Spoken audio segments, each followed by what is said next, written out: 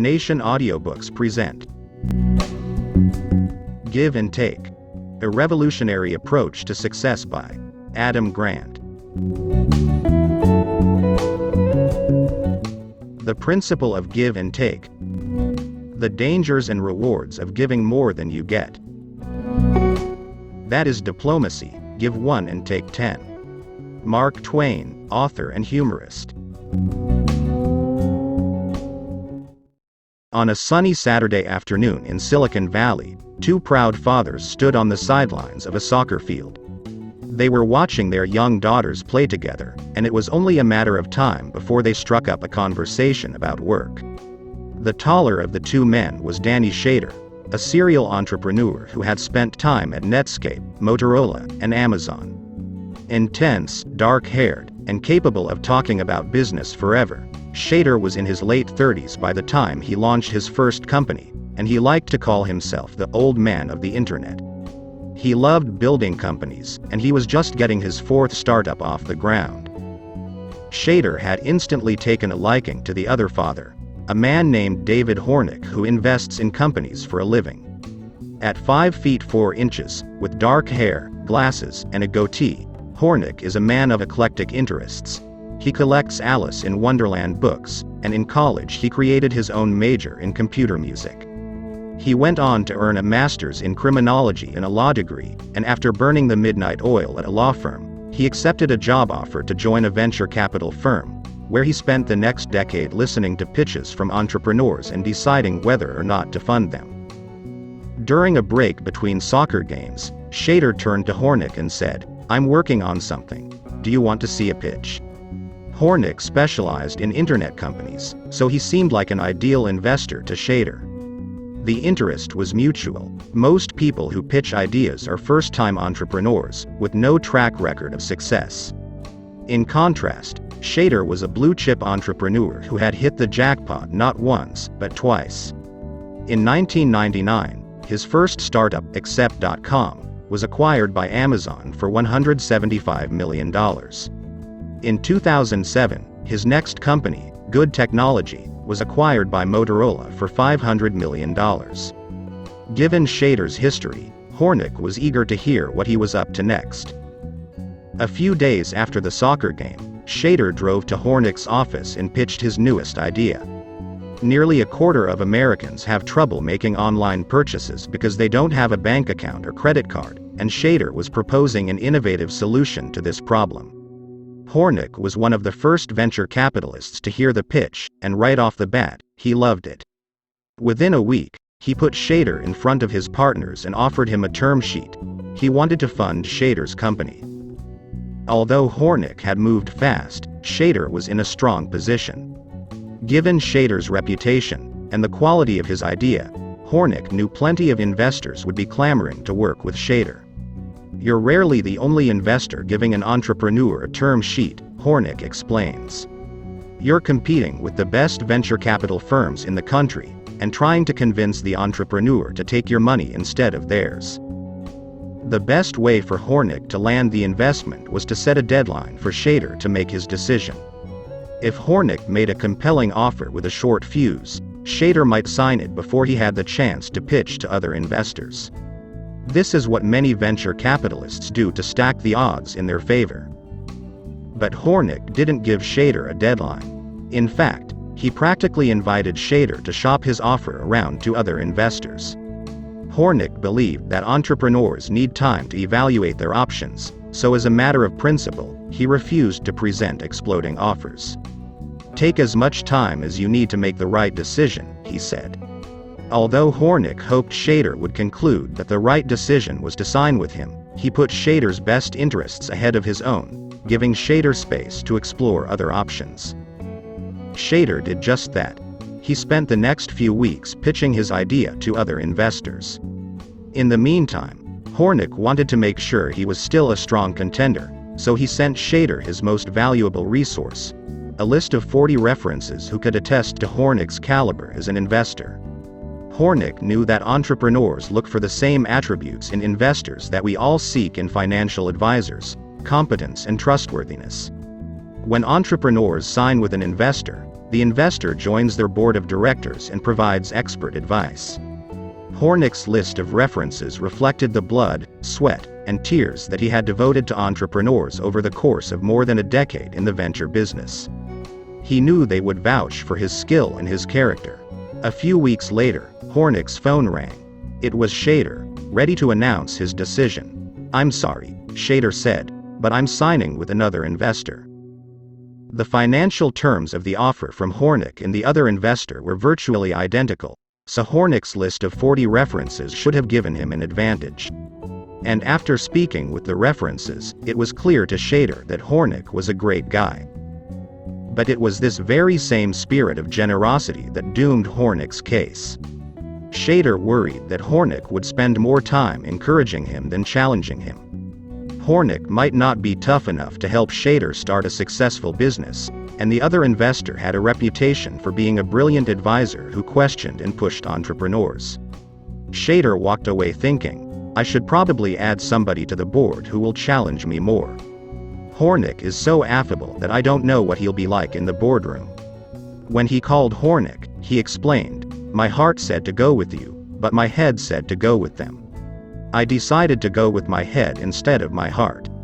Hornick was devastated, and he began to second-guess himself. Am I a dope? If I had applied pressure to take the term sheet, maybe he would have taken it. But I've spent a decade building my reputation so this wouldn't happen. How did this happen? David Hornick learned his lesson the hard way.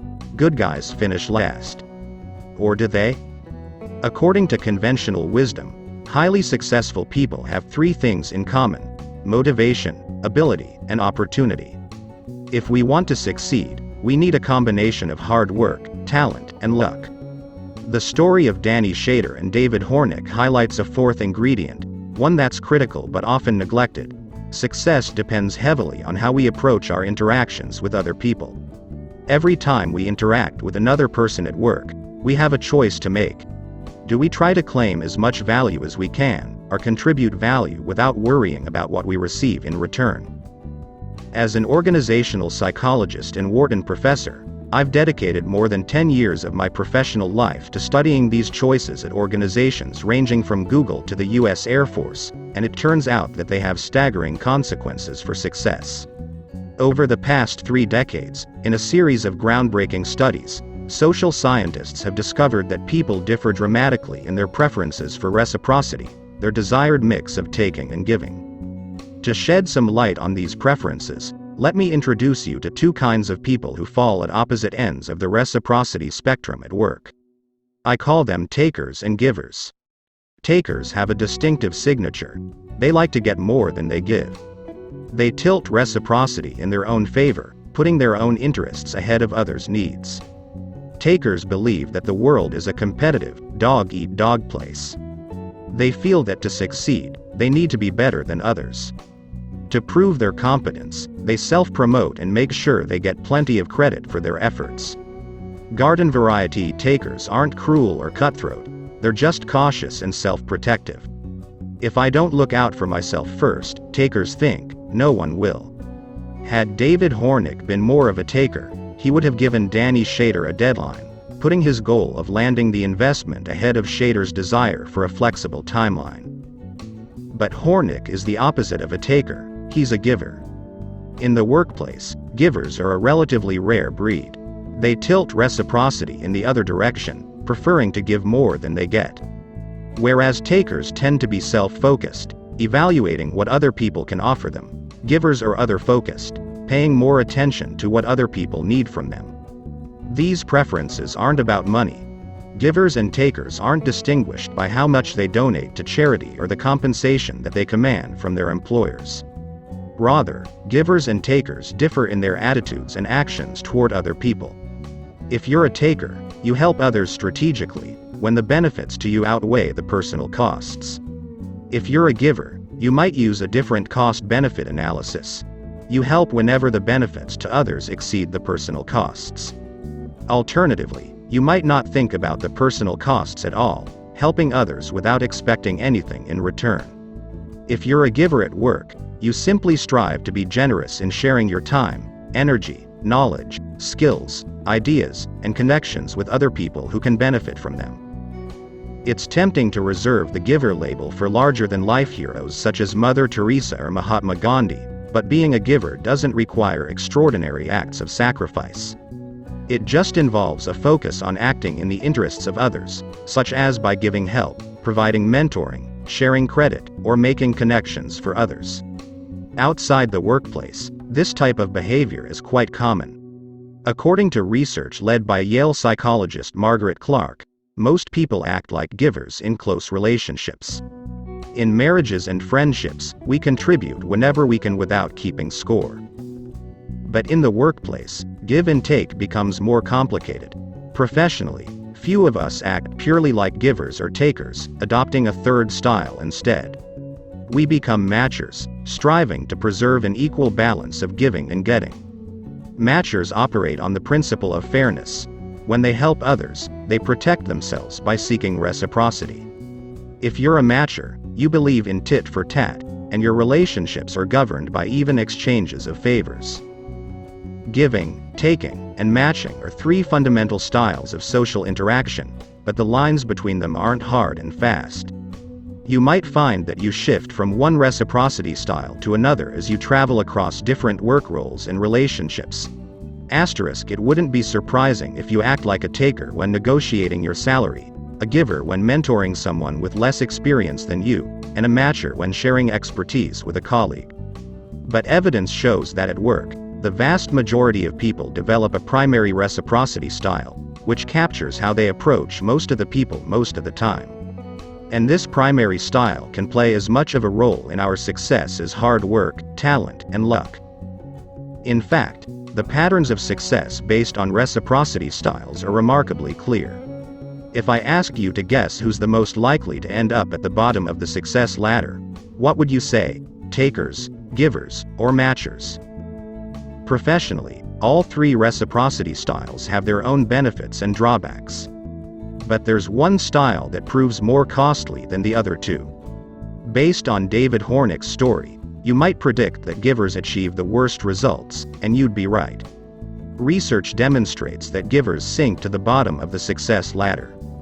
Across a wide range of important occupations, givers are at a disadvantage. They make others better off but sacrifice their own success in the process. In the world of engineering, the least productive and effective engineers are givers. In one study, when more than 160 professional engineers in California rated one another on help given and received, the least successful engineers were those who gave more than they received. These givers had the worst objective scores in their firm for the number of tasks, technical reports, and drawings completed, not to mention errors made, deadlines missed, and money wasted. Going out of their way to help others prevented them from getting their own work done. The same pattern emerges in medical school. In a study of more than 600 medical students in Belgium, the students with the lowest grades had unusually high scores on giver statements like, "I love to help others," and "I anticipate the needs of others." The givers went out of their way to help their peers study, sharing what they already knew at the expense of filling gaps in their own knowledge, and it gave their peers a leg up at test time. Salespeople are no different. In a study I led of salespeople in North Carolina, compared with takers and matchers, givers brought in 2.5 times less annual sales revenue. They were so concerned about what was best for their customers that they weren't willing to sell aggressively. Across occupations, it appears that givers are just too caring, too trusting, and too willing to sacrifice their own interests for the benefit of others. There's even evidence that compared with takers, on average, givers earn 14% less money, have twice the risk of becoming victims of crimes, and are judged as 22% less powerful and dominant.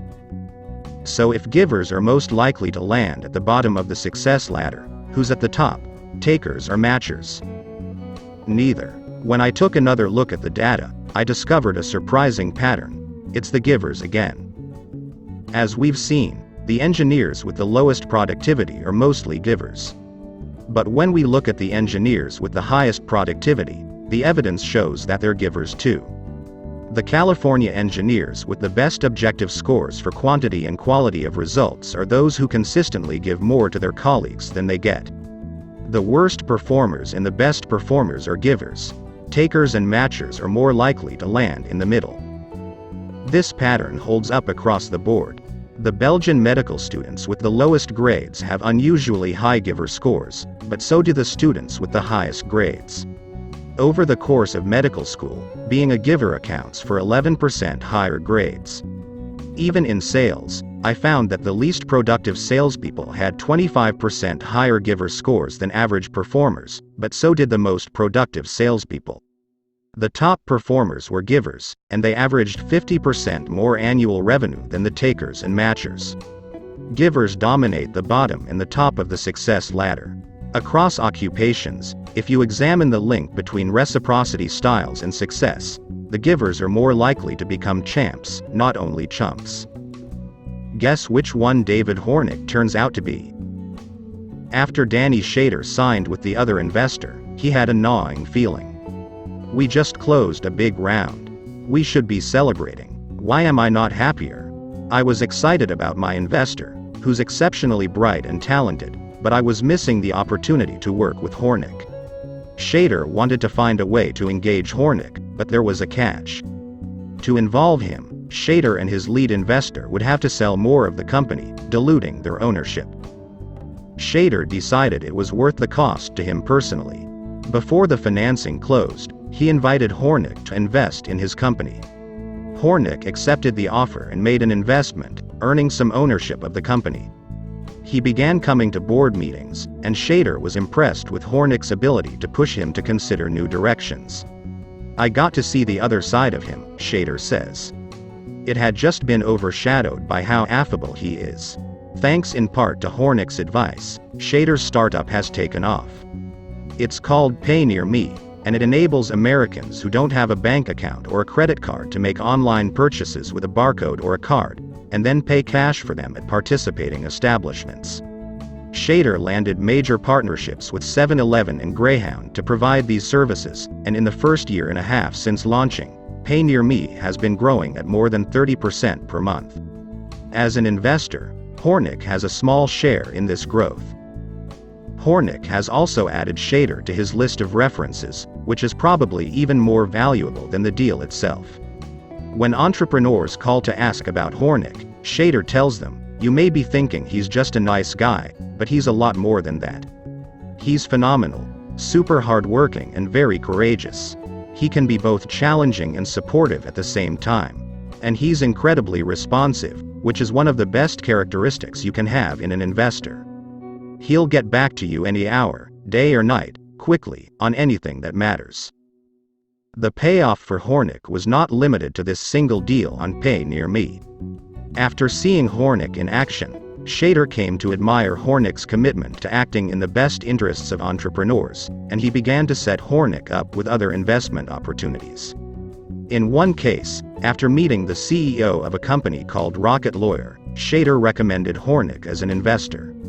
Although the CEO already had a term sheet from another investor, Hornick ended up winning the investment. Although he recognizes the downsides, David Hornick believes that operating like a giver has been a driving force behind his success in venture capital. Hornick estimates that when most venture capitalists offer term sheets to entrepreneurs, they have a signing rate near 50%. If you get half of the deals you offer, you're doing pretty well.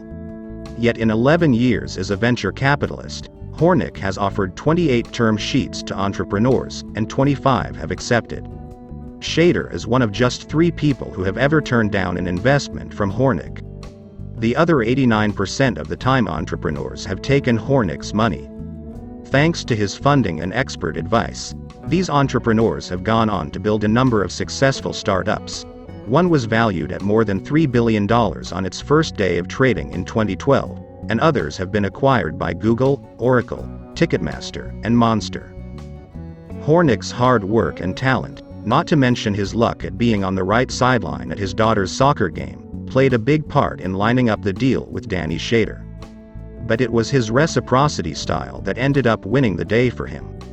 Even better, he wasn't the only winner. Shader won too, as did the companies to which Shader later recommended Hornick. By operating as a giver, Hornick created value for himself while maximizing opportunities for value to flow outward for the benefit of others. In this book, I want to persuade you that we underestimate the success of givers like David Hornick. Although we often stereotype givers as chumps and doormats, they turn out to be surprisingly successful. To figure out why givers dominate the top of the success ladder, we'll examine startling studies and stories that illuminate how giving can be more powerful and less dangerous than most people believe. Along the way, I'll introduce you to successful givers from many different walks of life, including consultants, lawyers, doctors, engineers, salespeople, writers, entrepreneurs, accountants, teachers, financial advisors, and sports executives. These givers reverse the popular plan of succeeding first and giving back later, raising the possibility that those who give first are often best positioned for success later. But we can't forget about those engineers and salespeople at the bottom of the ladder. Some givers do become pushovers and doormats, and I want to explore what separates the champs from the chumps.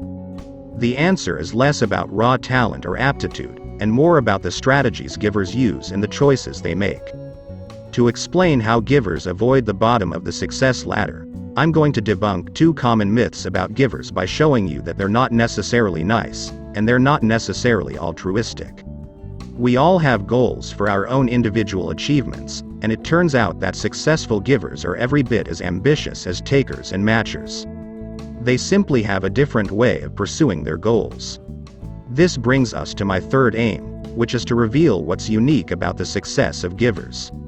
Let me be clear that givers, takers, and matchers all can, and do, achieve success. But there's something distinctive that happens when givers succeed. It spreads and cascades. When takers win, there's usually someone else who loses. Research shows that people tend to envy successful takers and look for ways to knock them down a notch. In contrast, when givers like David Hornick win, people are rooting for them and supporting them, rather than gunning for them. Givers succeed in a way that creates a ripple effect, enhancing the success of people around them. You'll see that the difference lies in how giver success creates value, instead of just claiming it. As the venture capitalist Randy Comisar remarks, it's easier to win if everybody wants you to win. If you don't make enemies out there, it's easier to succeed. But in some arenas, it seems that the costs of giving clearly outweigh the benefits. In politics, for example, Mark Twain's opening quote suggests that diplomacy involves taking 10 times as much as giving. Politics, writes former President Bill Clinton, is a getting business. You have to get support, contributions, and votes, over and over again. Takers should have an edge in lobbying and outmaneuvering their opponents in competitive elections, and matchers may be well suited to the constant trading of favors that politics demands. What happens to givers in the world of politics? Consider the political struggles of a hick who went by the name Sampson. He said his goal was to be the Clinton of Illinois, and he set his sights on winning a seat in the Senate. Sampson was an unlikely candidate for political office, having spent his early years working on a farm. But Sampson had great ambition. He made his first run for a seat in the state legislature when he was just 23 years old. There were 13 candidates, and only the top 4 won seats. Sampson made a lackluster showing, finishing 8th. After losing that race, Sampson turned his eye to business, taking out a loan to start a small shop with a friend. The business failed, and Sampson was unable to repay the loan, so his possessions were seized by local authorities. Shortly thereafter, his business partner died without assets, and Sampson took on the debt. Sampson jokingly called his liability the national debt. He owed 15 times his annual income. It would take him years, but he eventually paid back every cent. After his business failed, Sampson made a second run for the state legislature. Although he was only 25 years old, he finished second, landing a seat. For his first legislative session, he had to borrow the money to buy his first suit.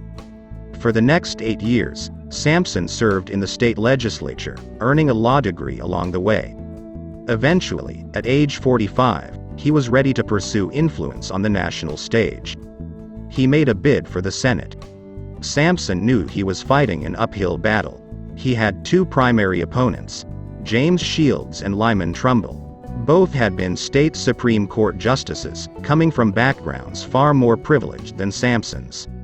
Shields, the incumbent running for re-election, was the nephew of a congressman. Trumbull was the grandson of an eminent Yale-educated historian. By comparison, Sampson had little experience or political clout.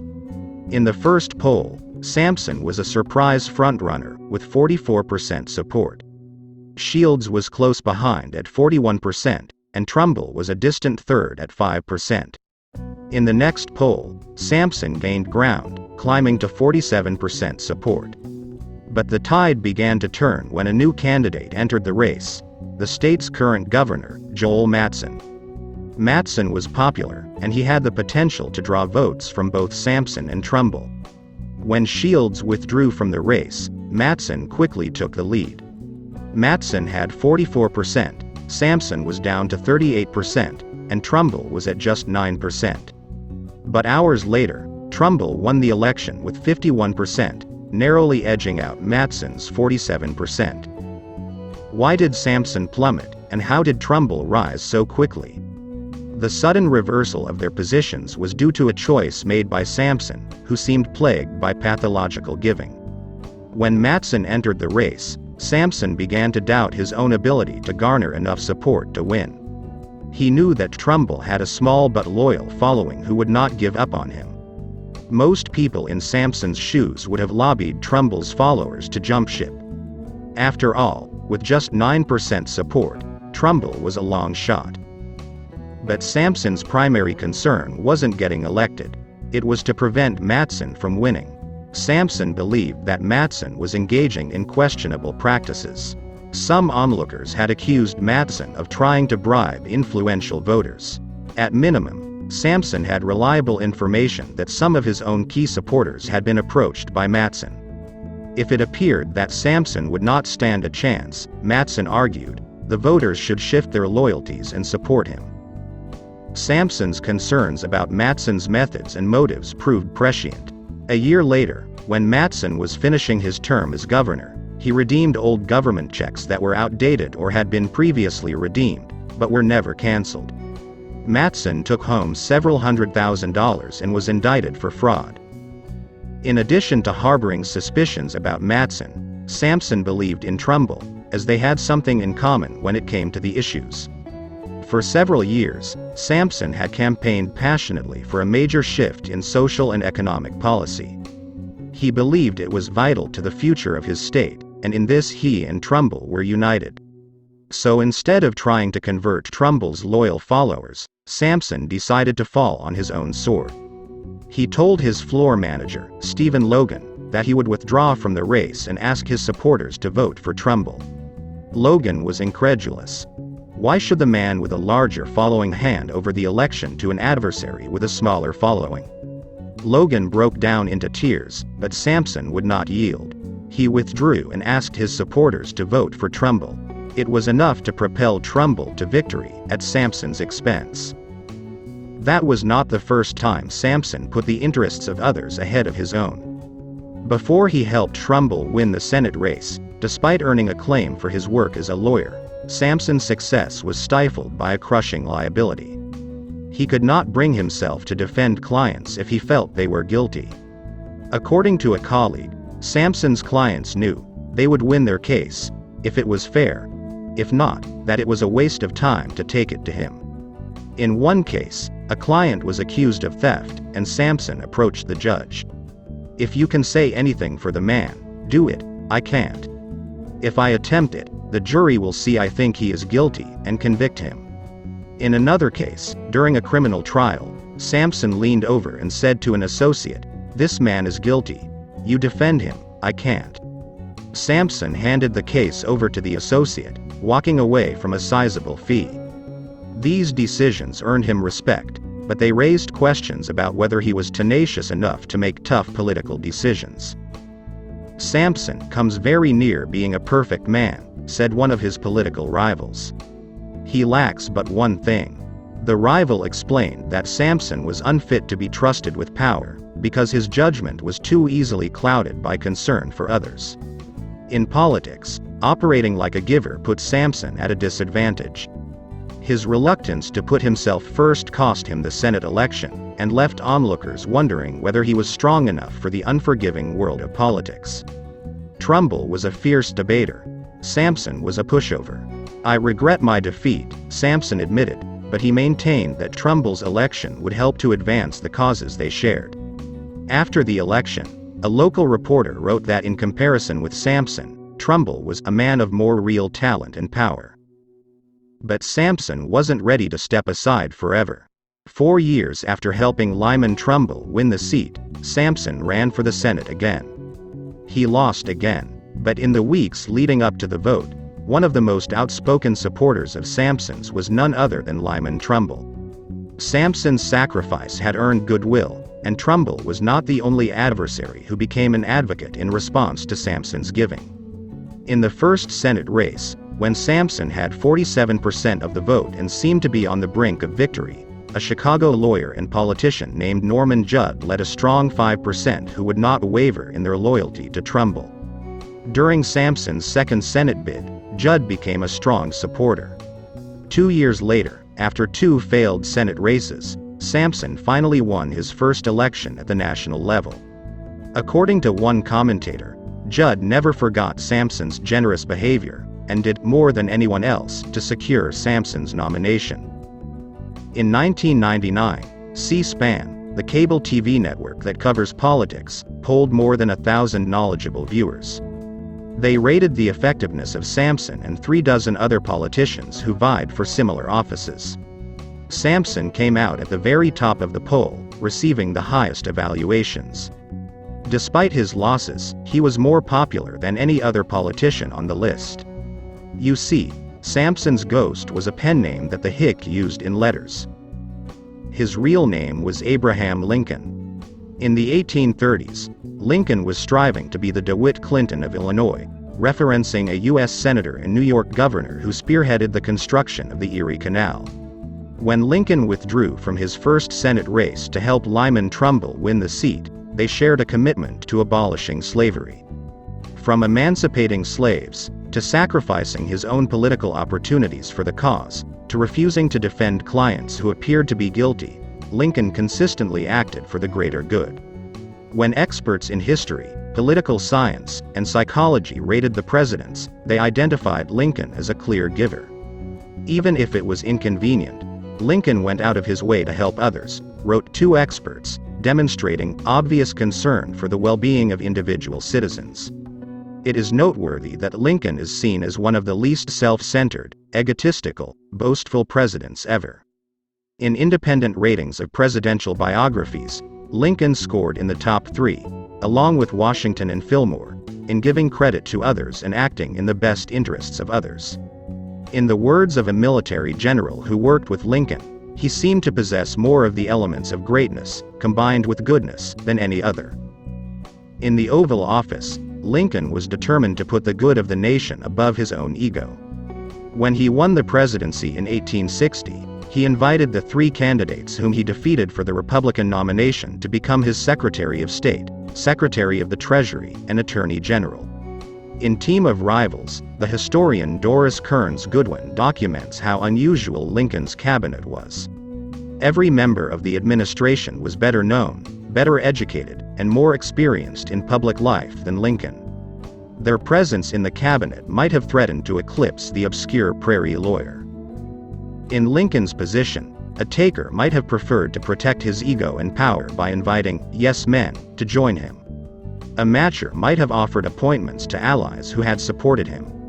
Yet Lincoln invited his bitter competitors instead. "We needed the strongest men of the party in the cabinet," Lincoln told an incredulous reporter.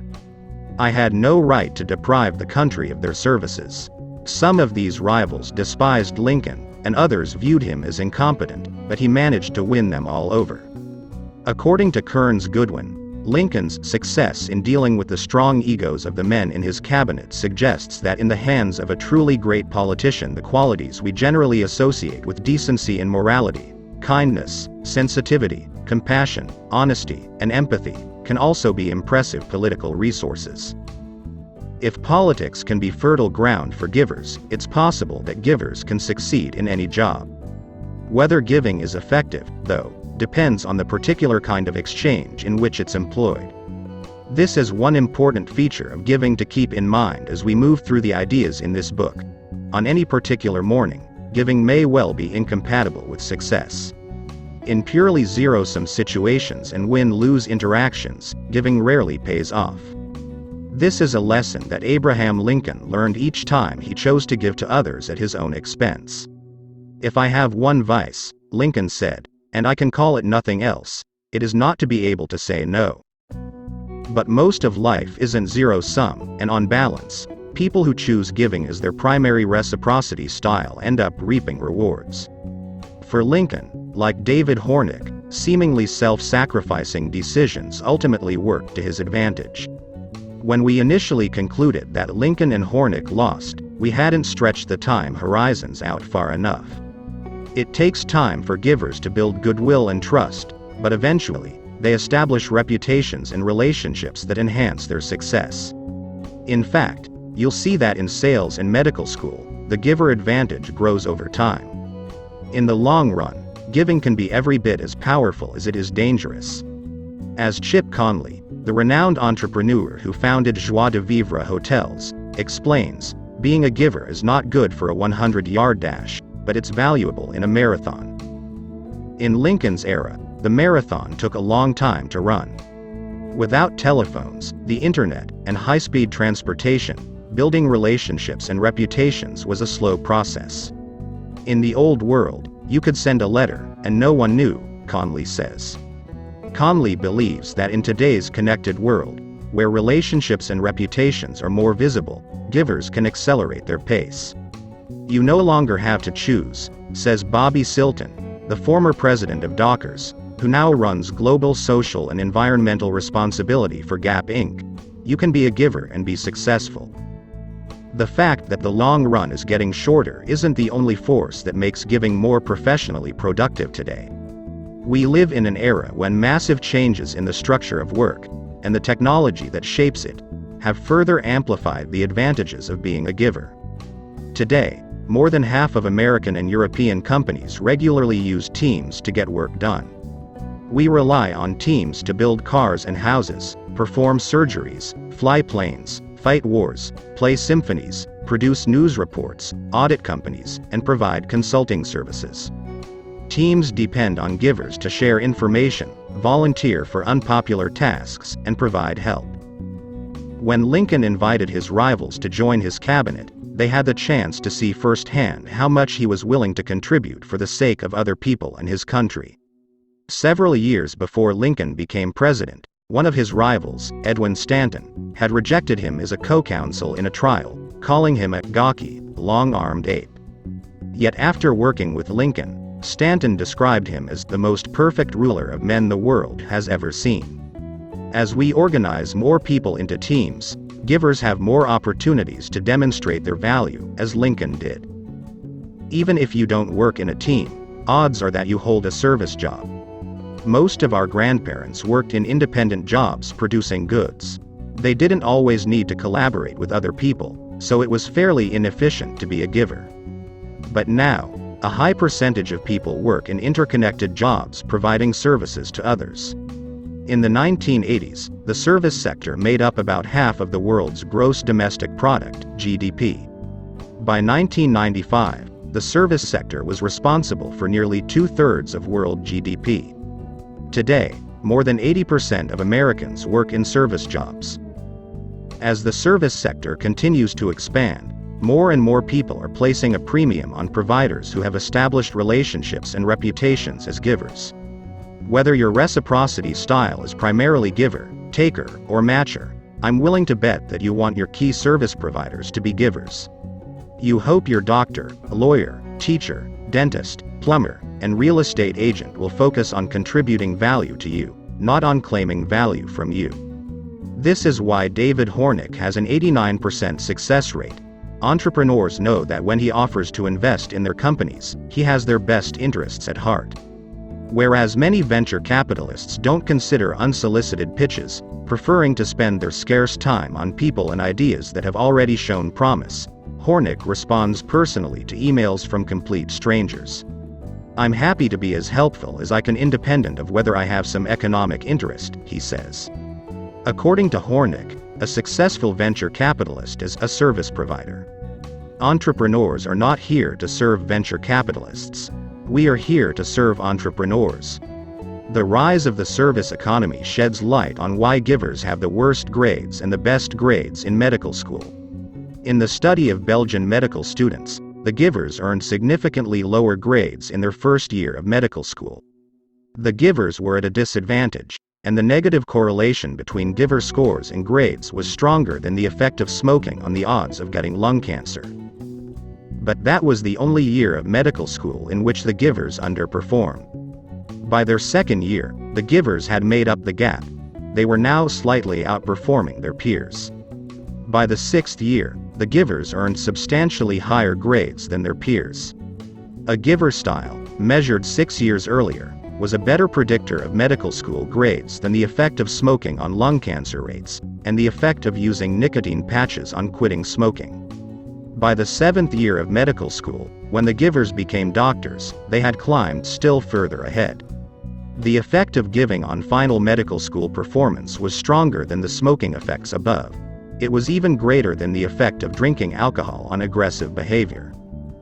Why did the giver disadvantage reverse, becoming such a strong advantage?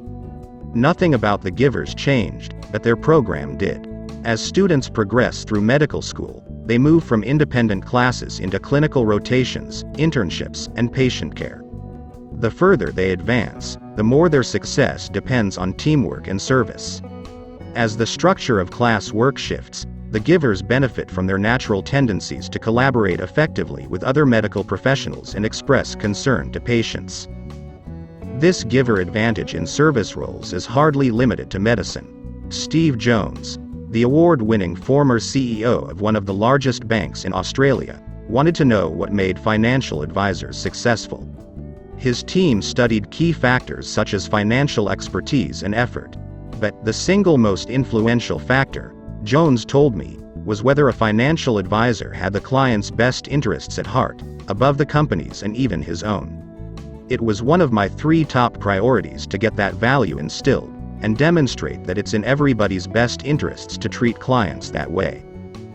One financial advisor who exemplifies this giver style is Peter Odette, a broad-shouldered Aussie who once wore a mullet and has an affinity for Bon Jovi. He began his career as a customer service representative answering phones for a large insurance company.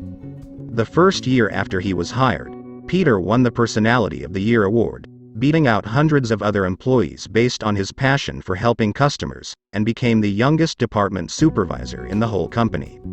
Years later, when Peter joined a group of 15 executives for a give-and-take exercise, the average executive offered help to 3 colleagues. Peter offered help to all 15 of them. He is such a giver that he even tries to help the job applicants he doesn't hire, spending hours making connections for them to find other opportunities. In 2011, when Peter was working as a financial advisor, he received a call from an Australian client. The client wanted to make changes to a small superannuation fund valued at $70,000. A staff member was assigned to the client, but looked him up and saw that he was a scrap metal worker. Thinking like a matcher, the staff member declined to make the visit. It was a waste of his time. It certainly wasn't worth Peter's time. He specialized in high net worth clients, whose funds were worth 1,000 times more money, and his largest client had more than $100 million. If you calculated the dollar value of Peter's time, the scrap metal workers fund was not even worth the amount of time it would take to drive out to his house. He was the tiniest client, and no one wanted to see him. It was beneath everybody, Peter reflects. But you can't just ignore someone because you don't think they're important enough. Peter scheduled an appointment to drive out to see the scrap metal worker and help him with the plan changes. When he pulled up to the house, his jaw dropped. The front door was covered in cobwebs and had not been opened in months. He drove around to the back, where a 34-year-old man opened the door. The living room was full of bugs, and he could see straight through to the roof. The entire ceiling had been ripped out. The client made a feeble gesture to some folding chairs, and Peter began working through the client's plan changes. Feeling sympathy for the client, who seemed like an earnest, hard-working blue-collar man, Peter made a generous offer. "While I'm here, why don't you tell me a bit about yourself and I'll see if there's anything else I can help you with." The client mentioned a love of cars, and walked him around back to a dingy shed. Peter braced himself for another depressing display of poverty, envisioning a pile of rusted metal. When Peter stepped inside the shed, he gasped. Spread out before him in immaculate condition were a first-generation Chevy Camaro, built in 1966. 2 vintage Australian Valiant cars with 1,000 horsepower engines for drag racing, a souped-up coupe utility car, and a Ford coupe from the movie Mad Max. The client was not a scrap metal worker. He owned a lucrative scrap metal business. He had just bought the house to fix it up. It was on 11 acres, and it cost $1.4 million. Peter spent the next year re-engineering the client's business, improving his tax position, and helping him renovate the house. "All I did was start out by doing a kindness," Peter notes. "When I got to work the next day, I had to laugh at my colleague who wasn't prepared to give a bit by driving out to visit the client." Peter went on to develop a strong relationship with the client, whose fees multiplied by a factor of 100 the following year, and expects to continue working with him for decades. Over the course of his career, giving has enabled Peter Odette to access opportunities that takers and matchers routinely miss, but it has also cost him dearly. As you'll see in Chapter 7, he was exploited by 2 takers who nearly put him out of business. Yet Peter managed to climb from the bottom to the top of the success ladder, becoming one of the more productive financial advisors in Australia. The key, he believes, was learning to harness the benefits of giving while minimizing the costs. As a managing director at Genesis Wealth Advisors, he managed to rescue his firm from the brink of bankruptcy and turn it into an industry leader, and he chalks his success up to being a giver.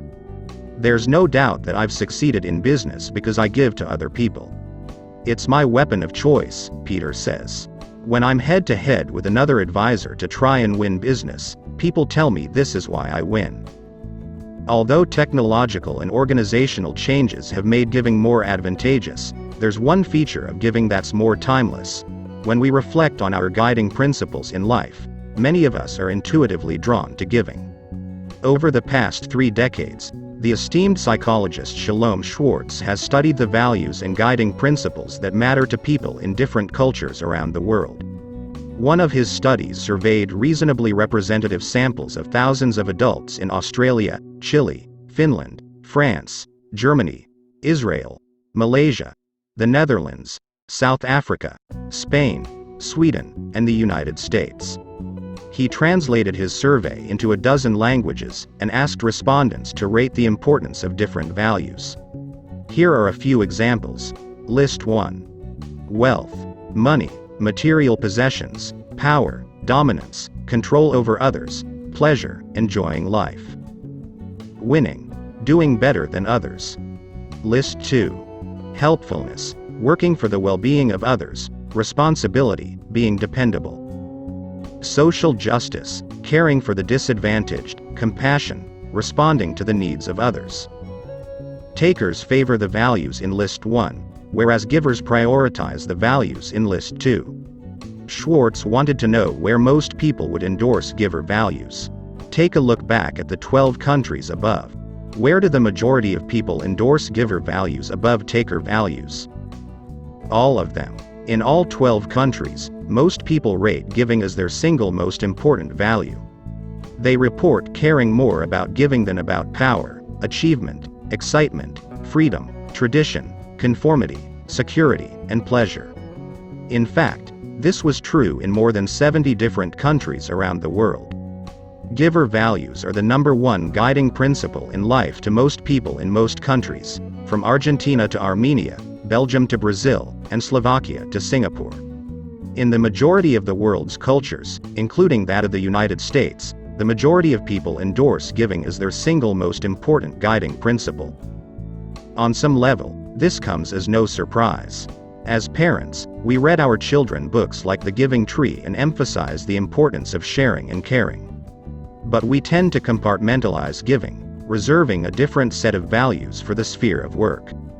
We may love Shel Silverstein for our kids, but the popularity of books like Robert Greene's The 48 Laws of Power, not to mention the fascination of many business gurus with Sun Tzu's The Art of War, suggests that we don't see much room for giver values in our professional lives.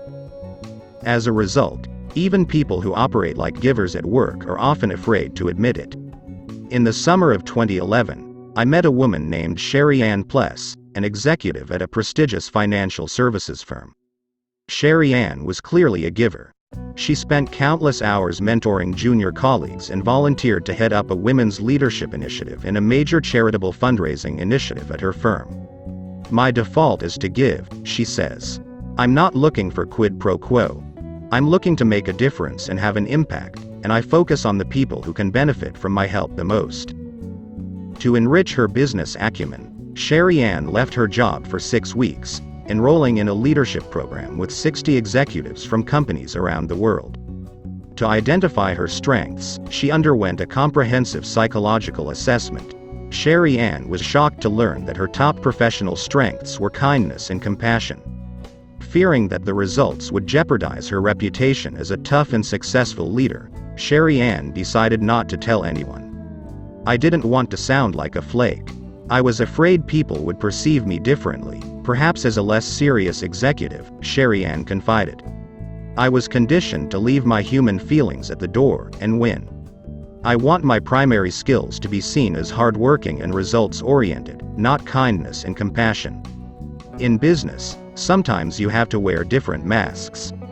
The fear of being judged as weak or naive prevents many people from operating like givers at work. Many people who hold giver values in life choose matching as their primary reciprocity style at work, seeking an even balance of give and take. In one study, people completed a survey about whether their default approach to work relationships was to give, take, or match. Only 8% described themselves as givers. The other 92% were not willing to contribute more than they received at work. In another study, I found that in the office, more than 3 times as many people prefer to be matchers than givers. People who prefer to give or match often feel pressured to lean in the taker direction when they perceive a workplace as zero-sum. Whether it's a company with forced ranking systems, a group of firms vying to win the same clients, or a school with required grading curves and more demand than supply for desirable jobs, it's only natural to assume that peers will lean more toward taking than giving. When they anticipate self-interested behavior from others, explains the Stanford psychologist Dale Miller, people fear that they'll be exploited if they operate like givers, so they conclude that pursuing a competitive orientation is the rational and appropriate thing to do.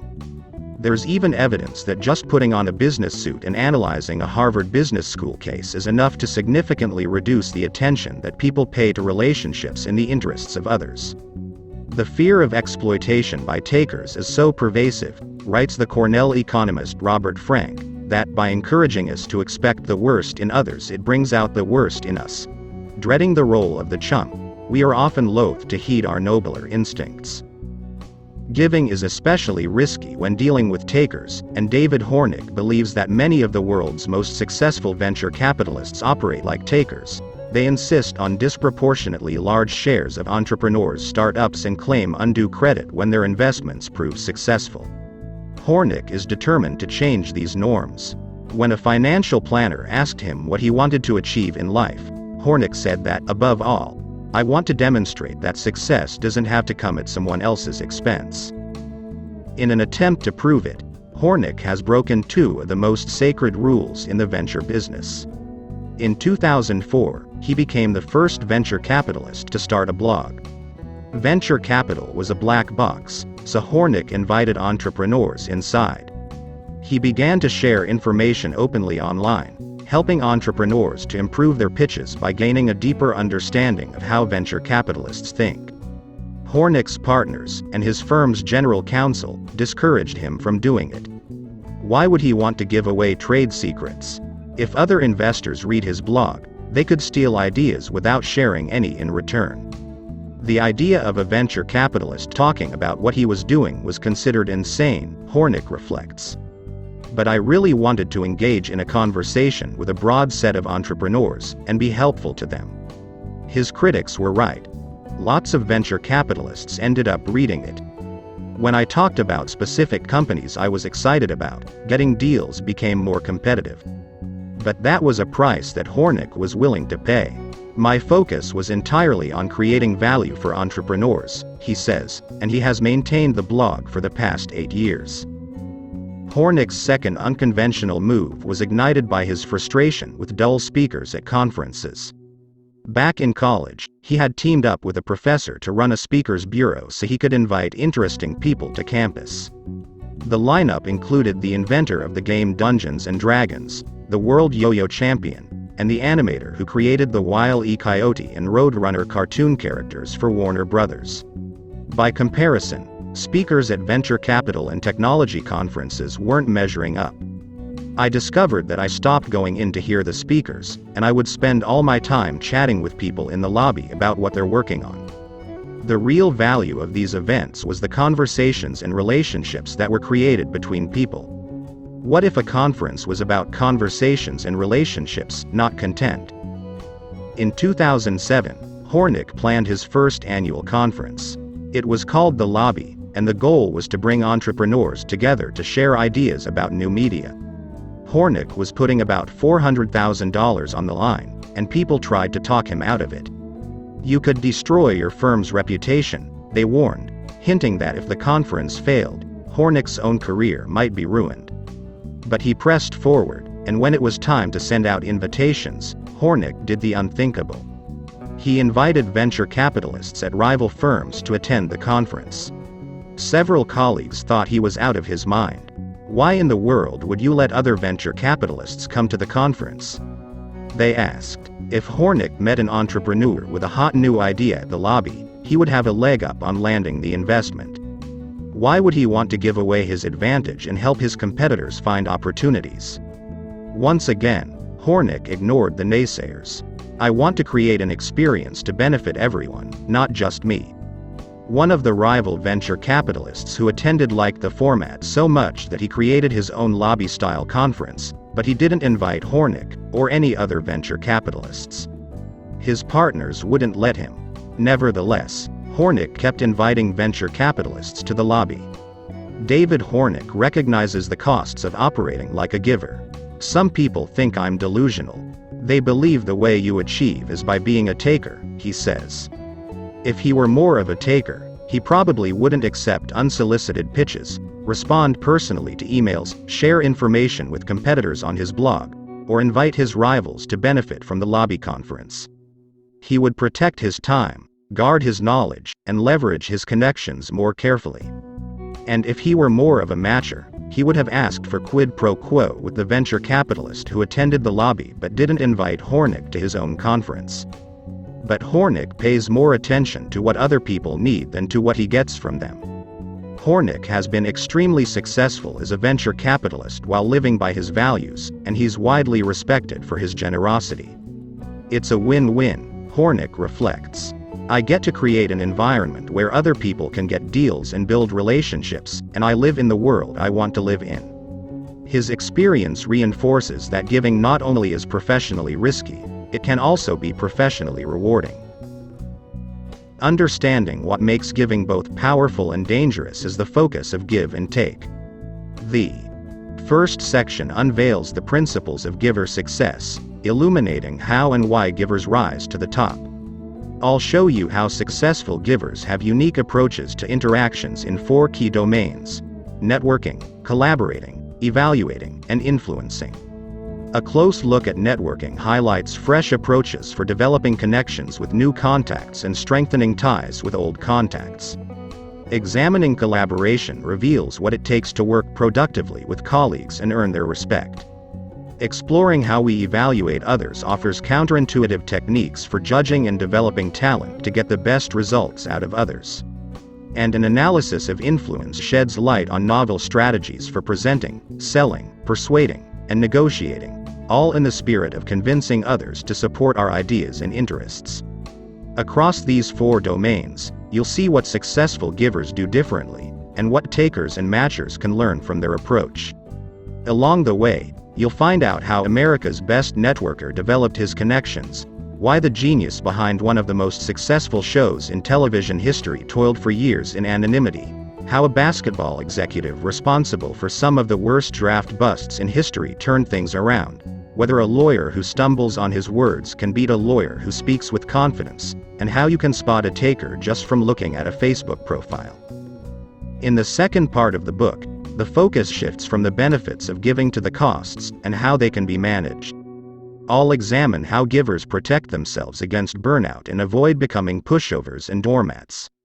You'll discover how a teacher reduced her burnout by giving more rather than less, how a billionaire made money by giving it away, and the ideal number of hours to volunteer if you want to become happier and live longer. You'll see why giving slowed one consultant's path to partner but accelerated another's, why we misjudge who's a giver and who's a taker, and how givers protect themselves at the bargaining table. You'll also gain knowledge about how givers avoid the bottom of the success ladder and rise to the top by nudging other people away from taking and toward giving. You'll learn about a 90-minute activity that unleashes giving in remarkable ways, and you'll figure out why people give things away for free that they could easily sell for a profit on Craigslist, why some radiologists get better but others get worse, why thinking about Superman makes people less likely to volunteer, and why people named Dennis are unusually likely to become dentists. By the time you finish reading this book, you may be reconsidering some of your fundamental assumptions about success. If you're a self-sacrificing giver, you'll find plenty of insights for ascending from the bottom to the top of the success ladder. If you endorse giver values but act like a matcher at work, you may be pleasantly surprised by the wealth of opportunities to express your values and find meaning in helping others without compromising your own success. Instead of aiming to succeed first and give back later, you might decide that giving first is a promising path to succeeding later. And if you currently lean toward taking, you may just be tempted to shift in the giver direction, seeking to master the skills of this growing breed of people who achieve success by contributing to others. But if you do it only to succeed, it probably won't work. 2. The Peacock and the Panda. How givers, takers, and matchers build networks. Every man must decide whether he will walk in the light of creative altruism or in the darkness of destructive selfishness. Martin Luther King Jr., civil rights leader and Nobel Peace Prize winner. Several decades ago, a man who started his life in poverty lived the American dream. He came from humble beginnings, growing up in Missouri farm towns without indoor plumbing. To help support his family, the young man worked long hours on farms and paper routes. He put himself through college at the University of Missouri, graduated Phi Beta Kappa, and completed a master's degree and then a doctorate in economics. He pursued a life of public service, enlisting in the Navy and then serving in several important roles in the U.S. government, earning the Navy Commendation Medal and National Defense Service Medal. From there, he built his own company, where he was chairman and CEO for 15 years. By the time he stepped down, his company was worth $110 billion, with more than 20,000 employees in 40 countries around the world. For 5 consecutive years, Fortune named his company America's most innovative company, and one of the 25 best places to work in the country. When asked about his success, he acknowledged the importance of respect. The golden rule: absolute integrity. Everyone knows that I personally have a very strict code of personal conduct that I live by. He set up a charitable family foundation, giving over $2.5 million to more than 250 organizations, and donated 1% of his company's annual profits to charity. His giving attracted the attention of former President George W. Bush, who commended him as a good guy and a generous person. Then he was indicted. His name was Kenneth Lay, and he is best remembered as a primary villain in the Enron scandal. Enron was an energy, commodities, and securities firm headquartered in Houston. In October 2001, Enron lost $1.2 billion in shareholder equity after reporting third-quarter losses of $618 million, the biggest earnings restatement in U.S. history. In December, Enron went bankrupt, leaving 20,000 employees jobless, many watching their life savings practically erased by the company's fall. Investigators found that Enron had deceived investors by reporting false profits and hiding debts of more than $1 billion, manipulated energy and power markets in California and Texas, and won international contracts by giving illegal bribes to foreign governments. Lay was convicted on 6 counts of conspiracy and fraud. We can debate about how much Lay truly knew about Enron's illegal activities, but it's difficult to deny that he was a taker. Although Lay may have looked like a giver to many observers, he was a faker. A taker in disguise. Lay felt entitled to use Enron's resources for personal gain. As Bethany McLean and Peter Ilkine describe in The Smartest Guys in the Room, Lay took exorbitant loans from the company and had his staff put his sandwiches on silver platters and fine china. A secretary once tried to reserve an Enron plane for an executive to do business, only to learn that the Lay family was currently using 3 Enron planes for personal travel. From 1997 to 1998, $4.5 million in Enron commissions went to a travel agency owned by Lay's sister. According to accusations, he sold more than $70 million in stock just before Enron went bankrupt, taking the treasure from a sinking ship. This behavior was foreshadowed in the 1970s when Lay worked at Exxon. A boss wrote a reference recommending Lay highly, but warned that he was maybe too ambitious. Observers now believe that as early as 1987, at Enron Oil, Lay approved and helped to conceal the activities of 2 traders who set up fake companies and stole $3.8 million while allowing Enron to avoid massive trading losses. When the losses were discovered, Enron Oil had to report an $85 million hit, and Lay denied knowledge and responsibility. If anyone could say that I knew, let them stand up. According to McLean and Ilkine, one trader started to stand up but was physically restrained by 2 colleagues. How did a taker end up becoming so successful? He knew somebody. In fact, he knew a whole lot of somebodies. Ken Lay profited greatly from claiming his company's financial resources as his own, but much of his success in growing that company came the old-fashioned way. He built a network of influential contacts and leveraged them for his own benefit. Lay was a master networker from the start. In college, he impressed an economics professor named Pinckney Walker and started his ascent on the shoulders of Walker's connections. Walker helped Lay land an assignment as an economist at the Pentagon, and then a position as a chief assistant in the White House in the Nixon administration. By the mid-1980s, Lay became the head of Enron after engineering the company's move to Houston following a merger. As he consolidated his power, he began to hobnob with political power brokers who could support Enron's interests. He put Pinckney Walker's brother Charles on Enron's board and developed a relationship with George H.W. Bush, who was running for president. In 1990, Lay co-chaired an important summit of industrialized nations meeting for Bush in Houston, putting on a dazzling show and charming the crowd, which included British Prime Minister Margaret Thatcher, German Chancellor Helmut Kohl, and French President François Mitterrand. After Bush lost his re-election bid to Bill Clinton, Lay wasted no time in reaching out to a friend who was a key aide to the president-elect. The friend had gone to kindergarten with Clinton. Soon, Lay was playing golf with the new president. Several years later, as George W. Bush gained power, Lay used his connections to lobby for energy deregulation and get his supporters in important government positions in Texas in the White House, influencing policies in Enron's favor. At nearly every stage in his career, Lay was able to dramatically improve his company's prospects, or his own, by making use of well-placed contacts in his network. For centuries, we have recognized the importance of networking. According to Brian Uzi, a management professor at Northwestern University, networks come with 3 major advantages: private information, diverse skills, and power.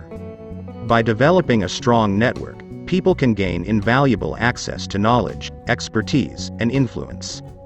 Extensive research demonstrates that people with rich networks achieve higher performance ratings, get promoted faster, and earn more money. And because networks are based on interactions and relationships, they serve as a powerful prism for understanding the impact of reciprocity styles on success. How do people relate to others in their networks, and what do they see as the purpose of networking? On the one hand, the very notion of networking often has negative connotations.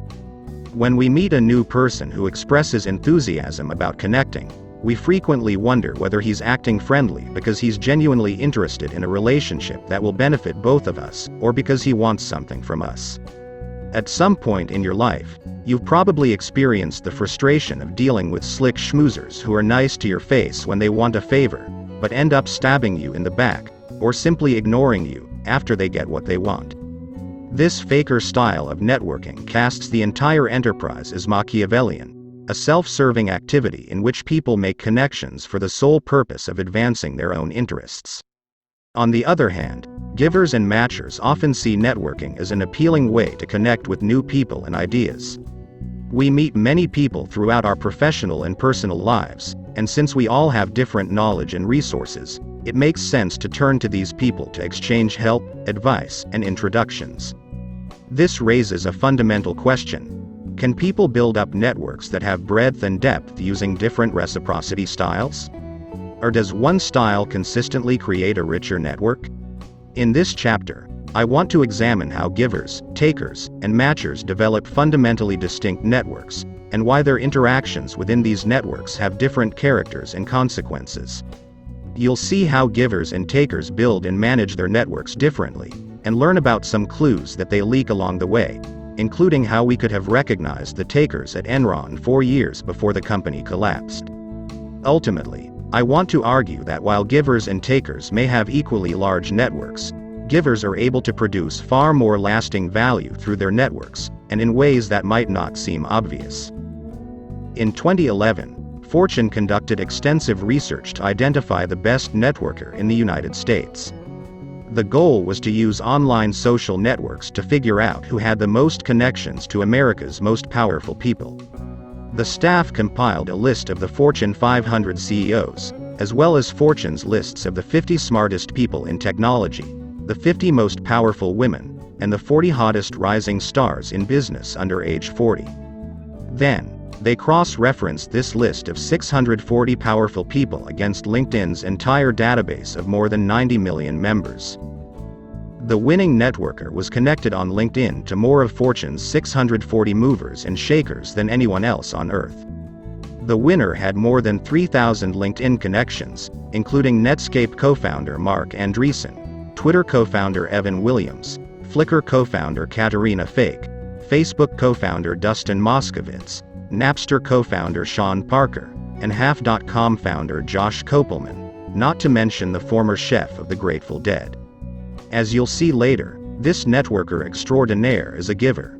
It seems counterintuitive, but the more altruistic your attitude, the more benefits you will gain from the relationship, writes LinkedIn founder Reid Hoffman. If you set out to help others, he explains, you will rapidly reinforce your own reputation and expand your universe of possibilities. Part of this, I'll argue, has to do with the way networks themselves have changed and are still evolving. At the heart of my inquiry, though, lies an exploration of how the motives with which we approach networking shape the strength and reach of those networks, as well as the way that energy flows through them. Spotting the taker in a giver's clothes. If you've ever put your guard up when meeting a new colleague, it's probably because you thought you picked up on the scent of self-serving motives. When we see a taker coming, we protect ourselves by closing the door to our networks, withholding our trust and help. To avoid getting shut out, many takers become good fakers, acting generously so that they can waltz into our networks disguised as givers or matchers. For the better part of 2 decades, this worked for Ken Lay, whose favors and charitable contributions enabled people to see him in a positive light, opening the door to new ties and sources of help. But it can be difficult for takers to keep up the facade in all of their interactions. Ken Lay was charming when mingling with powerful people in Washington, but many of his peers and subordinates saw through him. Looking back, One former Enron employee said, "If you wanted to get Lay to attend a meeting, you needed to invite someone important." There's a Dutch phrase that captures this duality beautifully: kissing up, kicking down. Although takers tend to be dominant and controlling with subordinates, they're surprisingly submissive and deferential toward superiors. When takers deal with powerful people, they become convincing fakers. Takers want to be admired by influential superiors, so they go out of their way to charm and flatter. As a result, powerful people tend to form glowing first impressions of takers. A trio of German psychologists found that when strangers first encountered people, the ones they liked most were those with a sense of entitlement and a tendency to manipulate and exploit others. When kissing up, takers are often good fakers. In 1998, when Wall Street analysts visited Enron, Lay recruited 70 employees to pretend to be busy traders, hoping to wow the analysts with the image of a productive energy trading business. Lay led the analysts through the charade, where the employees were asked to bring personal photos to a different floor of the building so it looked like they worked there, and put on a show. They made imaginary phone calls, creating a ruse that they were busy buying and selling energy and gas. This is another sign that Lay was a taker. He was obsessed with making a good impression upward, but worried less about how he was seen by those below him. As Samuel Johnson purportedly wrote, "The true measure of a man is how he treats someone who can do him absolutely no good." Takers may rise by kissing up, but they often fall by kicking down. When Lay sought to impress the Wall Street analysts, he did so by exploiting his own employees, asking them to compromise their integrity to construct a facade that would deceive the analysts. Research shows that as people gain power, they feel large and in charge, less constrained and freer to express their natural tendencies. As takers gain power, they pay less attention to how they're perceived by those below and next to them. They feel entitled to pursue self-serving goals and claim as much value as they can. Over time, treating peers and subordinates poorly jeopardizes their relationships and reputations. After all, most people are matchers. Their core values emphasize fairness, equality, and reciprocity. When takers violate these principles, matchers in their networks believe in an eye for an eye, so they want to see justice served. To illustrate, imagine that you're participating in a famous study led by Daniel Kahneman, the Nobel Prize-winning psychologist at Princeton. You're playing what's known as the ultimatum game, and you sit down across the table from a stranger who has just been given $10. His task is to present you with a proposal about how the money will be divided between the two of you. It's an ultimatum. You can either accept the proposal as it stands and split the money as proposed, or you can reject it, and both of you will get nothing. You might never see each other again, so he acts like a taker, keeping $8 and offering you only $2. What do? In terms of pure profit, it's rational for you to accept the offer. After all, $2 is better than nothing. But if you're like most people, you reject it. You're willing to sacrifice the money to punish the taker for being unfair, walking away with nothing just to keep him from earning $8. Evidence shows that the vast majority of people in this position reject proposals that are imbalanced to the tune of 80% or more for the divider. Why do we punish takers for being unfair? It's not spite. We're not getting revenge on takers for trying to take advantage of us. It's about justice. If you're a matcher, you'll also punish takers for acting unfairly toward other people. In another study spearheaded by Kahneman, people had a choice between splitting $12 evenly with a taker who had made an unfair proposal in the past or splitting $10 evenly with a matcher who had made a fair proposal in the past. More than 80% of the people preferred to split $10 evenly with the matcher, accepting $5 rather than $6 to prevent the taker from getting $6. In networks, new research shows that when people get burned by takers, they punish them by sharing reputational information. Gossip represents a widespread, efficient, and low-cost form of punishment, write the social scientists Matthew Feinberg, Joey Chang, and Rob Willer.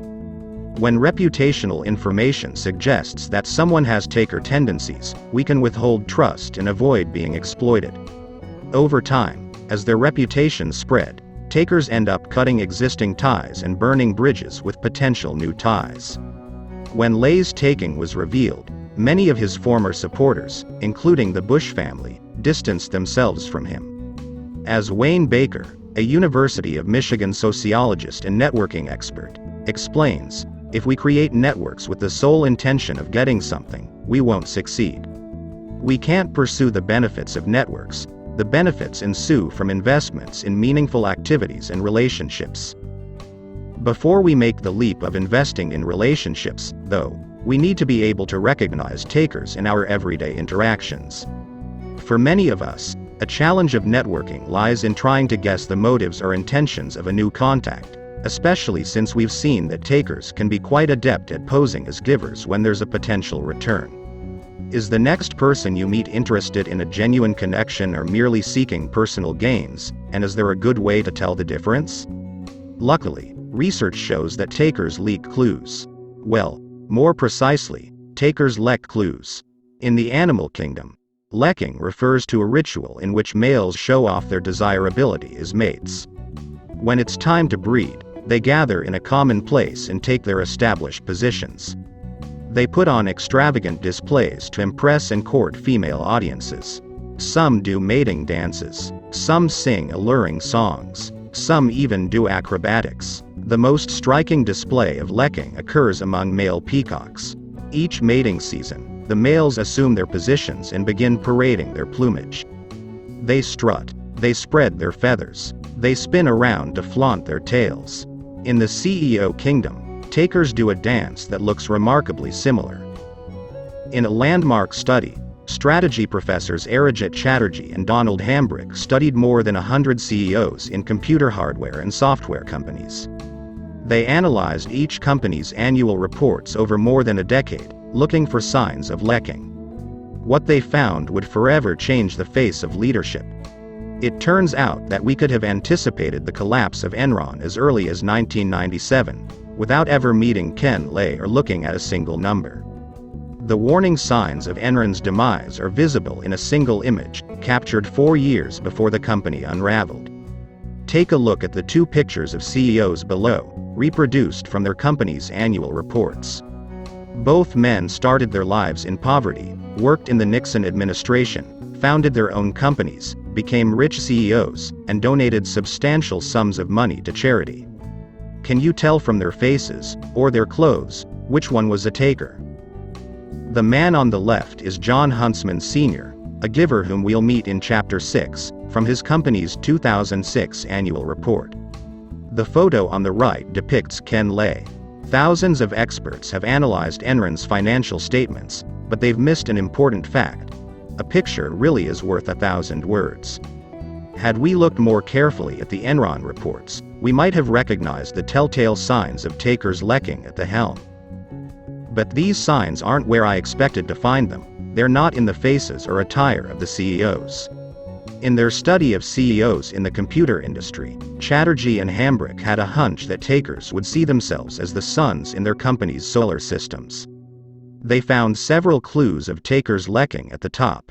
One signal appeared in CEO interviews.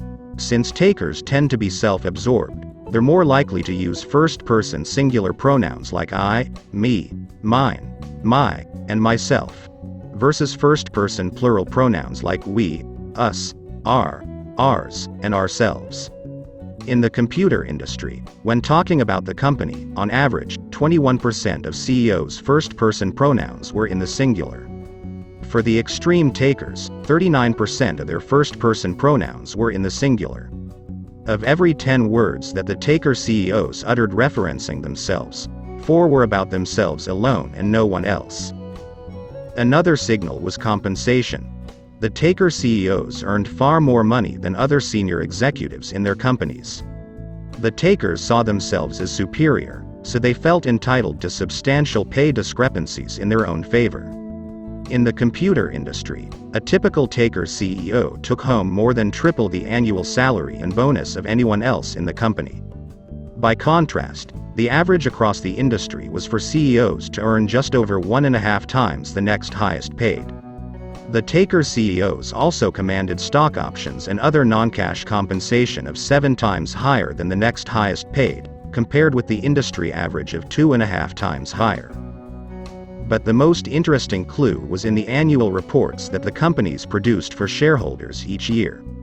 At the top of the next page are the pictures of Ken Lay and John Huntsman Sr. that I showed you before, but now they're in context. The photo on the left appeared in Huntsman's 2006 annual report. His image is tiny, taking up less than 10% of the page. The photo on the right appeared in Enron's 1997 annual report. The image of Lay takes up an entire page. When Chatterjee and Hambrick looked at the annual reports from the computer companies, they noticed dramatic differences in the prominence of the CEO's image. In some annual reports, the CEO wasn't pictured at all. In other reports, there was a full-page photo of the CEO alone. Guess which one is the taker? For the taker CEOs, it was all about me. A big photo is self-glorifying, sending a clear message. I am the central figure in this company. But is this really a signal of being a taker? To find out, Chatterjee and Hambrick invited security analysts who specialized in the information technology sector to rate the CEOs.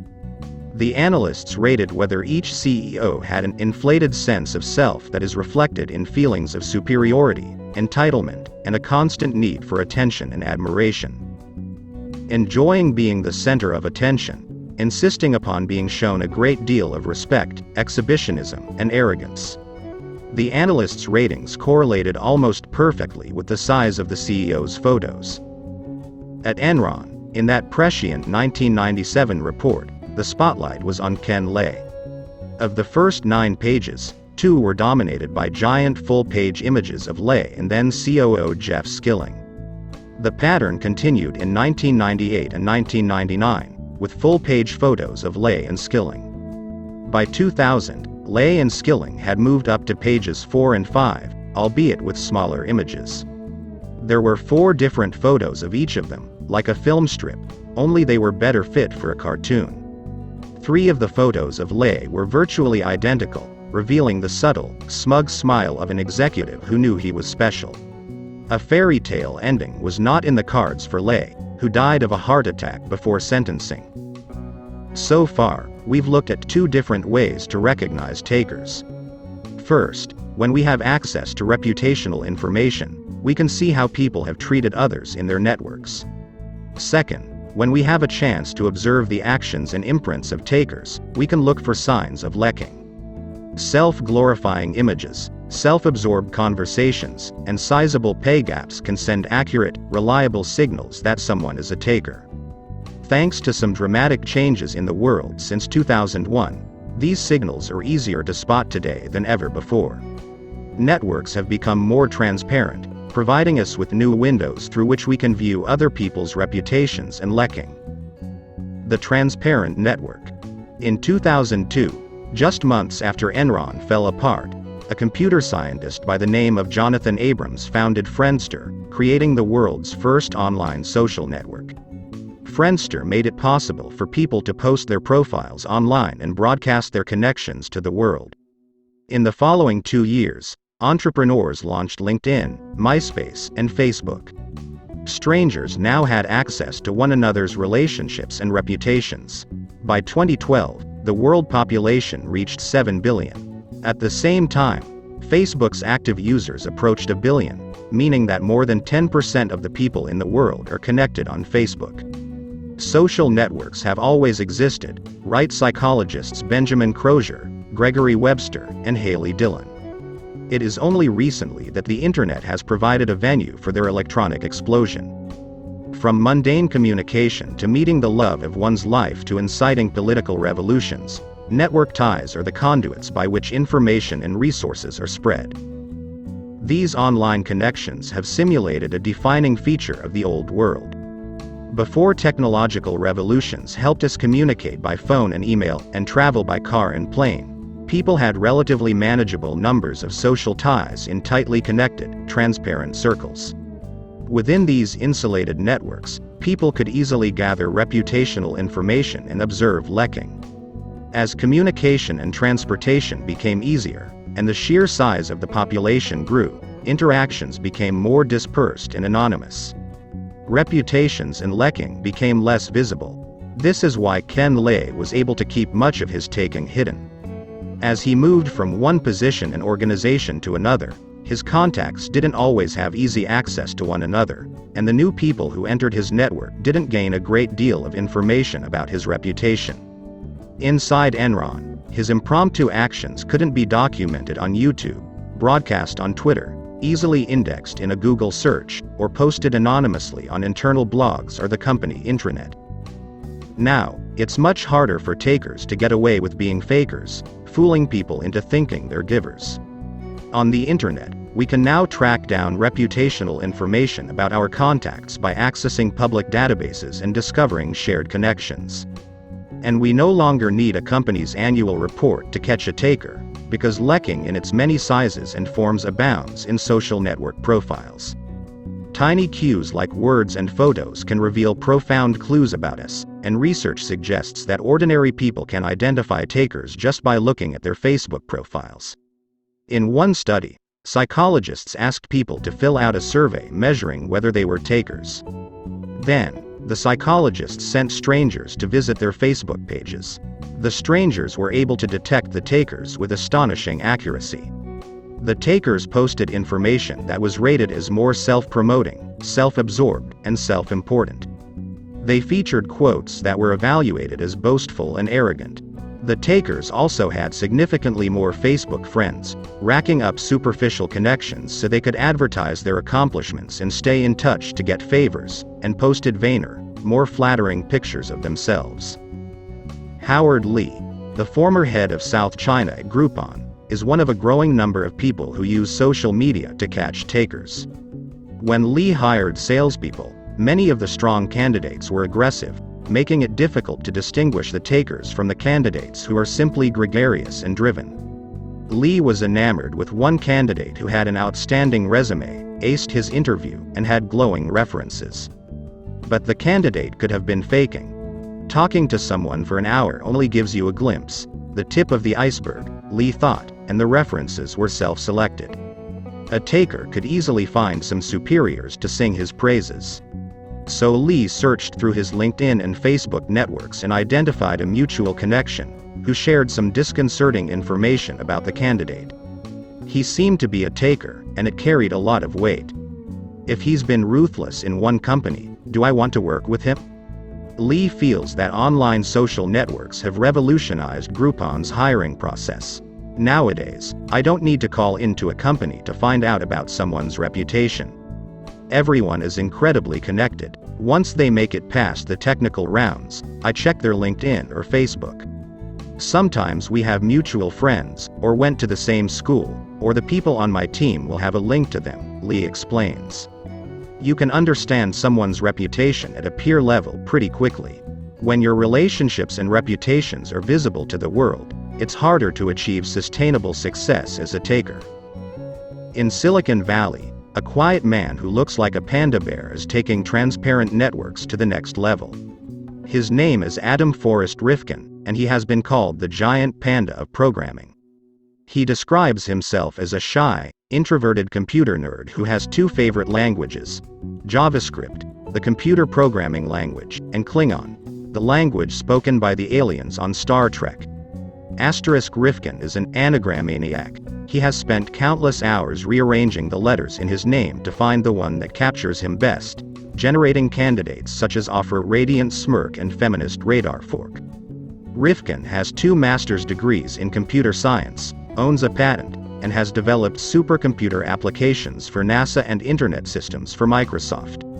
As the new millennium approached, Rifkin co-founded KnowNow, a software startup with Rohit Kari, helping companies manage information more efficiently and profitably. KnowNow achieved a decade of success after bringing in more than $50 million in venture funding. By 2009, while still in his 30s, Rifkin announced his retirement. I came across Rifkin while scrolling through the LinkedIn connections of David Hornick, the venture capitalist whom you met in the previous chapter. When I clicked on Rifkin's profile, I saw that he was coming out of retirement to launch a startup called Panda Whale, with the goal of creating a public, permanent record of the information that people exchange. Since Rifkin is clearly a staunch advocate of transparency in networks, I was curious to see what his own network looks like. So I did what's only natural in a connected world. I went to Google and typed Adam Rifkin. As I scrolled through the search results, the 16th link caught my eye. It said that Adam Rifkin was Fortune's best networker. What goes around comes around.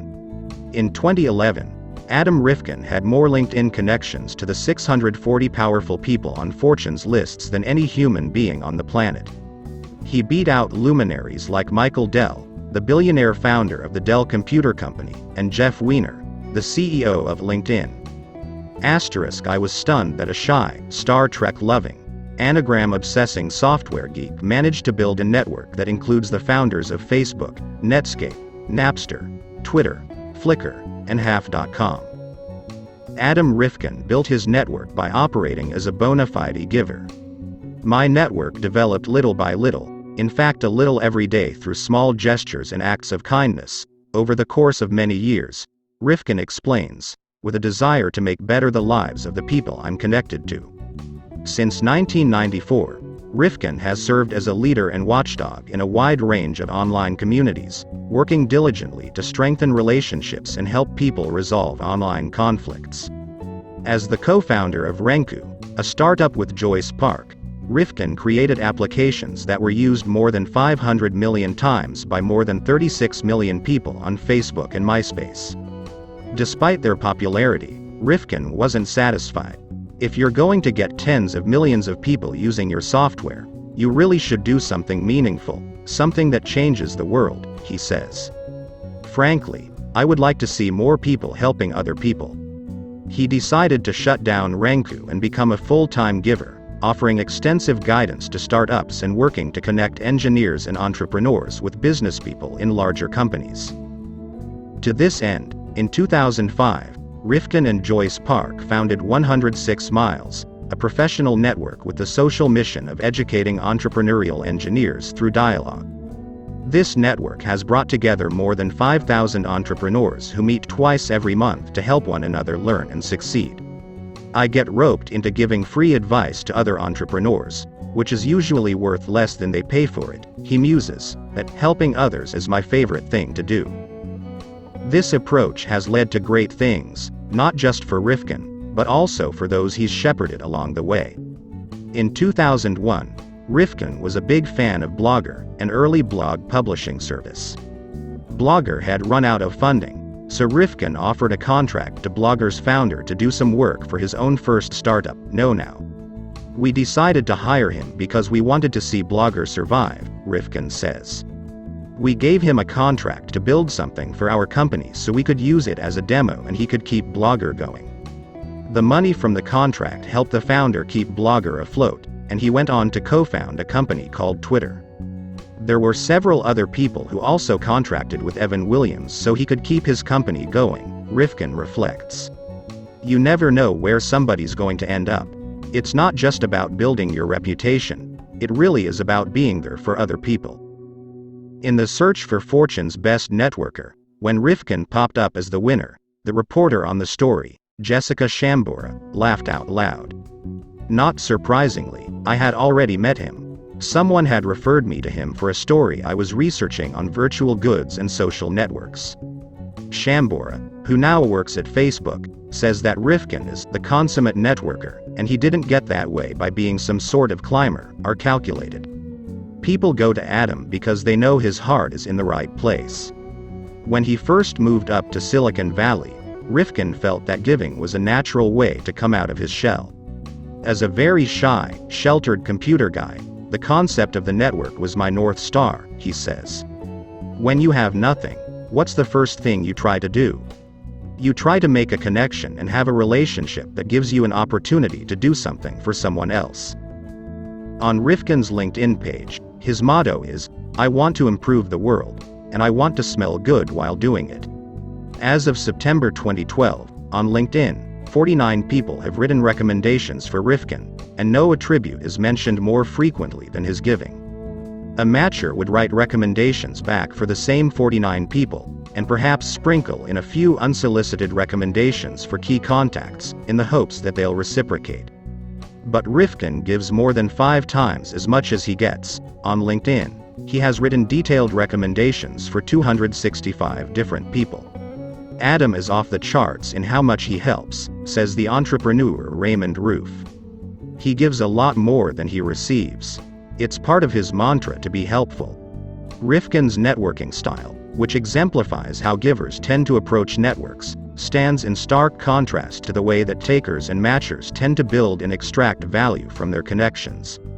The fact that Rifkin gives a lot more than he receives is a key point. Takers and matchers also give in the context of networks, but they tend to give strategically, with an expected personal return that exceeds or equals their contributions. When takers and matchers network, they tend to focus on who can help them in the near future, and this dictates what, where, and how they give. Their actions tend to exploit a common practice in nearly all societies around the world, in which people typically subscribe to a norm of reciprocity. You scratch my back, I'll scratch yours. If you help me, I'm indebted to you, and I feel obligated to repay. According to the psychologist Robert Cialdini, people can capitalize on this norm of reciprocity by giving what they want to receive. Instead of just reactively doing favors for the people who have already helped them, takers and matchers often proactively offer favors to people whose help they want in the future. Asterisk, as networking guru Keith Ferrazzi summarizes in Never Eat Alone, it's better to give before you receive. Ken Lay lived by this principle. He had a knack for doing unrequested favors so that important people would feel compelled to respond in kind. When he was kissing up, he went out of his way to rack up credits with powerful people who he could call in later. In 1994, George W. Bush was running for governor of Texas. Bush was an underdog, but just in case, Lay made a donation of $12,500, as did his wife. Once Bush was elected governor, Lay supported one of Bush's literacy initiatives and ended up writing him 24 lobbying letters. According to one citizen watchdog leader, Lay commanded quid pro quo, helping Bush so that Bush would support utility deregulation. In one letter, Lay subtly hinted at his willingness to continue reciprocating if Bush helped to advance his goals. Let me know what Enron can do to be helpful in not only passing electricity restructuring legislation but also in pursuing the rest of your legislative agenda. Reciprocity is a powerful norm, but it comes with 2 downsides, both of which contribute to the cautiousness with which many of us approach networking. The first downside is that people on the receiving end often feel like they're being manipulated. Dan Weinstein, a former Olympic speed skater and current marketing consultant at Resource Systems Group, notes that some of the bigger management consulting firms own box seats at major sporting events. When these firms offer Red Sox tickets to their clients, the clients know that they're doing so, at least in part, with the hopes of getting something in return. When favors come with strings attached or implied, the interaction can leave a bad taste, feeling more like a transaction than part of a meaningful relationship. Do you really care about helping me, or are you just trying to create quid pro quo so that you can ask for a favor? Apparently, Ken Lay made such an impression on George W. Bush. When Bush was running for governor, he asked Lay to chair one of his finance campaigns. At the time, Lay didn't think Bush had a chance, so he declined, stating that he was already serving on a business council for the Democratic incumbent, Ann Richards. As a consolation prize, he made his $12,500 donation. Then, toward the end of the campaign, when it looked like Bush had a good chance of winning, Lay quickly made another donation of $12,500. Even though Lay ended up donating more money to Bush than to Richards, his decision to give only when it was strategic left an indelible dent in the relationship. This decision relegated him forever to the periphery of George W. Bush's inner circle, wrote one journalist, citing a dozen insiders who confided that Lay created a distance between them that was never really bridged. Bush never invited Lay to stay in the White House, as his father had. When the Enron scandal broke, Lay reached out to a number of political officials for help, but Bush wasn't one of them. The relationship wasn't strong enough. There's a second downside of reciprocity, and it's one to which matchers are especially vulnerable.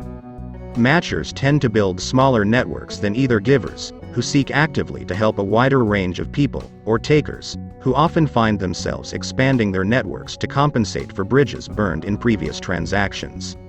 Many matchers operate based on the attitude of, "I'll do something for you, if you'll do something for me," writes LinkedIn founder Reid Hoffman, so they limit themselves to deals in which their immediate benefit is at least as great as the benefits for others.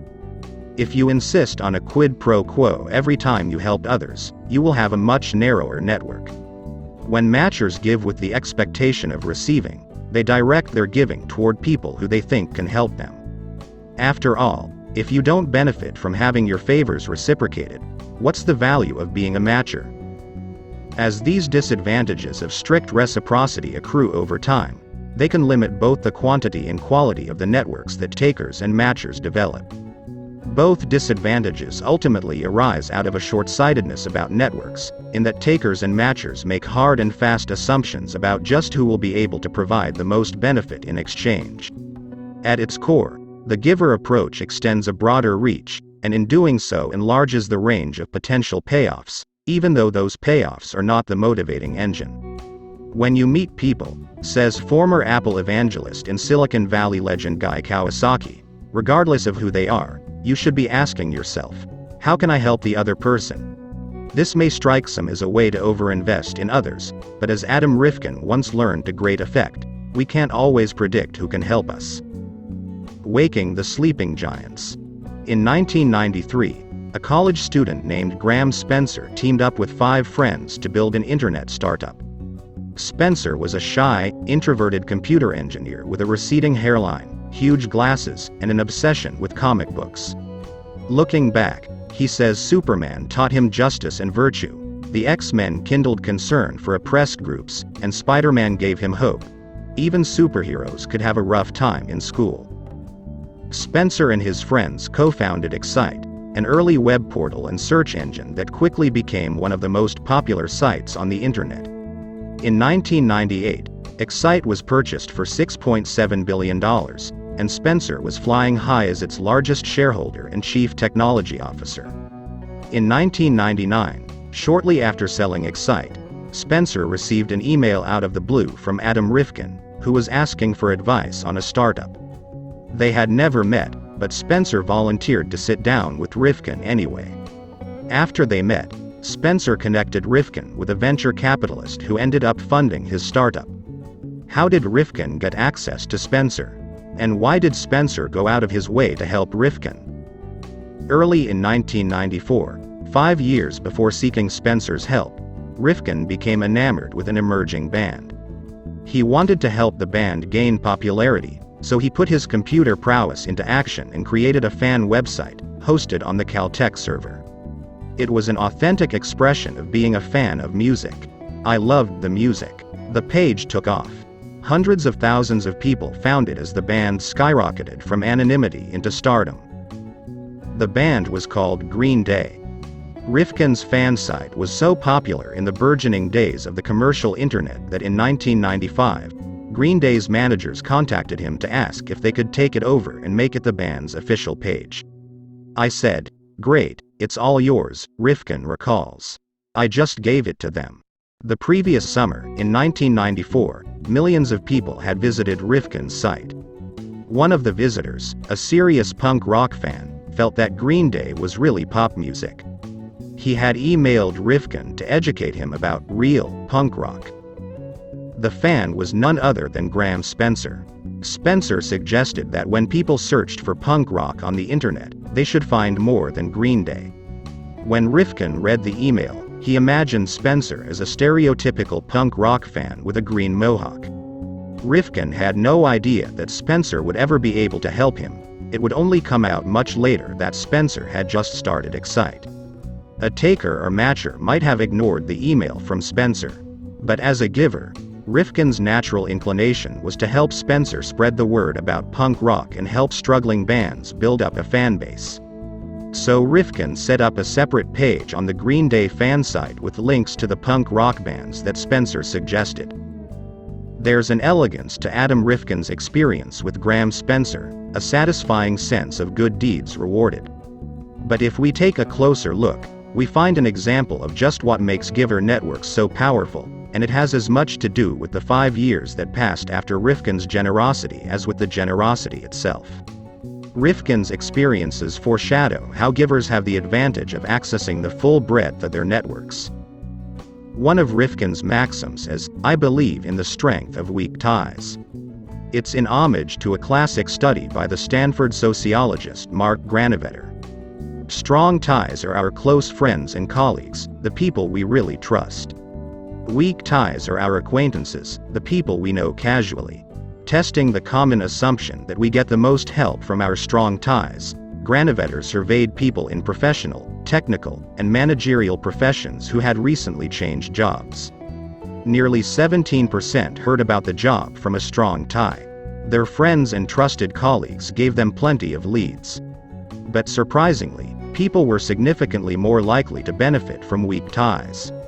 Almost 28% heard about the job from a weak tie. Strong ties provide bonds, but weak ties serve as bridges.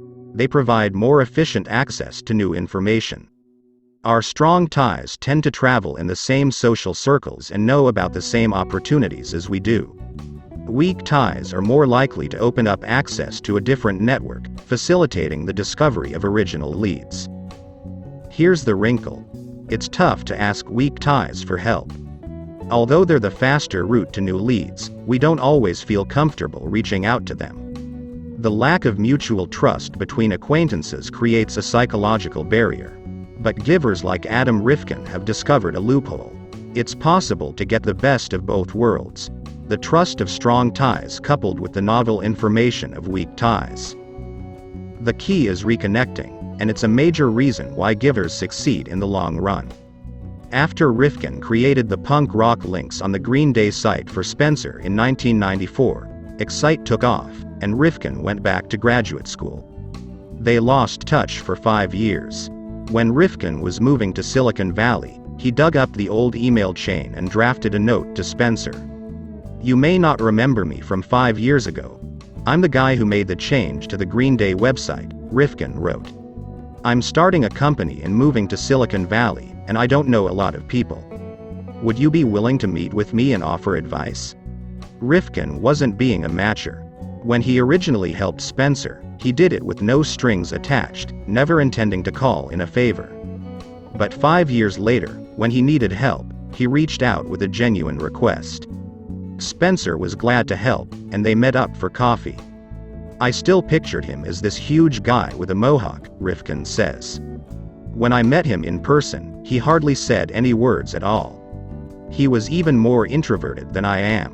By the second meeting, Spencer was introducing Rifkin to a venture capitalist. A completely random set of events that happened in 1994 led to re-engaging with him over email in 1999, which led to my company getting founded in 2000, Rifkin recalls. Givers get lucky. Yet there's reason to believe that part of what Rifkin calls luck is in fact a predictable, patterned response that most people have to givers. 30 years ago, the sociologist Fred Goldner wrote about what it means to experience the opposite of paranoia, pronoia. According to the distinguished psychologist Brian Little, pronoia is the delusional belief that other people are plotting your well-being, or saying nice things about you behind your back. If you're a giver, this belief may be a reality, not a delusion. What if other people are actually plotting the success of givers like Adam Rifkin? In 2005, when Rifkin was starting Renku with Joyce Park, they didn't have any office space, so they were working out of Rifkin's kitchen. A colleague went out of his way to introduce Rifkin to Reid Hoffman, who had recently founded LinkedIn, which had fewer than 50 employees at the time. Hoffman met up with Rifkin and Park on a Sunday and offered them free desks at LinkedIn, putting Rifkin in the heart of Silicon Valley. In the summer of 2005, one of the companies right next to us was YouTube, and we got to meet them in their infancy before they really took off, Rifkin says. Rifkin's experience sheds new light on the old saying that what goes around comes around. These karmic moments can often be traced to the fact that matchers are on a mission to make them happen. Just as matchers will sacrifice their own interests to punish takers who act selfishly toward others, they'll go out of their way to reward givers who act generously toward others. When Adam Rifkin helped people in his network, the matchers felt it was only fair to plot his well-being. True to form, he used his newfound access at LinkedIn to plot the well-being of other people in his network, referring engineers for jobs at LinkedIn. On a Wednesday evening in May, I got to see the panda in his natural habitat. At a bar for a 106 Miles meeting in Redwood City, Rifkin walked in with a huge grin, wearing a San Francisco Giants jersey. He was immediately swarmed by a group of tech entrepreneurs, some smooth, others endearingly awkward. As dozens of entrepreneurs piled into the bar, Rifkin was able to tell me each of their stories, which was no small feat for someone who receives more than 800 emails in a typical day. His secret was deceptively simple. He asked thoughtful questions and listened with remarkable patience. Early in the evening, Rifkin asked one budding entrepreneur how his company was doing. The entrepreneur talked for 14 minutes without interruption. Although the monologue might have exhausted even the most curious of tech geeks, Rifkin never lost interest. "Where do you need help?" he asked, and the entrepreneur mentioned a need for a programmer specializing in an obscure computer language. Rifkin started scrolling through his mental Rolodex and recommended candidates to contact. Later in the evening, one of those candidates arrived in person, and Rifkin made the introduction. As the crowd grew, Rifkin still took the time to have a personal conversation with everyone there. When new members approached him, he typically spent 15 or 20 minutes getting to know them, asking what motivated them and how he could help them. Many of those people were complete strangers, but just as he had helped Graham Spencer 18 years earlier without thinking twice, he took it upon himself to find them jobs, connect them to potential co-founders, and offer advice for solving problems in their companies. Each time he gave, he created a new connection. But is it really possible to keep up with all of these contacts? Dormant ties. Because he maintains such a large network, Adam Rifkin has a growing number of dormant ties, people he used to see often or know well, but with whom he has since fallen out of contact. According to management professors Daniel Levin, Jorge Walter, and Keith Murnaghan, adults accumulate thousands of relationships over their lifetimes, but, prior to the internet, they actively maintained no more than 100 or 200 at any given time. For the past few years, these professors have been asking executives to do something that they dread: reactivate their dormant ties. When one executive learned of the assignment, I groaned. If there are dormant contacts, they are dormant for a reason, right? Why would I want to contact them? But the evidence tells a different story. In one study, Levin and colleagues asked more than 200 executives to reactivate ties that had been dormant for a minimum of 3 years. Each executive reached out to 2 former colleagues and sought advice on an ongoing work project. After receiving the advice, they rated its value. To what extent did it help them solve problems and gain useful referrals? They also rated the advice that they received from 2 current contacts on the same project. Surprisingly, the executives rated the advice from the dormant ties as contributing more value than the advice from the current ties. Why? The dormant ties provided more novel information than the current contacts. Over the past few years, while they were out of touch, they had been exposed to new ideas and perspectives. The current contacts were more likely to share the knowledge base and viewpoint that the executives already possessed. One executive commented that, before contacting them, I thought that they would not have too much to provide beyond what I had already thought, but I was proved wrong. I was very surprised by the fresh ideas. Dormant ties offer the access to novel information that weak ties afford, but without the discomfort. As Levin and colleagues explain, reconnecting a dormant relationship is not like starting a relationship from scratch. When people reconnect, they still have feelings of trust. An executive divulged that, "I feel comfortable. I didn't need to guess what his intentions were. There was mutual trust that we built years ago that made our conversation today smoother." Reactivating a dormant tie actually required a shorter conversation, since there was already some common ground.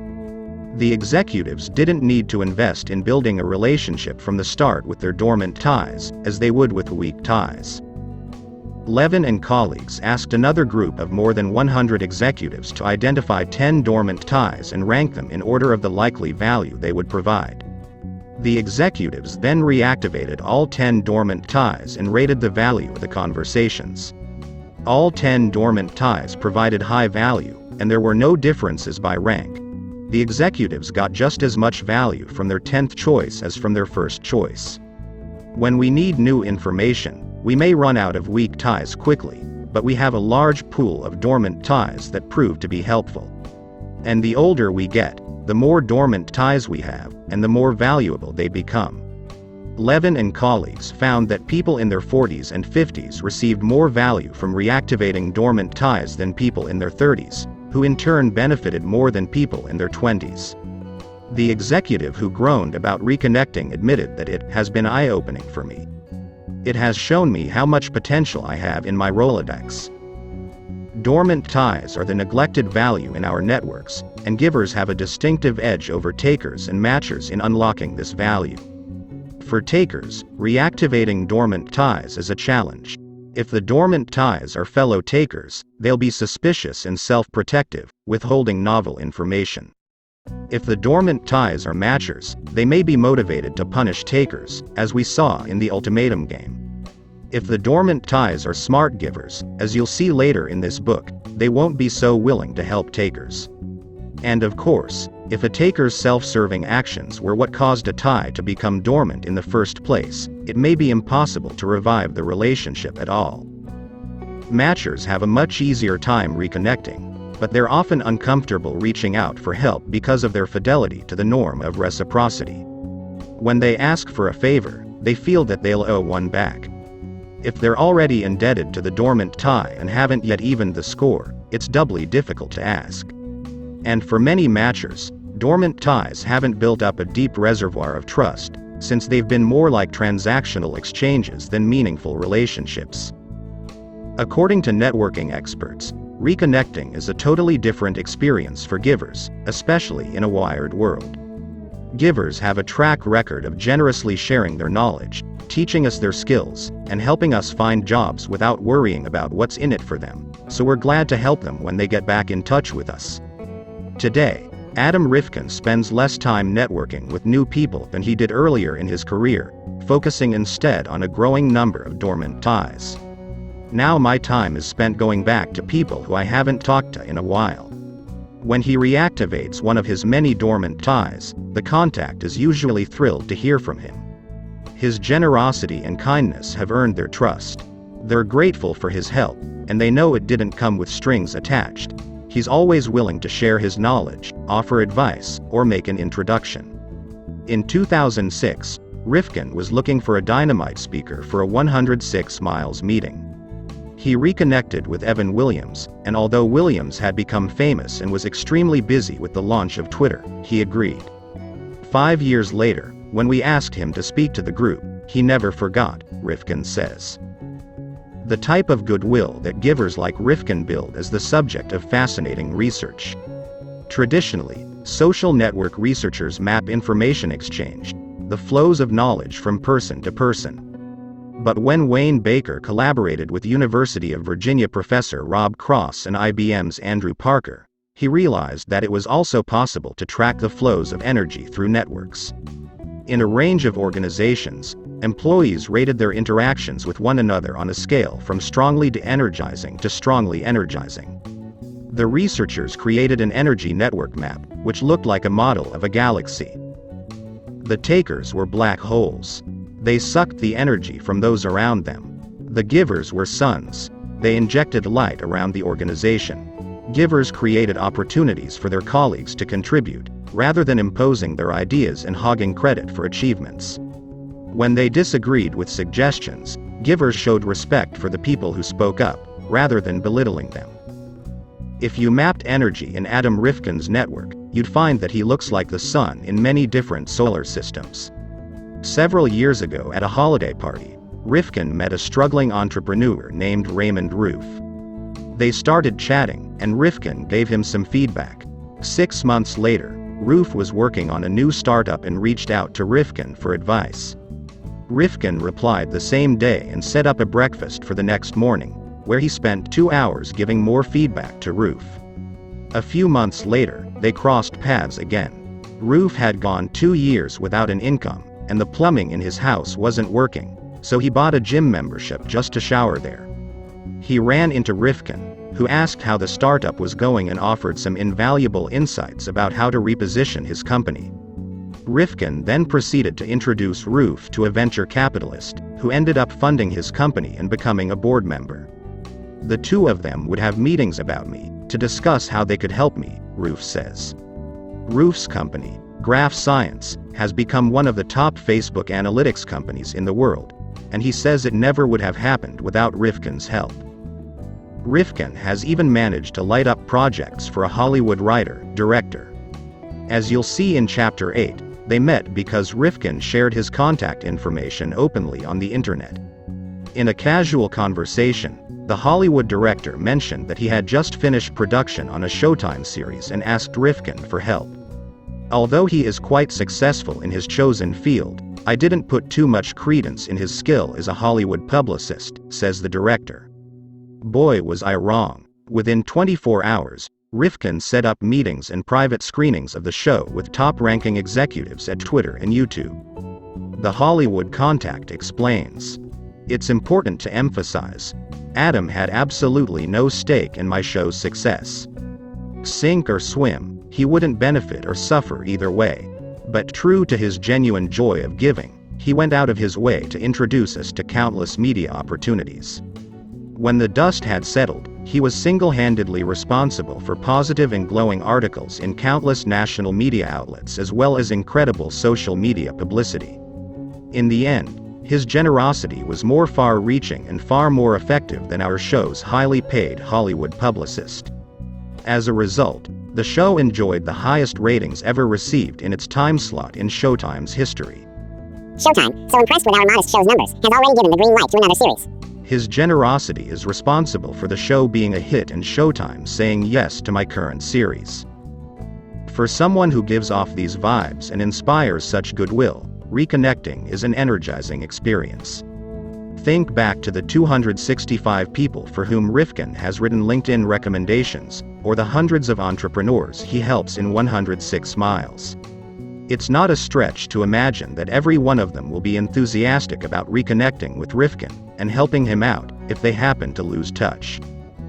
But Adam Rifkin isn't after their help, at least not for himself. Rifkin's real aim is to change our fundamental ideas about how we build our networks and who should benefit from them. He believes that we should see networks as a vehicle for creating value for everyone, not just claiming it for ourselves. And he is convinced that this giver approach to networking can uproot the traditional norm of reciprocity in a manner that's highly productive for all involved. The 5-minute favor. In 2012, a LinkedIn recruiter named Stephanie was asked to list the 3 people who had the most influence on her career. Adam Rifkin was shocked to learn that he appeared on her list, because they had met only once, months earlier. Stephanie was searching for a job and met Rifkin through a friend of a friend. He gave her advice, primarily by text message, and helped her find job leads. She emailed him to express her gratitude and offered to reciprocate. I know we only met in person once and we talk only occasionally, but you have helped me more than you know. I really would like to do something to help give back to you. But Stephanie wasn't just looking to help Adam Rifkin. Instead, she volunteered to attend a 106 miles meeting of Silicon Valley entrepreneurs so she could help Rifkin help them. At the meeting, Stephanie would give entrepreneurs feedback on their ideas, offer to test their product prototypes, and facilitate connections with potential collaborators and investors. The same thing has happened with many other people whom Rifkin helps. Raymond Roof often drops by 106 miles meetings to assist other entrepreneurs. So does an engineer named Bob, who met Rifkin in a bar in 2009. They struck up a conversation, and Rifkin learned that Bob was out of work, so he made some introductions that landed Bob a position. The company went out of business, and Rifkin made more connections that resulted in a job for Bob at a startup which was acquired 6 months later by Google. Today, Bob is a successful Google engineer, and he's paying the help he received forward across the 106 Miles network. This is a new spin on reciprocity. In traditional old-school reciprocity, people operated like matchers, trading value back and forth with one another. We helped the people who helped us, and we gave to the people from whom we wanted something in return. But today, givers like Adam Rifkin are able to spark a more powerful form of reciprocity. Instead of trading value, Rifkin aims to add value. His giving is governed by a simple rule: the 5-minute favor. You should be willing to do something that will take you 5 minutes or less for anybody. Rifkin doesn't think about what any of the people he helps will contribute back to him. Whereas takers accumulate large networks to look important and gain access to powerful people, and matchers do it to get favors, Rifkin does it to create more opportunities for giving. In the words of Harvard political scientist Robert Putnam, "I'll do this for you without expecting anything specific back from you, in the confident expectation that someone else will do something for me down the road." When people feel grateful for Rifkin's help, like Stephanie, they're more likely to pay it forward. "I have always been a very genuine and kind-hearted person," Stephanie says, "but I had tried to hide it and be more competitive so that I could get ahead." The important lesson I learned from Adam is that you can be a genuinely kind-hearted person and still get ahead in the world. Every time Rifkin generously shares his expertise or connections, he's investing in encouraging the people in his network to act like givers. When Rifkin does ask people for help, he's usually asking for assistance in helping someone else. This increases the odds that the people in his vast network will seek to add value rather than trade value, opening the door for him and others to gain benefits from people they've never helped, or even met. By creating a norm of adding value, Rifkin transforms giving from a zero-sum loss to a win-win gain. When takers build networks, they try to claim as much value as possible for themselves from a fixed pie. When givers like Rifkin build networks, they expand the pie so that everyone can get a larger slice. Nick Sullivan, an entrepreneur who has benefited from Rifkin's help, says that Adam has the same effect on all of us, getting us to help people. Roof elaborates. Adam always wants to make sure that whoever he's giving to is also giving to somebody else. If people benefit from his advice, he makes sure they help other people he gives advice to. It's creating a network, and making sure that everybody in his network is helping each other, paying it forward. Cutting-edge research shows how Rifkin motivates other people to give. Giving, especially when it's distinctive and consistent, establishes a pattern that shifts other people's reciprocity styles within a group. It turns out that giving can be contagious. In one study, contagion experts James Fowler and Nicholas Christakis found that giving spreads rapidly and widely across social networks. When one person made the choice to contribute to a group at a personal cost over a series of rounds, other group members were more likely to contribute in future rounds, even when interacting with people who weren't present for the original act. This influence persists for multiple periods and spreads up to 3 degrees of separation, from person to person to person to person, Fowler and Christakis find, such that each additional contribution a subject makes in the first period is tripled over the course of the experiment by other subjects who are directly or indirectly influenced to contribute more as a consequence. When people walk into a new situation, they look to others for clues about appropriate behavior. When giving starts to occur, it becomes the norm, and people carry it forward in interactions with other people. To illustrate, imagine that you're assigned to a group of 4. The other 3 people are strangers, and you'll each make anonymous decisions, with no opportunity to communicate, during 6 rounds. In each round, each of you will receive $3 and decide whether to take it for yourselves or give it to the group. If you take it, you get the full $3. If you give it to the group, every group member gets $2, including you. At the end of each round, you'll find out what everyone decided. The group is better off if everyone gives. Each member would end up receiving $8 per round, for a maximum total over 6 rounds of $48.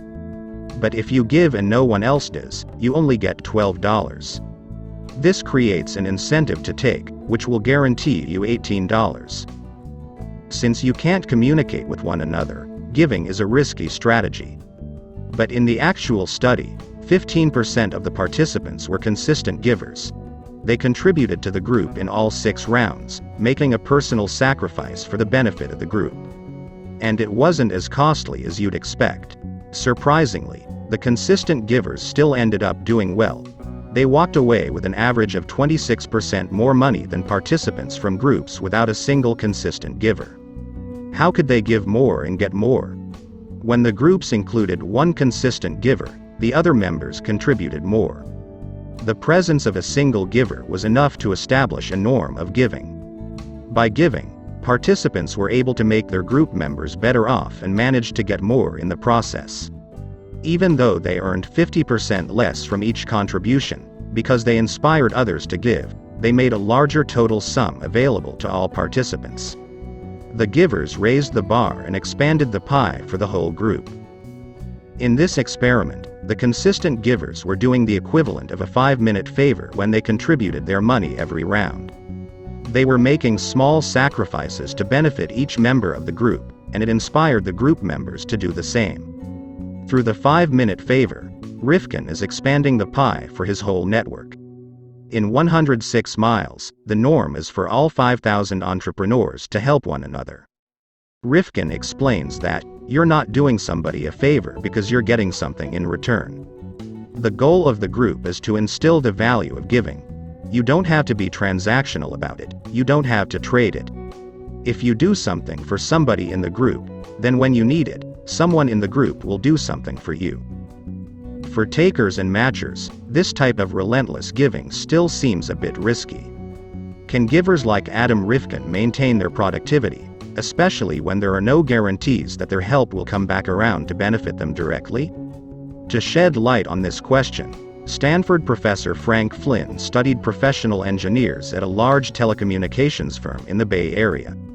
He asked the engineers to rate themselves and one another on how much they gave and received help from one another, which allowed him to identify which engineers were givers, takers, and matchers. He also asked each engineer to rate the status of 10 other engineers. How much respect did they have? The takers had the lowest status. They burned bridges by constantly asking for favors but rarely reciprocating. Their colleagues saw them as selfish and punished them with a lack of respect. The givers had the highest status, outdoing the matchers and takers. The more generous they were, the more respect and prestige they earned from their colleagues. Through giving more than they got, givers signaled their unique skills, demonstrated their value, and displayed their good intentions. Despite being held in the highest esteem, the givers faced a problem: they paid a productivity price. For 3 months, Flynn measured the quantity and quality of work completed by each engineer. The givers were more productive than the takers. They worked harder and got more done. But the matchers had the highest productivity, beating out the givers. The time that the givers devoted to helping their colleagues apparently detracted from their ability to finish jobs, reports, and drawings. The matchers were more likely to call in favors and receive help, and it appeared to keep them on track.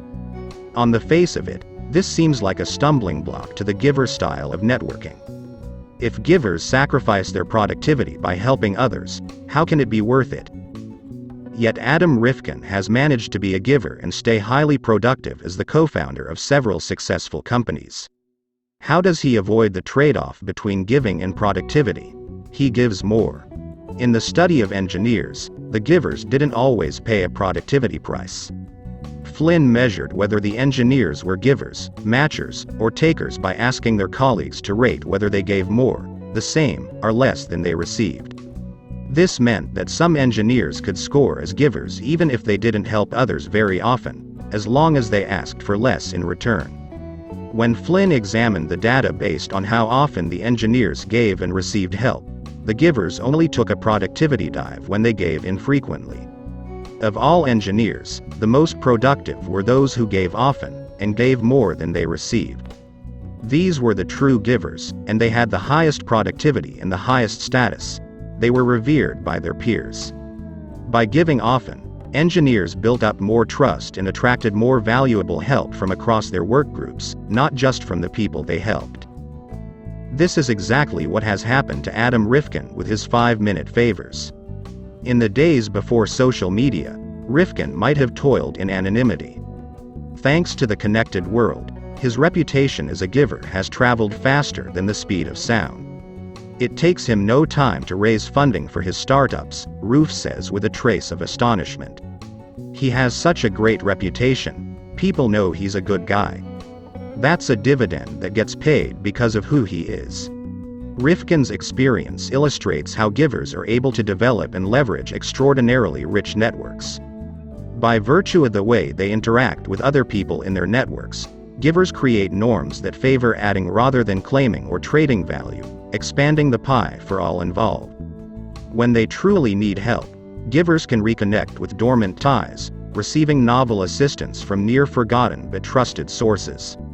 I'll sum up the key to success in one word: generosity, writes Keith Ferrazzi.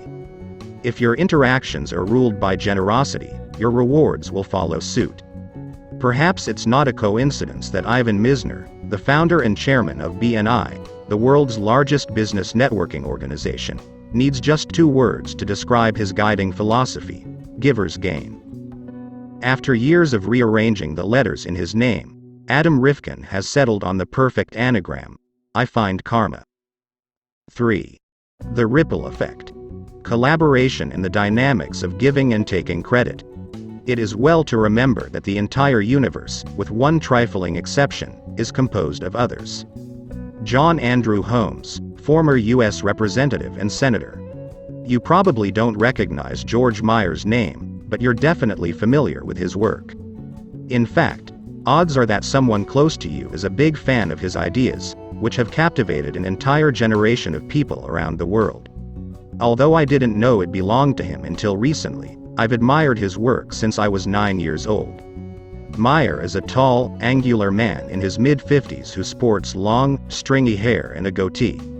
If you ran into him on the street, you wouldn't be able to place his face, but you might have a hunch that he's a Grateful Dead fan. You'd be right. In the last 5 years of Jerry Garcia's life, Meyer attended at least 70 different Grateful Dead concerts. Meyer attended college at Harvard, where he was nearly suspended after he sold a refrigerator to a freshman and accepted payment, but never delivered it. He was almost suspended again when he used an electric guitar to shatter a window of a dorm room. A rare bright spot in his college career was being elected president of the Harvard Lampoon, the famous comedy magazine, but it was quickly tarnished by an attempted coup. According to journalist David Owen, Meyer's peers tried to overthrow him in a bitter and vituperative internal battle, because they thought he wasn't responsible enough. After graduating from college in 1978, Meyer moved back home and looked for ways to earn quick cash. He spent much of his time in college gambling on dog races at a greyhound track, so he thought he might be able to make a career out of it. He parked himself at a public library and began analyzing scientific strategies for beating the system. It didn't work. After 2 weeks, he ran out of money. 3 decades later, George Meyer is one of the most successful people in show business. He has been a major contributor to a movie that grossed more than $527 million. He has won 7 Emmy Awards and invented several words that have entered English dictionaries, one of which was uttered every day by my college roommate for 4 years.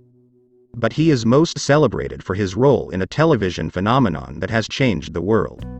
Insiders maintain that as much as any other person, he is responsible for the success of the show that Time magazine named the single best television series of the 20th century. In 1981, at the recommendation of 2 friends, Meyer sent a few writing samples to a new NBC show called Late Night with David Letterman. Everything in his submission, down to the last little detail, was so beautifully honed, Letterman gushed to Owen. I haven't run across anybody quite like that since. During the first season, Meyer invented what was to become one of Letterman's signature routines: using a steamroller to crush ordinary objects, like pieces of fruit. After 2 years with Letterman, Meyer left to work on the new show with Lorne Michaels and then joined Saturday Night Live, departing in 1987 to write a script for a Letterman movie that was ultimately shelved. When Meyer's two friends recommended him to Letterman, they called him the funniest man in America. This wasn't a statement to be taken lightly. The two went on to become an Emmy-winning pair of comedy writers on shows like Seinfeld, The Wonder Years, and Monk. And if you look at what George Meyer has accomplished since he finished the Letterman movie script, you might be inclined to agree with them. George Meyer is the mastermind of much of the humor on The Simpsons, the longest-running sitcom and animated program in America. The Simpsons has won 27 Primetime Emmy Awards, 6 of which went to Meyer, and changed the face of animated comedy. Although Meyer didn't launch The Simpsons, it was created by Matt Groening and developed with James L. Brooks and Sam Simon. There is widespread consensus that Meyer was the most important force behind the show's success. Meyer was hired to write for The Simpsons before it premiered in 1989, and he was a major contributor for 16 seasons as a writer and executive producer. Meyer has so thoroughly shaped the program that by now the comedic sensibility of The Simpsons could be viewed as mostly his, writes Owen. According to humor writer Mike Sachs, Meyer is largely considered among the writing staff to be its behind-the-scenes genius among geniuses, the man responsible for the best lines and jokes. John Vitti, one of the original Simpsons writers who authored many of the early episodes and later served as a producer on The Office, elaborated that Meyer is the one in the room who writes more of the show than anyone else. His fingerprints are on nearly every script. He exerts as much influence on the show as anyone can without being one of the creators. How does a man like George Meyer become so successful in collaborative work? Reciprocity styles offer a powerful lens for explaining why some people flourish in teams while others fail. In Multipliers, former Oracle executive Liz Wiseman distinguishes between geniuses and genius makers. Geniuses tend to be takers. To promote their own interests, they drain intelligence, energy, and capability from others. Genius makers tend to be givers. They use their intelligence to amplify the smarts and capabilities of other people, Wiseman writes, such that light bulbs go off over people's heads, ideas flow, and problems get solved. My goal in this chapter is to explore how these differences between givers and takers affect individual and group success. Collaboration and creative character. When we consider what it takes to attain George Meyer's level of comedic impact, there's little question that creativity is a big part of the equation. Carolyn Omine, a longtime Simpsons writer and producer, says that Meyer has a distinct way of looking at the world. It's completely unique. Executive producer and showrunner Mike Scully once commented that when he first joined The Simpsons, Meyer just blew me away. I had done a lot of sitcom work before, but George's stuff was so different and so original that for a while I wondered if I wasn't in over my head. To unlock the mystery of how people become highly creative, back in 1958, a Berkeley psychologist named Donald McKinnon launched a path-breaking study. He wanted to identify the unique characteristics of highly creative people in art, science, and business, so he studied a group of people whose work involves all three fields: architects. To start, McKinnon and his colleagues asked 5 independent architecture experts to submit a list of the 40 most creative architects in the United States. Although they never spoke to one another, the experts achieved remarkably high consensus. They could have nominated up to 200 architects in total, but after accounting for overlap, their lists featured just 86. More than half of those architects were nominated by more than one expert, more than a third by the majority of the experts, and 15% by all 5 experts. From there, 40 of the country's most creative architects agreed to be dissected psychologically. McKinnon's team compared them with 84 other architects who were successful but not highly creative, matching the creative and ordinary architects on age and geographic location. All of the architects traveled to Berkeley, where they spent 3 full days opening up their minds to McKinnon's team and to science. They filled out a battery of personality questionnaires, experienced stressful social situations, took difficult problem-solving tests, and answered exhaustive interview questions about their entire life histories. McKinnon's team pored over mountains of data, using pseudonyms for each architect so they would remain blind to who was highly creative and who was not. One group of architects emerged as significantly more responsible, sincere, reliable, dependable, with more good character, and sympathetic concern for others than the other. The karma principle suggests that it should be the creative architects, but it wasn't. It was the ordinary architects. McKinnon found that the creative architects stood out as substantially more demanding, aggressive, and self-centered than the comparison group. The creative architects had whopping egos and responded aggressively and defensively to criticism. In later studies, the same patterns emerged from comparisons of creative and less creative scientists. The creative scientists scored significantly higher in dominance, hostility, and psychopathic deviance. Highly creative scientists were rated by observers as creating and exploiting dependency in others. Even the highly creative scientists themselves agreed with statements like, "I tend to slight the contribution of others and take undue credit for myself," and "I tend to be sarcastic and disparaging in describing the worth of other researchers." Takers have a knack for generating creative ideas and championing them in the face of opposition. Because they have supreme confidence in their own opinions, they feel free of the shackles of social approval that constrict the imaginations of many people. This is a distinctive signature of George Meyer's comedy. In 2002, he wrote, directed, and starred in a small play called Up Your Gigi. In his monologues, he called God a ridiculous superstition, invented by frightened cavemen, and referred to marriage as a stagnant cauldron of fermented resentments, scared and judgmental conformity, exaggerated concern for the children, and the secret dredging up of erotic images from past lovers in a desperate and heartbreaking attempt to make spousal sex even possible. The secret to creativity: be a taker?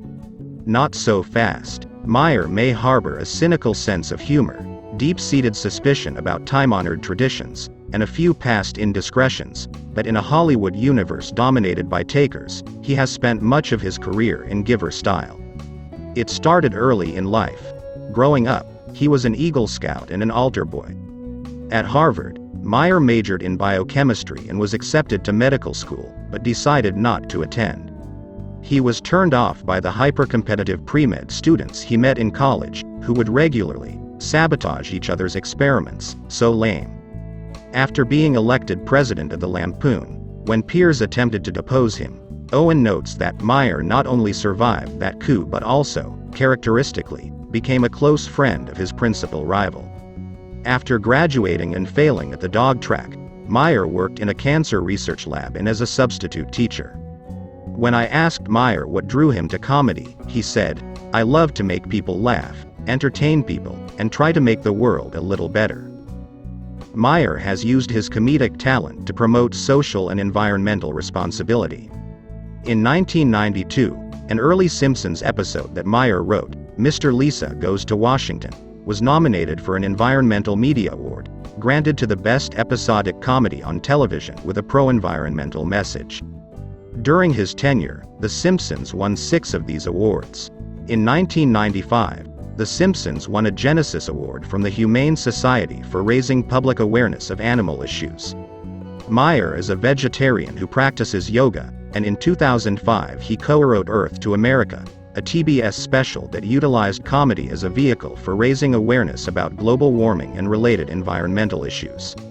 He has done extensive work for Conservation International, producing humorous PowerPoint lectures to promote biodiversity. In 2007, when scientists discovered a new species of moss frogs in Sri Lanka, they named it after Meyer's daughter, honoring his contributions to the global amphibian assessment to protect frogs. Even more impressive than Meyer's work on behalf of the planet is how he works with other people. His big break came when he was working on the Letterman movie script in 1988. To provide some variety in his workday, he wrote and self-published a humor magazine called Army Man. There were very few publications that were just trying to be funny, Meyer told humorist Eric Spitznagel, so I tried to make something that had no agenda other than to make you laugh. The first issue of Army Man was only 8 pages long. Meyer typed it himself, arranged it on his bed, and started making photocopies. Then he gave away his best comedy, sending copies to about 200 friends for free. Readers found Army Man hilarious and started passing it along to their friends. The magazine quickly attracted a cult following, and it made Rolling Stone magazine's hot list of the year's best in entertainment. Soon, Meyer's friends began sending him submissions to feature in future issues. By the second issue, there was enough demand for Meyer to circulate about 1,000 copies. He shut it down after the third issue, in part because he couldn't publish all of his friends' submissions but couldn't bear to turn them down. The first issue of Army Man debuted when The Simpsons was getting off the ground, and it made its way into the hands of executive producer Sam Simon, who was just about to recruit a writing team. Simon hired Meyer and a few of the other contributors to Army Man, and they went on to make The Simpsons a hit together. In the writer's room, George Meyer established himself as a giver. Tim Long, a Simpsons writer and 5-time Emmy winner, told me that George has the best reputation of anyone I know. He's incredibly generous in giving and helping other people. Similarly, Carolyn Omni marvels, everybody who knows George knows he is a truly good person. He has a code of honor, and he lives by this code, with a supernatural amount of integrity. George Meyer's success highlights that givers can be every bit as creative as takers. By studying his habits in collaboration, we can gain a rich appreciation of how givers work in ways that contribute to their own success, and the success of those around them. But to develop a complete understanding of what givers do effectively in collaboration, it's important to compare them with takers. The research on creative architects suggests that takers often have the confidence to generate original ideas that buck traditions and fight uphill battles to champion these ideas. But does this independence come at a price? Flying solo. In the 20th century, perhaps no person was more emblematic of eminent creativity than Frank Lloyd Wright. In 1991, Wright was recognized as the greatest American architect of all time by the American Institute of Architects. He had an extraordinarily productive career, designing the famous Fallingwater House near Pittsburgh, the Guggenheim Museum, and more than 1,000 other structures, roughly half of which were built. In a career that spanned 7 decades, he completed an average of more than 140 designs and 70 structures per decade. Although Wright was prolific throughout the first quarter of the 20th century, beginning in 1924, he took a 9-year nosedive. As of 1925, Wright's career had dwindled to a few houses in Los Angeles, write sociologist Roger Friedland and architect Harold Zellman. After studying Wright's career, the psychologist Ed de St. Aubin concluded that the lowest Wright ever sank architecturally occurred in the years between 1924 and 1933, when he completed only 2 projects. Over those 9 years, Wright was about 35 times less productive than usual. During one 12-year period, he didn't earn a single commission, and he was floundering professionally, notes architecture critic Christopher Hawthorne. By 1932, the world-famous Frank Lloyd Wright was all but unemployed, wrote biographer Brendan Gill. His last major executed commission had been a house for his cousin in 1929, and he was continuously in debt, to the point of struggling to find the wherewithal to buy groceries. What caused America's greatest architect to languish? Wright was one of the architects invited to participate in Mackinnon's study of creativity. Although he declined the invitation, the portrait of the creative architect that emerged from Mackinnon's analysis was the spitting image of Wright. In his designs, Frank Lloyd Wright appeared to be a humanitarian. He introduced the concept of organic architecture, striving to foster harmony between people and the environments in which they live. But in his interactions with other people, he operated like a taker. Experts believe that as an apprentice, Wright designed at least 9 bootleg houses, violating the terms of his contract that prohibited independent work. To hide the illegal work, Wright reportedly persuaded one of his fellow draftsmen to sign off on several of the houses. At one point, Wright promised his son John a salary for working as an assistant on several projects. When John asked him to be paid, Wright sent him a bill itemizing the total amount of money that John had cost over the course of his life, from birth to the present. When designing the famous Fallingwater House, Wright stalled for months. When the client, Edgar Kaufman, finally called Wright to announce that he was driving 140 miles to see his progress, Wright claimed the house was finished. But when Kaufman arrived, Wright had not even completed a drawing, let alone the house. In the span of a few hours, before Kaufman's eyes, Wright sketched out a detailed design. Kaufman had commissioned a weekend cottage at one of his family's favorite picnic spots, where they could see a waterfall. Wright had a radically different idea in mind. He drew the house on a rock on top of the waterfall, which would be out of sight from the house. He convinced Kaufman to accept it, and eventually charged him $125,000 for it, more than triple the $35,000 specified in the contract. It's unlikely that a giver would have ever been comfortable deviating so far from a client's expectations, let alone convincing him to endorse it enthusiastically and charging extra for it. It was a taker's mindset, it seems, that gave Wright the gall to develop a truly original vision and sell it to a client. But the very same taker tendencies that served Wright well in Fallingwater also precipitated his 9-year slump. For 2 decades, until 1911, Wright made his name as an architect living in Chicago and Oak Park, Illinois, where he benefited from the assistance of craftspeople and sculptors. In 1911, he designed Taliesin, an estate in a remote Wisconsin valley. Believing he could excel alone, he moved out there. But as time passed, Wright spun his wheels during long years of enforced idleness, Gill wrote. At Taliesin, Wright lacked access to talented apprentices. The isolation he chose by creating Taliesin, de Saint-Aubin observes, left him without the elements that had become essential to his life: architectural commissions and skillful workers to help him complete his building designs. Frank Lloyd Wright's drought lasted until he gave up on independence and began to work interdependently again with talented collaborators. It wasn't his own idea. His wife Olgivanna convinced him to start a fellowship for apprentices to help him with his work. When apprentices joined him in 1932, his productivity soared, and he was soon working on the Fallingwater House, which would be seen by many as the greatest work of architecture in modern history. Wright ran his fellowship program for a quarter century, but even then, he struggled to appreciate how much he depended on apprentices. He refused to pay apprentices, requiring them to do cooking, cleaning, and fieldwork. Wright was a great architect, explained his former apprentice Edgar Taffel, who worked on Fallingwater, but he needed people like myself to make his designs work, although you couldn't tell him that. Wright's story exposes the gap between our natural tendencies to attribute creative success to individuals and the collaborative reality that underpins much truly great work. This gap isn't limited to strictly creative fields.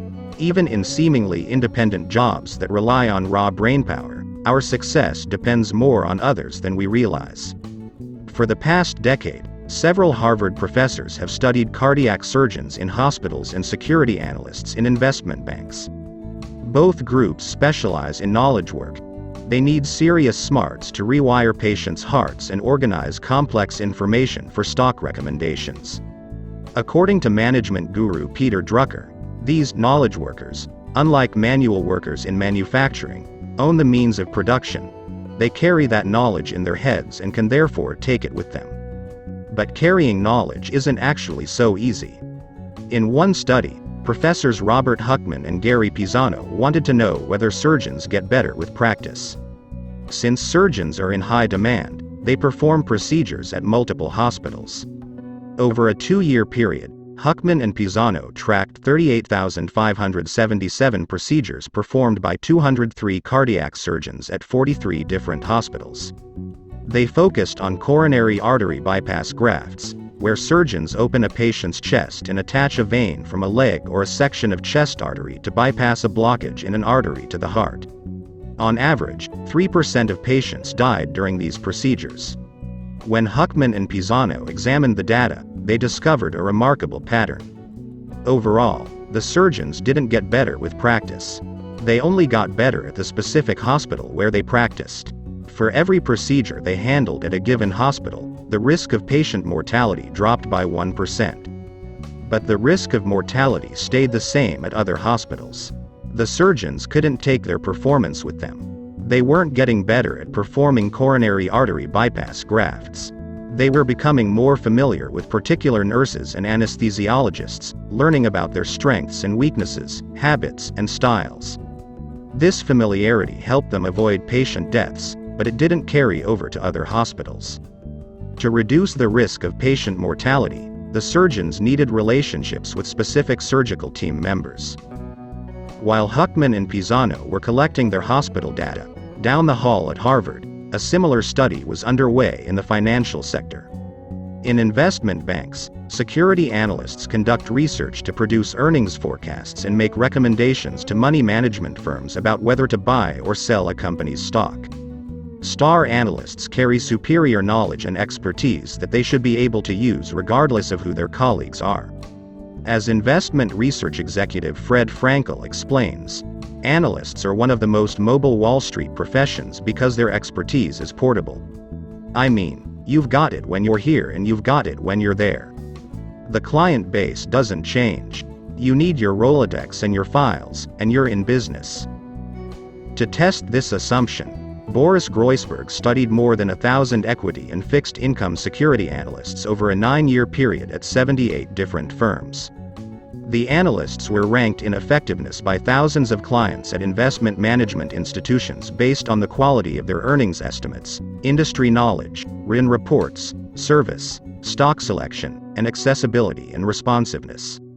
The top 3 analysts in each of 80 industry sectors were ranked as stars, earning between $2 million and $5 million. Groysberg and his colleagues tracked what happened when the analysts switched firms.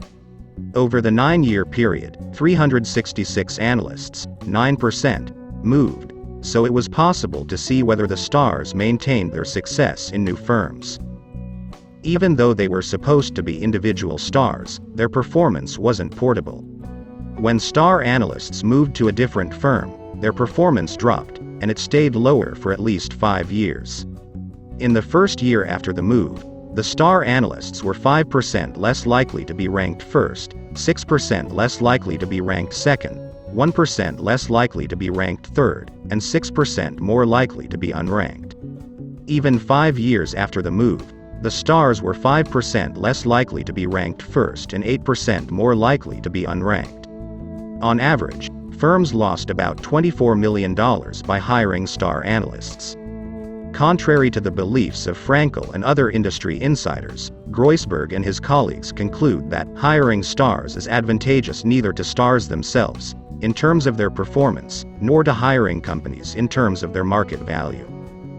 But some of the star analysts did maintain their success. If they moved with their teams, the stars showed no decline at all in performance. The star analysts who moved solo had a 5% probability of being ranked first, while the star analysts who moved with teammates had a 10% probability of being ranked first, the same as those who didn't move at all. In another study, Groysberg and his colleagues found that analysts were more likely to maintain their star performance if they worked with high-quality colleagues in their teams and departments.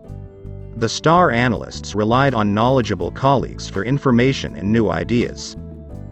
The star investment analysts and the cardiac surgeons depended heavily on collaborators who knew them well or had strong skills of their own. If Frank Lloyd Wright had been more of a giver than a taker, could he have avoided the 9 years in which his income and reputation plummeted? George Meyer thinks so. I wish I could hate you. After Meyer left Saturday Night Live in 1987, he hightailed it out of New York City and moved to Boulder, Colorado, to work on the Letterman movie script alone. Just like Frank Lloyd Wright, Meyer had isolated himself from his collaborators. But in stark contrast to Wright, Meyer recognized that he needed other people to succeed. He knew his performance was interdependent, not independent. His ability to make people laugh was due in part to collaborating with fellow comedy writers.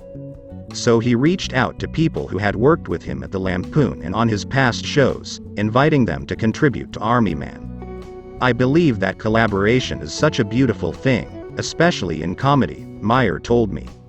In a community of funny people, you can get that rare synergy, jokes you never could have come up with on your own. 4 colleagues ended up helping Meyer with the inaugural issue. One of those colleagues was Jack Handy, who contributed an early installment of Deep Thoughts, which went on to become a wildly popular series of jokes. Meyer published Deep Thoughts 3 years before they became famous on Saturday Night Live, and they contributed to the success of Army Man. The juxtaposition of George Meyer with Frank Lloyd Wright reveals how givers and takers think differently about success. Wright thought he could take his architectural genius from Chicago, where he worked with a team of experts, to a remote part of Wisconsin, where he was largely alone. Wright's family motto was "Truth against the world," and it's a familiar theme in Western culture. We tend to privilege the lone genius who generates ideas that enthrall us or change our world. According to research by a trio of Stanford psychologists, Americans see independence as a symbol of strength, viewing interdependence as a sign of weakness. This is particularly true of takers, who tend to see themselves as superior to and separate from others. If they depend too much on others, takers believe, they'll be vulnerable to being outdone. Like Wright, the star analysts who left their investment banks without their successful teams, or without considering the quality of the new teams they were joining, fell into this trap. Givers reject the notion that interdependence is weak. Givers are more likely to see interdependence as a source of strength, a way to harness the skills of multiple people for a greater good. This appreciation of interdependence heavily influenced the way that Meyer collaborated. He recognized that if he could contribute effectively to the group, everyone would be better off, so he went out of his way to support his colleagues. When Meyer wrote for Saturday Night Live in the mid-1980s as a virtual unknown, he was almost always in the office, making himself available to give feedback. He ended up helping famous comedians like John Lovitz, Phil Hartman, and Randy Quaid with their writing and delivery. Behind the scenes on Saturday Night Live, many writers were competing to get their sketches on the show. There was a Darwinian element, Meyer admits. There might be 10 sketches per show, and we would have 35 or 40 sketches on the table. There was a bit of a battle, and I just tried to be a good collaborator. When big stars like Madonna were slated to appear on the show, his colleagues flocked to submit sketches. Meyer submitted material for those shows, but he also put in extra effort on sketches for less electric guests, who tended to attract fewer sketches. Meyer took it upon himself to develop compelling sketches for less glamorous guests like Jimmy Breslin because that was where the show needed him most. "I just wanted to be a good soldier," Meyer says. "When people weren't as excited, that's when I felt I had to step up my game." He rose to the occasion, co-writing a hilarious sketch for Breslin that had James Bond villains on a talk show. Breslin played Goldfinger, offering tips on designing fortresses and griping about having his schemes thwarted by Bond. The sketch predated the hit Austin Powers spoof of Bond movies by more than a decade. Meyer's pattern of giving continued on The Simpsons. Among writers, the most popular task was typically to write the first draft of an episode, as it allowed them to put their creative stamp on it. Meyer would generate plenty of ideas for episodes, but he rarely wrote the first draft. Instead, feeling that his skills were needed more in rewriting, he took responsibility for the dirty work of spending months helping to rewrite and revise each episode. This is a defining feature of how givers collaborate. They take on the tasks that are in the group's best interest, not necessarily their own personal interests. This makes their groups better off. Studies show that on average, from sales teams to paper mill crews to restaurants, the more giving group members do, the higher the quantity and quality of their group's products and services. But it's not just their groups that get rewarded. Like Adam Rifkin, successful givers expand the pie in ways that benefit themselves as well as their groups. Extensive research reveals that people who give their time and knowledge regularly to help their colleagues end up earning more raises and promotions in a wide range of settings, from banks to manufacturing companies. On The Simpsons, "I think George surrendered himself to the show," Tim Long says. Intuitively, he understood that the best thing for him was for the show to be as good as possible. There's a name for Meyer's actions. In the world of mountaineering, it's called expedition behavior. The term was coined by the National Outdoor Leadership School, NOLS, which has provided wilderness education to thousands of people, including crews of NASA astronauts. Expedition behavior involves putting the group's goals and mission first, and showing the same amount of concern for others as you do for yourself. Jeff Ashby, a NASA Space Shuttle commander who has flown more than 400 orbits around Earth, says that expedition behavior, being selfless, generous, and putting the team ahead of yourself, is what helps us succeed in space more than anything else. John Cannongider, who directs leadership at NOLS, adds that expedition behavior is not a zero-sum game. When you give it away, you gain more in response. Part of Meyer's success came from expanding the pie. The more he contributed to the success of his shows, the more success there was for the whole team to share. But Meyer's expedition behavior also changed the way his colleagues saw him. When givers put a group's interests ahead of their own, they signal that their primary goal is to benefit the group. As a result, givers earn the respect of their collaborators. If Meyer had competed to draft his strongest sketches for Madonna, his fellow writers might have viewed him as a threat to their own status and careers. By doing his best work for less coveted guests, Meyer was doing his colleagues a favor. Takers no longer felt that they needed to compete with him, matchers felt that they owed him, and givers saw him as one of them. When you were breaking your story or rewriting your script in the room, George was always a welcome addition to the group, says Don Payne, a Simpsons writer since 1998. He would always come up with something that would make your scripts better. That's what draws people to him. They respect and admire him. In addition to building goodwill, volunteering for unpopular tasks and offering feedback gave Meyer the chance to demonstrate his comedic gifts without leading colleagues to feel insecure. In one study, University of Minnesota researchers Eugene Kim and Teresa Glom found that highly talented people tend to make others jealous, placing themselves at risk of being disliked, resented, ostracized, and undermined. But if these talented people are also givers, they no longer have a target on their backs. Instead, givers are appreciated for their contributions to the group. By taking on tasks that his colleagues didn't want, Meyer was able to dazzle them with his wit and humor without eliciting envy. Meyer summarizes his code of honor as 1. Show up. 2. Work hard. 3. Be kind. 4. Take the high road. As he contributed in ways that revealed his skills without spawning jealousy, colleagues began to admire and trust his comedic genius. People started to see him as somebody who wasn't just motivated personally, Tim Long explains. You don't think of him as a competitor. He's someone you can think of on a higher plane, and can trust creatively. Carolyn Omni adds, compared to other writers' rooms I've been in, I would say The Simpsons tends to look longer for jokes. I think it's because we have writers, like George, who will say, no, that's not quite right, even if it's late, even if we're all tired. I think that's an important quality. We need those people, like George, who aren't afraid to say, no, this isn't good enough. We can do better. In a classic article, the psychologist Edwin Hollander argued that when people act generously in groups, they earn idiosyncrasy credits, positive impressions that accumulate in the minds of group members.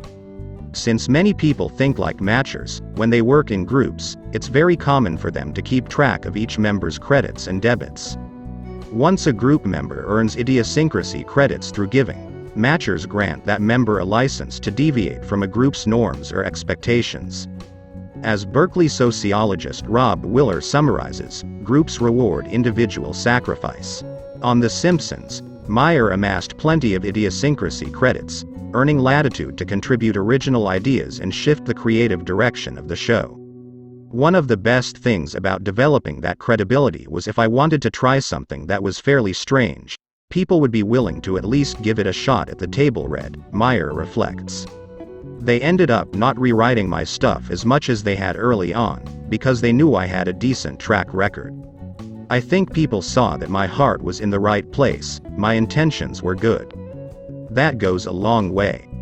In line with Meyer's experience, research shows that givers get extra credit when they offer ideas that challenge the status quo.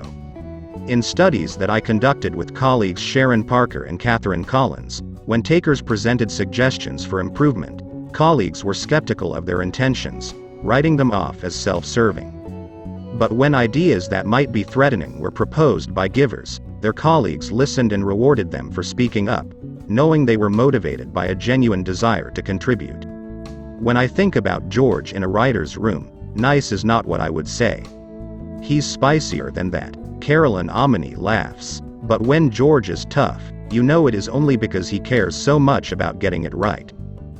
In 1995, during the sixth Simpsons season, Meyer told his colleagues he would be leaving the show at the end of the season.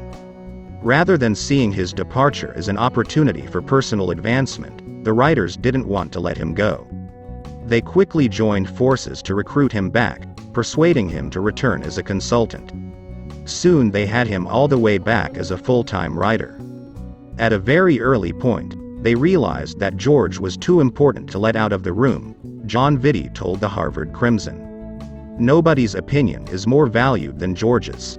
Looking back on his experiences working with Meyer, Tim Long adds that, "There's something magical about getting the reputation as someone who cares about others more than yourself. It redounds to your benefit in countless ways." Claiming the lion's share of the credit. Although Meyer's giving strengthened his reputation in the inner circles of show business, he toiled in anonymity in the outside world. In Hollywood, there's an easy solution to this problem. Writers gain prominence by claiming credits on as many television episodes as possible, which proves that the ideas and scenes were their brainchild. George Meyer shaped and sculpted more than 300 Simpsons episodes, but in quiet defiance of Hollywood norms, he's only credited as a writer on 12 of them. On hundreds of episodes, other writers got the credit for Meyer's ideas and jokes. George never took writing credits on The Simpsons, even though he was an idea machine, Tim Long told me. People tend to come up with ideas and jealously guard them, but George would create ideas, give them to someone else and never take credit. There's a crucial stretch of The Simpsons over 10 years where he's not credited with a single joke, even though he was responsible for a huge number of them. By giving away credit, Meyer compromised his visibility. For a long time, George's towering contribution to what some see as the most important TV show of the period was not as well known as it should have been, Long recalls. He was generating a tremendous amount of material and not really getting credit. Should Meyer have claimed more credit for his efforts? Hogging credit certainly seemed to work for Frank Lloyd Wright. At Taliesin, Wright insisted that his name be on every document as head architect, even when apprentices took the lead on a project. He threatened his apprentices that if they didn't credit him first and submit all documents for his approval, he would accuse them of forgery and take them to court. Yet if we take a closer look at Meyer's experience, we might draw the conclusion that when Wright had success as an architect, it was in spite of taking credit, not because of it. Meyer's reluctance to take credit might have cost him some fame in the short run, but he wasn't worried about it. He earned credit as an executive producer, landing a half-dozen Emmys for his work on The Simpsons, and felt there was plenty of credit to go around.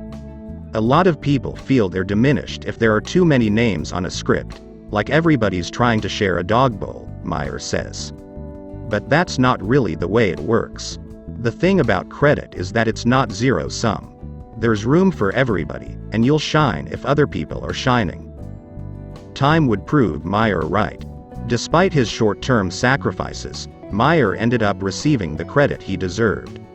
Meyer was virtually unknown outside Hollywood until 2000, when David Owen published his profile in The New Yorker, with the headline describing Meyer as the funniest man behind the funniest show on TV. When Owen contacted key Simpsons writers for interviews, they jumped at the chance to sing Meyer's praises. As Tim Long puts it, "It makes me incredibly happy to extol George's virtues, even if I'm going to embarrass him." Just as matchers grant a bonus to givers in collaborations, they impose a tax on takers. In a study of Slovenian companies led by Mate Cern, employees who hid knowledge from their coworkers struggled to generate creative ideas because their coworkers responded in kind, refusing to share information with them. To illustrate, consider the career of the medical researcher Jonas Salk, who began working to develop a polio vaccine in 1948. The following year, scientists John Enders, Frederick Robbins, and Thomas Weller successfully grew the polio virus in test tubes, paving the way for mass-producing a vaccine based on a live virus. By 1952, Salk's research lab at the University of Pittsburgh had developed a vaccine that appeared to be effective. That year witnessed the worst polio epidemic in U.S. history. The virus infected more than 57,000 people, leading to more than 3,000 deaths and 20,000 cases of paralysis. Over the next 3 years, Salk's mentor, Thomas Francis, directed the evaluation of a field trial of the Salk vaccine, testing it on more than 1.8 million children with the help of 220,000 volunteers, 64,000 school workers, and 20,000 healthcare professionals. On April 12, 1955, in Ann Arbor, Michigan, Francis made an announcement that sent a ripple of hope throughout the country. The Salk vaccine was safe, effective, and potent. Within 2 years, the vaccine was disseminated through the Herculean efforts of the March of Dimes, and the incidence of polio fell by nearly 90%. By 1961, there were just 161 cases in the United States. The vaccine had similar effects worldwide. Jonas Salk became an international hero. But at the historic 1955 press conference, Salk gave a valedictory speech that jeopardized his relationships and his reputation in the scientific community. He didn't acknowledge the important contributions of Enders, Robbins, and Weller, who had won a Nobel Prize a year earlier for their groundbreaking work that enabled Salk's team to produce the vaccine. Even more disconcertingly, Salk gave no credit to the 6 researchers in his lab who were major contributors to his efforts to develop the vaccine: Byron Bennett, Percival Baisley, L. James Lewis, Julius Jungener, Elsie Ward, and Francis Urachko. Salk's team left the press conference in tears. As historian David Oshinsky writes in Polio, An American Story, Salk never acknowledged the people in his own lab. This group, seated proudly together in the packed auditorium, would feel painfully snubbed. Salk's co-workers from Pittsburgh had come expecting to be honored by their boss.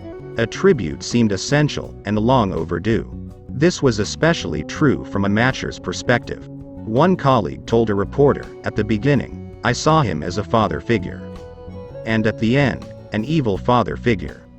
Over time, it became clear that Julius Jungener felt particularly slighted. "Everybody likes to get credit for what they've done," Jungener told Oshinsky. It was a big shock. The snub fractured their relationship. Jungener left Salk's lab in 1957 and went on to make a number of important contributions to virology and immunology. In 1993, they finally crossed paths at the University of Pittsburgh, and Jungener shared his feelings. "We were in the audience, your closest colleagues and devoted associates, who worked hard and faithfully for the same goal that you desired," Jungener began. "Do you remember whom you mentioned and whom you left out?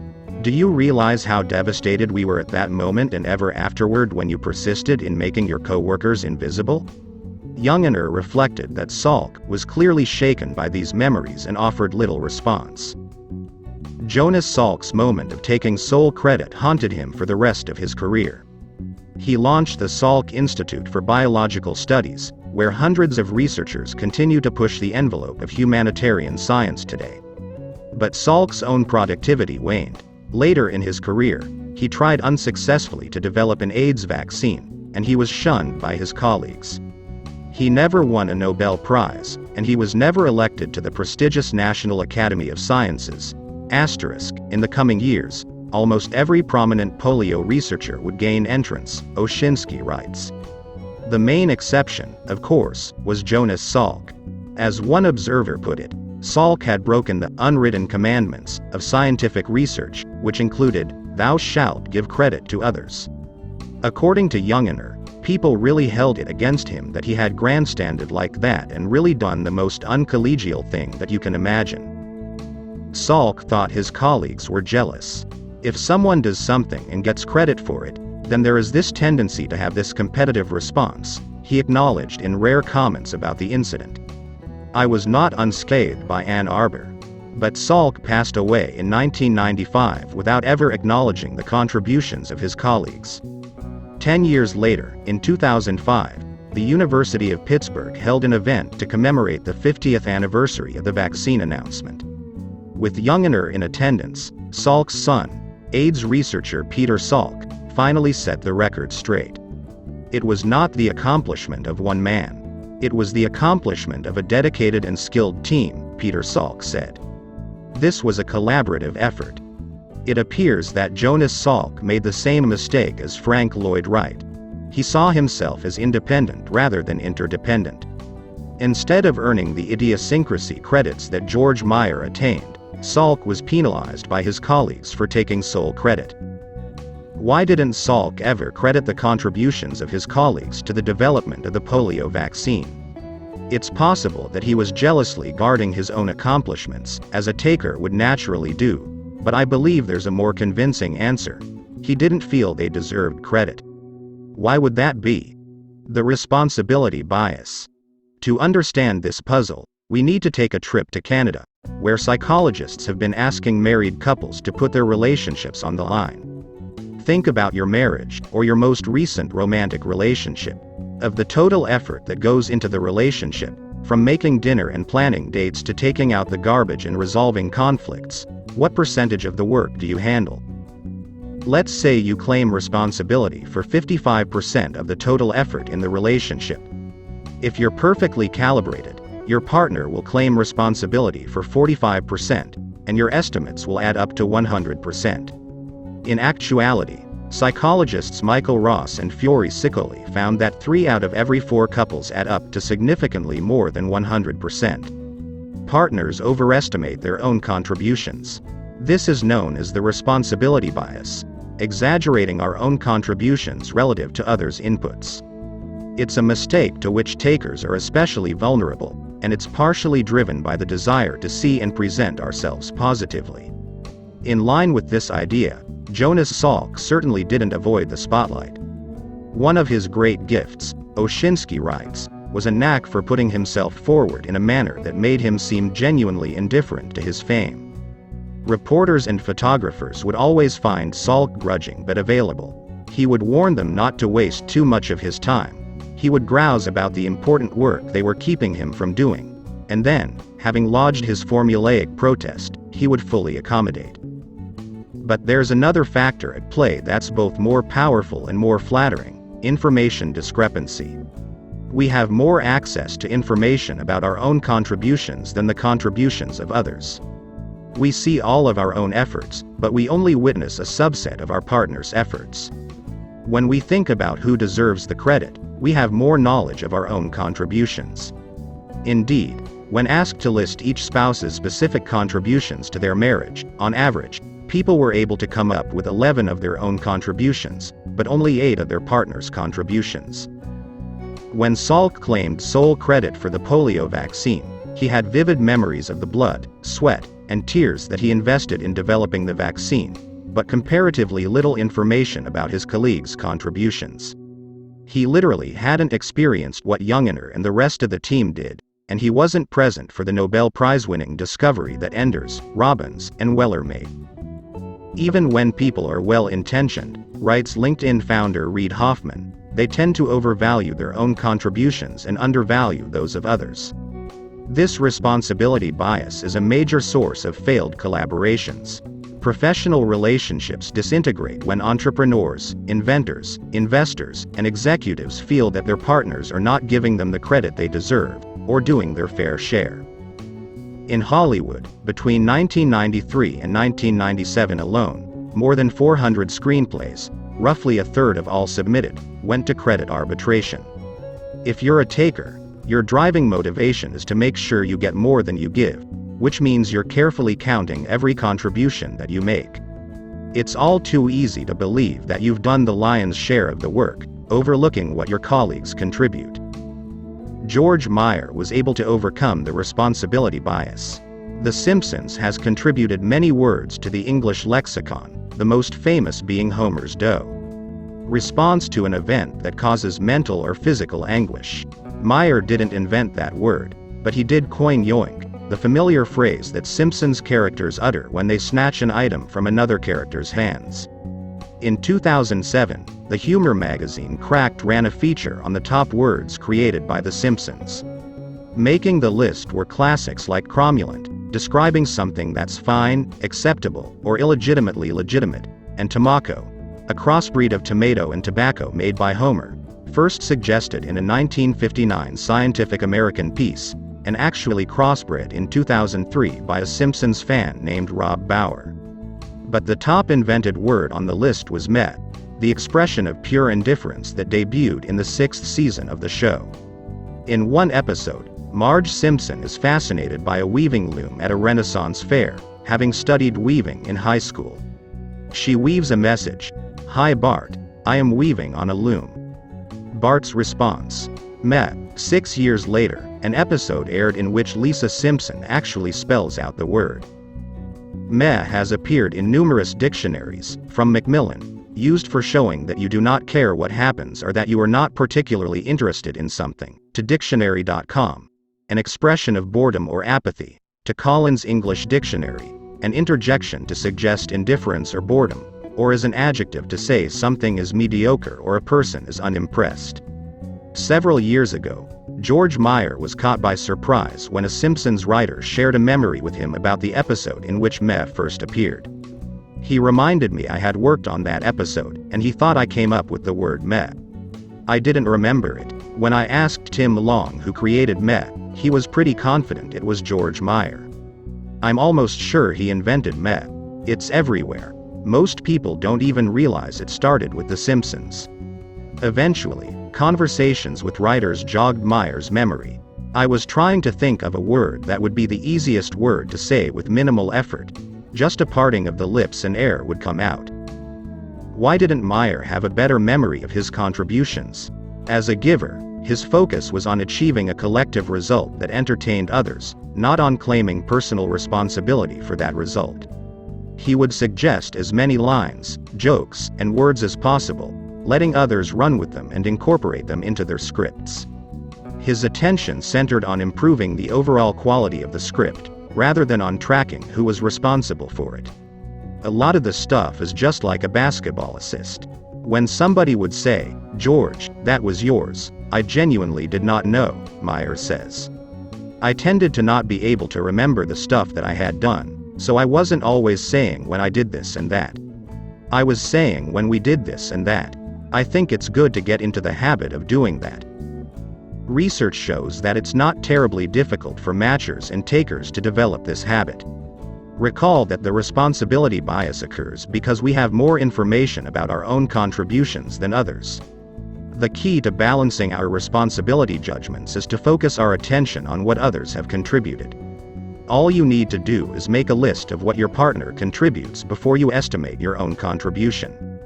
Studies indicate that when employees think about how much help they receive from their bosses before thinking about how much they contribute to their bosses, their estimates of their bosses' contributions double, from under 17% to over 33%. Bring together a work group of 3 to 6 people and ask each member to estimate the percentage of the total work that he or she does. Add up their estimates, and the average total is over 140%. Ask them to reflect on each member's contributions before their own, and the average total drops to 123%. Givers like Meyer do this naturally. They take care to recognize what other people contribute. In one study, psychologist Michael McCall asked people to fill out a survey measuring whether they were givers or takers, and to make decisions in pairs about the importance of different items for surviving in the desert. He randomly told half of the pairs that they failed and the other half that they succeeded. The takers blamed their partners for failures and claimed credit for successes. The givers shouldered the blame for failures and gave their partners more credit for successes. This is George Meyer's modus operandi. He's incredibly tough on himself when things go badly, but quick to congratulate others when things go well. Bad comedy hurts George physically, Tim Long says. Meyer wants each joke to make people laugh, and many to make them think. Although he holds other people to the same high standards that he sets for himself, he's more forgiving of their mistakes. Early in his career, Meyer was fired from a show called Not Necessarily the News after 6 weeks. 20 years later, he ran into the boss who fired him. She apologized. Firing him was clearly a mistake, and braced herself for Meyer to be angry. As he shared the story with me, Meyer laughed. It was just lovely to see her again. I said, "Come on. Look where we are. All is forgiven." There are a few people in Hollywood who thrive on driving their enemies' faces into the dirt. That's such a hollow motivation. And you don't want to have all these people out there trying to undermine you. In The Simpsons rewrite room, being more forgiving of others than of himself helped Meyer get the best ideas out of others. I tried to create a climate in the room where everybody feels that they can contribute, that it's okay to fall on your face many, many times, he says. This is known as psychological safety, the belief that you can take a risk without being penalized or punished. Research by Harvard Business School professor Amy Edmondson shows that in the type of psychologically safe environment that Meyer helped create, people learn and innovate more. And its givers who often create such an environment.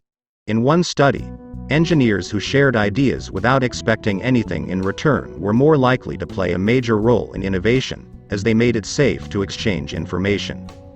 Don Payne recalls that when he and fellow writer John Frink joined The Simpsons, they were intimidated by the talented veterans on the show, but Meyer made it safe to present their ideas. George was incredibly supportive and took us under his wing. He made it very easy to join in and participate, encouraged us to pitch and didn't denigrate us. He listened and asked for our opinions. When revising scripts, many comedy writers cut material ruthlessly, leaving the people who wrote that material psychologically wounded. Meyer, on the other hand, says he tried to specialize in the emotional support of other people. When writers were freaking out about their scripts being rewritten, he was often the one to console them and calm them down. I was always dealing with people in extremis. I would often talk people down from panic, Meyer observes. I got good at soothing them and showing them a different way to look at the situation. At the end of the day, even if he was trashing their work, they knew he cared about them as people. Carolyn Omni comments that George does not mince words. He'll come right out and tell you if he thinks the joke you pitched is dumb, but you never feel he's saying you're dumb. Tim Long told me that when you give Meyer a script to read, it's as if you just handed him a baby, and it's his responsibility to tell you if your baby's sick. He really cares about great writing, and about you. The perspective gap. If overcoming the responsibility bias gives us a clearer understanding of others' contributions, what is it that allows us to offer support to colleagues in collaborations, where emotions can run high and people often take criticism personally? Sharing credit is only one piece of successful group work. Meyer's related abilities to console fellow writers when their work was being cut, and to create a psychologically safe environment, are a hallmark of another important step that givers take in collaboration: seeing beyond the perspective gap. In an experiment led by Northwestern University psychologist Loran Nordgren, people predicted how painful it would be to sit in a freezing room for 5 hours. They made their predictions under two different conditions, warm and cold. When the warm group estimated how much pain they would experience in the freezing room, they had an arm in a bucket of warm water. The cold group also made their judgments with an arm in a bucket, but it was filled with ice water. Which group would expect to feel the most pain in the freezing room? As you probably guessed, it was the cold group. People anticipated that the freezing room would be 14% more painful when they had their arm in a bucket of ice water than a bucket of warm water. After literally feeling the cold for a minute, they knew several hours would be awful. But there was a third group of people who experienced cold under different circumstances. They stuck an arm in a bucket of ice water, but then took the arm out and filled out a separate questionnaire. After 10 minutes had passed, they estimated how painful the freezing room would be. Their predictions should have resembled the cold group's, having felt the freezing temperature just 10 minutes earlier, but they didn't. They were identical to the warm group. Even though they had felt the cold 10 minutes earlier, once they weren't cold anymore, they could no longer imagine it. This is a perspective gap. When we're not experiencing a psychologically or physically intense state, we dramatically underestimate how much it will affect us.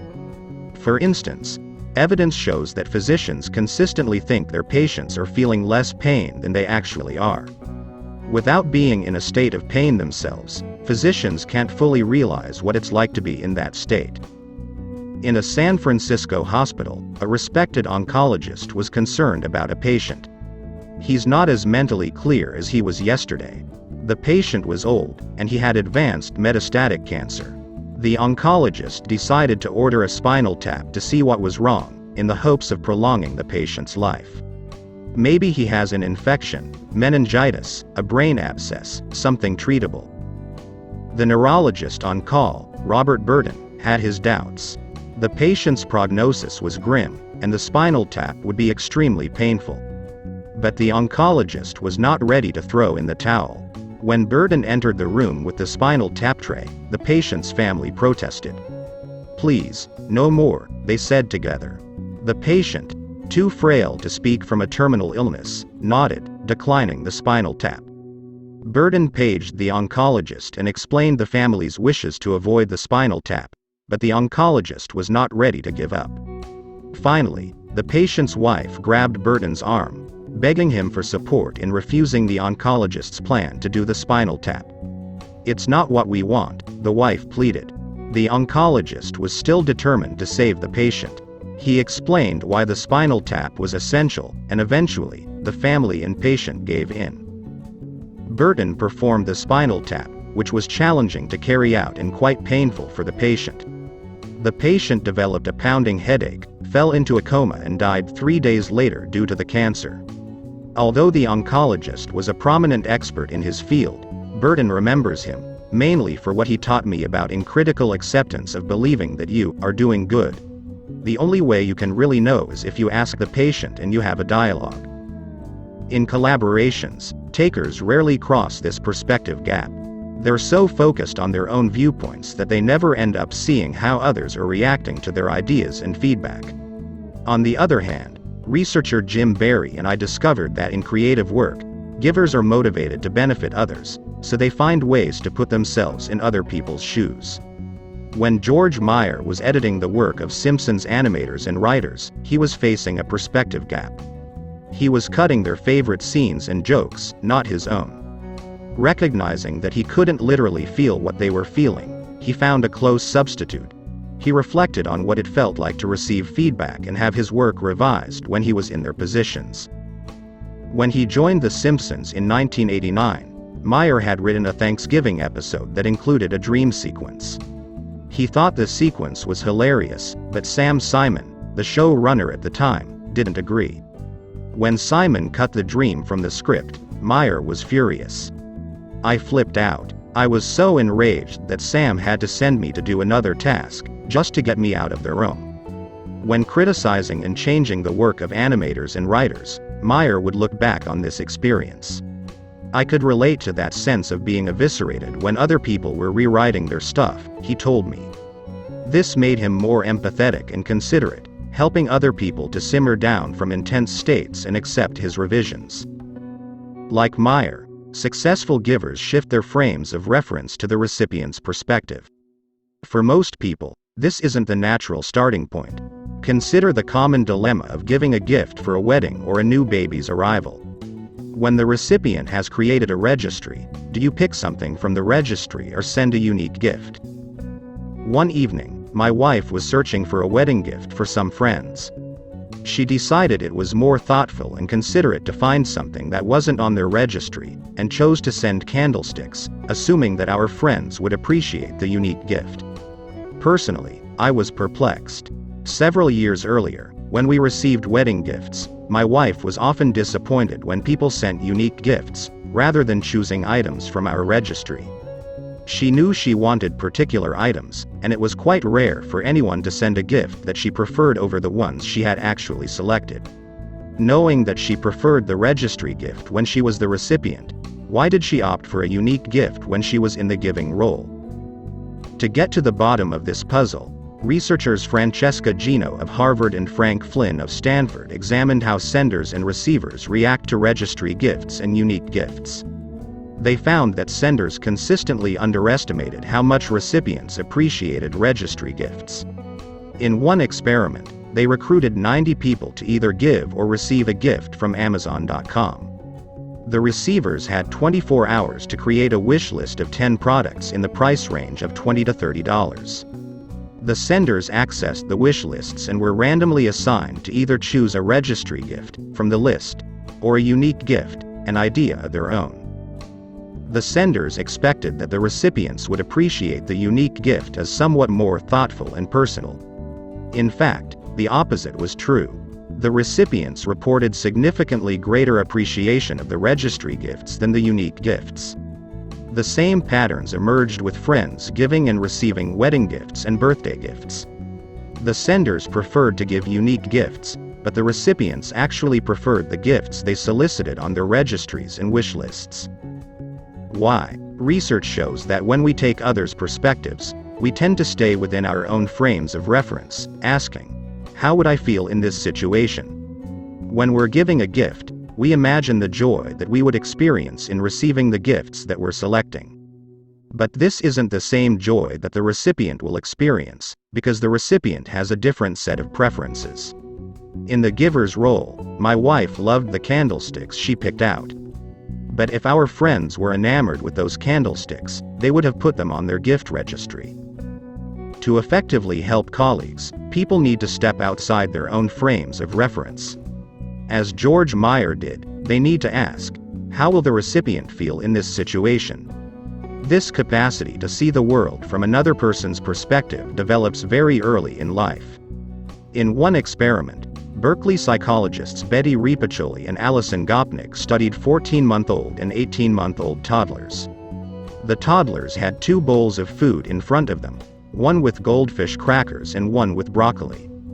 The toddlers tasted food from both bowls, showing a strong preference for goldfish crackers over broccoli. Then, they watched a researcher express disgust while tasting the crackers and delight while tasting the broccoli. When the researcher held out her hand and asked for some food, the toddlers had a chance to offer either the crackers or the broccoli to the researcher. Would they travel outside their own perspectives and give her the broccoli, even though they themselves hated it? The 14-month-olds didn't, but the 18-month-olds did. At 14 months, 87% shared the goldfish crackers instead of the broccoli. By 18 months, only 31% made this mistake while 69% had learned to share what others liked, even if it differed from what they liked. This ability to imagine other people's perspectives, rather than getting stuck in our own perspectives, is a signature skill of successful givers in collaborations. Interestingly, when George Meyer first started his career as a comedy writer, he didn't use his perspective-taking skills in the service of helping his colleagues. He saw his fellow writers as rivals. When you start out, you see other people as obstacles to your success. But that means your world will be full of obstacles, which is bad. In the early years, when some of my colleagues and friends, even close friends, would have a rip-roaring success of some kind, it was hard for me. I would feel jealousy that their success somehow was a reproach to me. When you start your career, naturally you're mainly interested in advancing yourself and promoting yourself. But as Meyer worked on television shows, he began to run into the same people over and over. It was a small world, and a connected one. I realized it's a very small pond. There are only a few hundred people at any one time writing television comedy for a living, Meyer says. It's a good idea not to alienate these guys, and most of the jobs you get are more or less through word of mouth, or a recommendation. It's really important to have a good reputation. I quickly learned to see other comedy writers as allies. Meyer began to root for other people to succeed. It's not a zero-sum game. So if you hear that somebody got a pilot picked up, or one of their shows went to series, in a way that's really good, because comedy is doing better. This wasn't the path that Frank Lloyd Wright followed. He was undoubtedly a genius, but he wasn't a genius maker. When Wright succeeded, it didn't multiply the success of other architects, it usually came at their expense. As Wright's son John reflected, you do a good job building your buildings in keeping with your ideal. But you have been weak in your support of others in their desire for this same attainment. When it came to apprentices, his son charged, Wright never stood behind one and helped him up. In one case, Wright promised his apprentices a drafting room so they could work, but it wasn't until 7 years after starting the Taliesin Fellowship that he made good on his promise. At one point, a client admitted that he preferred to hire Wright's apprentices over Wright himself, as the apprentices matched his talent but exceeded his conscientiousness when it came to completing work on schedule and within budget. Wright was enraged, and he forbade his architects from accepting independent commissions, requiring them to put his name at the top of all their work. A number of his most talented and experienced apprentices quit, protesting that Wright exploited them for personal gain and stole credit for their work. It is amazing, de Saint-Aubin observes, that few of the hundreds of Wright's apprentices went on to achieve significant, independent careers as practicing architects. George Meyer's success had the opposite effect on his collaborators. It rippled, cascaded, and spread to the people around him. Meyer's colleagues call him a genius, but it's striking that he has also been a genius maker. By helping his fellow writers on The Simpsons, George Meyer made them more effective at their jobs, multiplying their collective effectiveness. He made me a better writer, inspiring me to think outside the box, Don Payne comments. Meyer's willingness to volunteer for unpopular tasks, help other people improve their jokes, and work long hours to achieve high collective standards rubbed off on his colleagues. He makes everyone try harder, John Vitti told a Harvard Crimson reporter, who exclaimed that Meyer's presence spurs other Simpsons writers to be funnier, extolling Meyer's gift for inspiring greatness in those around him. Meyer left The Simpsons in 2004 and is currently working on his first novel, tentatively titled Kick Me 1 Million Times or I'll Die, but his influence in the writer's room persists.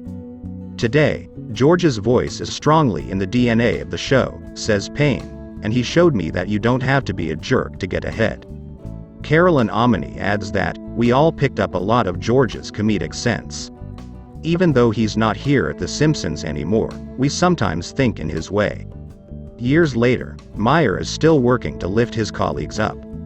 Despite winning 5 Emmy Awards, Tim Long hadn't achieved his lifelong dream. He wanted to be published in The New Yorker. In 2010, Long sent Meyer a draft of a submission. Meyer responded swiftly with incisive feedback. He just went through it line by line, and he was incredibly generous. His notes helped me fix things that were bugging me at the bottom of my soul, but I couldn't articulate them. Then, Meyer took his giving one step further. He reached out to an editor at The New Yorker to help Long get his foot in the door. By 2011, Long's dream was fulfilled, twice.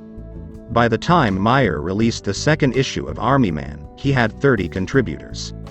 They all wrote jokes for free, and their careers soared along with Meyer's. At least 7 of those contributors went on to write for The Simpsons. One contributor, Spike Feresten, wrote a single Simpsons episode in 1995, and became an Emmy-nominated writer and producer on Seinfeld, where he wrote the famous Soup Nazi episode. And the Army Man contributors who didn't become Simpsons writers achieved success elsewhere. For example, Bob Odenkirk is a well-known writer and actor, Roz Chast is a staff cartoonist for The New Yorker, and Andy Borowitz became a best-selling author and creator of The Borowitz Report, a satire column and website with millions of fans. Before that, Borowitz co-produced the hit movie Pleasantville and created The Fresh Prince of Bel-Air, which in turn launched Will Smith's career. By inviting them to write for Army Man, Meyer helped them soar. I just asked the people who made me laugh to contribute, Meyer told Mike Sachs. I didn't realize they would become illustrious. 4. Finding the diamond in the rough. The fact and fiction of recognizing potential. When we treat man as he is, we make him worse than he is. When we treat him as if he already were what he potentially could be, we make him what he should be. Attributed to Johann Wolfgang von Goethe, German writer, physicist, biologist, and artist. When Barack Obama entered the White House, a reporter asked him if he had a favorite app. Without hesitating, Obama named the iReggie, which has my books, my newspapers, my music all in one place. The iReggie wasn't a piece of software, though. It was a man named Reggie Love, and no one would have guessed that he would become an indispensable resource to President Obama. Love was a star athlete at Duke, where he accomplished the rare feat of playing key roles on both the football and basketball teams. But after 2 years of failed NFL tryouts following graduation, he decided to shift gears. Having studied political science and public policy at Duke, Love pursued an internship on Capitol Hill. With a background as a jock and little work experience, he ended up with a position in the mailroom of Obama's Senate office. Yet within a year, at the young age of 26, Love was promoted up from the mailroom to become Obama's bodyman, or personal assistant. Love worked 18-hour days and flew more than 880,000 miles with Obama. His ability to juggle so many responsibilities with so little sleep has been an inspiration to watch, Obama said. He is the master of what he does. When Obama was elected president, an aide remarked that Love took care of the president. Love went out of his way to respond to every letter that came into his office. I always wanted to acknowledge people and let them know their voice was heard, Love told me. According to a reporter, Love is known for his exceptional and universal kindness. Decades earlier, in Love's home state of North Carolina, a woman named Beth Trainum decided to go back to school to study accounting. Beth was in her early 30s, and numbers were not her strong suit. She didn't learn to tell time on an analog clock until she was in 3rd grade, and in high school, she leaned heavily on a boyfriend to get her through her math classes. Even in adulthood, she struggled with percentages. When it came time to take the Certified Public Accountant (CPA) exam, Beth was convinced that she would fail. Beyond the fact that she had trouble with math, she was facing serious time constraints. She was juggling a full-time job with taking care of 3 children at home, 2 of whom were toddlers, both of whom came down with chickenpox within 2 weeks of the exam.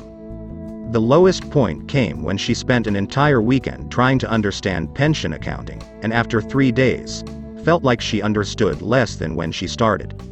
When Beth sat down to take the CPA exam, right off the bat, she had a panic attack when she looked at the multiple choice questions. I would rather go through natural childbirth, again, than ever have to sit for that exam again, Beth said. She left dejected, certain that she had failed. On a Monday morning in August 1992, Beth's phone rang. The voice on the other end of the line said that she had earned the gold medal on the CPA exam in North Carolina. She thought it was a friend playing a joke on her, so she called the state board later that day to verify the news. It wasn't a joke. Beth had the single highest score in the entire state.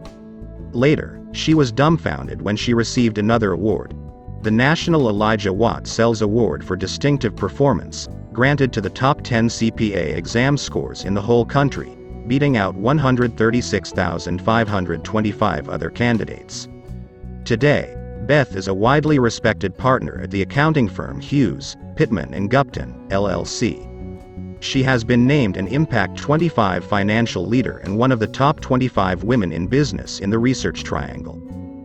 Beth Trainum and Reggie Love have led dramatically different lives. Aside from their professional success and their North Carolina roots, there is one common thread that unites them. His name is C.J. Skender, and he is a living legend. Skender teaches accounting, but to call him an accounting professor doesn't do him justice. He's a unique character, known for his trademark bow ties and his ability to recite the words to thousands of songs and movies on command. He may well be the only 58-year-old man with fair skin and white hair who displays a poster of the rapper 50 Cent in his office. And while he's a genuine numbers whiz, his impact in the classroom is impossible to quantify. Skender is one of a few professors for whom Duke University and the University of North Carolina look past their rivalry to cooperate. He is in such high demand that he has permission to teach simultaneously at both schools. He has earned more than 24 major teaching awards, including 14 at UNC, 6 at Duke, and 5 at North Carolina State. Across his career, he has now taught close to 600 classes and evaluated more than 35,000 students. Because of the time that he invests in his students, he has developed what may be his single most impressive skill, a remarkable eye for talent. In 2004, Reggie Love enrolled in C.J. Skender's accounting class at Duke. It was a summer course that Love needed to graduate, and while many professors would have written him off as a jock, Skender recognized Love's potential beyond athletics. For some reason, Duke football players have never flocked to my class, Skender explains, but I knew Reggie had what it took to succeed. Skender went out of his way to engage Love in class, and his intuition was right that it would pay dividends. I knew nothing about accounting before I took CJ's class, Love says, and the fundamental base of knowledge from that course helped guide me down the road to the White House. In Obama's mailroom, Love used the knowledge of inventory that he learned in Skender's class to develop a more efficient process for organizing and digitizing a huge backlog of mail. It was the #1 thing I implemented, Love says, and it impressed Obama's chief of staff, putting Love on the radar. In 2011, Love left the White House to study at Wharton. He sent a note to Skender. I'm on the train to Philly to start the executive MBA program, and one of the first classes is financial accounting, and I just wanted to say thanks for sticking with me when I was in your class. A dozen years earlier, after Beth Trainum took the CPA exam, she approached Skender to warn him about her disappointing performance. She told him she was sure she flunked the entire exam, but Skender knew better. He promised, "If you didn't pass, I'll pay your mortgage." Skender was right again, and he wasn't just right about Beth. That spring, the silver and bronze medalists on the CPA exam in North Carolina were also his students. Skender's students earned the top 3 scores of all 3,396 CPA candidates who took the exam. It was the first time in North Carolina that any school had swept the medals, and although accounting was a male-dominated field, all 3 of Skender's medalists were women. In total, Skender has had more than 40 different students win CPA medals by placing in the top 3 in the state. He has also demonstrated a knack for identifying future teachers. More than 3 dozen students have followed in his footsteps into university teaching. How does he know talent when he sees it? It may sound like pure intuition, but CJ Skender's skill in recognizing potential has rigorous science behind it. Spotting and cultivating talent are essential skills in just about every industry. It's difficult to overstate the value of surrounding ourselves with stars. As with networking and collaboration, when it comes to discovering the potential in others, reciprocity styles shape our approaches and effectiveness. In this chapter, I want to show you how givers succeed by recognizing potential in others. Along with tracing Skender's techniques, we'll take a look at how talent scouts identify world-class athletes, why people end up over-investing in low-potential candidates, and what top musicians say about their first teachers. But the best place to start is the military, where psychologists have spent 3 decades investigating what it takes to identify the most talented cadets. Star Search. In the early 1980s, a psychologist named Dov Eden published the first in a series of extraordinary results. He could tell which soldiers in the Israel Defense Forces, IDF, would become top performers before they ever started training. Eden is a physically slight but psychologically intense man who grew up in the United States. After finishing his doctorate, he immigrated to Israel and began conducting research with the IDF. In one study, he examined comprehensive assessments of nearly 1,000 soldiers who were about to arrive for training with their platoons. He had their aptitude test scores, evaluations during basic training, and appraisals from previous commanders. Using this information alone, which was gathered before the beginning of training for their current roles, Eden was able to identify a group of high-potential trainees who would emerge as stars. Over the next 11 weeks, the trainees took tests measuring their expertise in combat tactics, maps, and standard operating procedures. They also demonstrated their skill in operating a weapon, which was evaluated by experts. Sure enough, the candidates Eden spotted as high potentials at the outset did significantly better than their peers over the next 3 months. They scored 9% higher on the expertise tests and 10% higher on the weapons evaluation. What information did Eden use to identify the high potentials? If you were a platoon leader in the IDF, what characteristics would you value above all others in your soldiers? It's helpful to know that Eden drew his inspiration from a classic study led by the Harvard psychologist Robert Rosenthal, who teamed up with Lenore Jacobson, the principal of an elementary school in San Francisco. In 18 different classrooms, students from kindergarten through 5th grade took a Harvard cognitive ability test.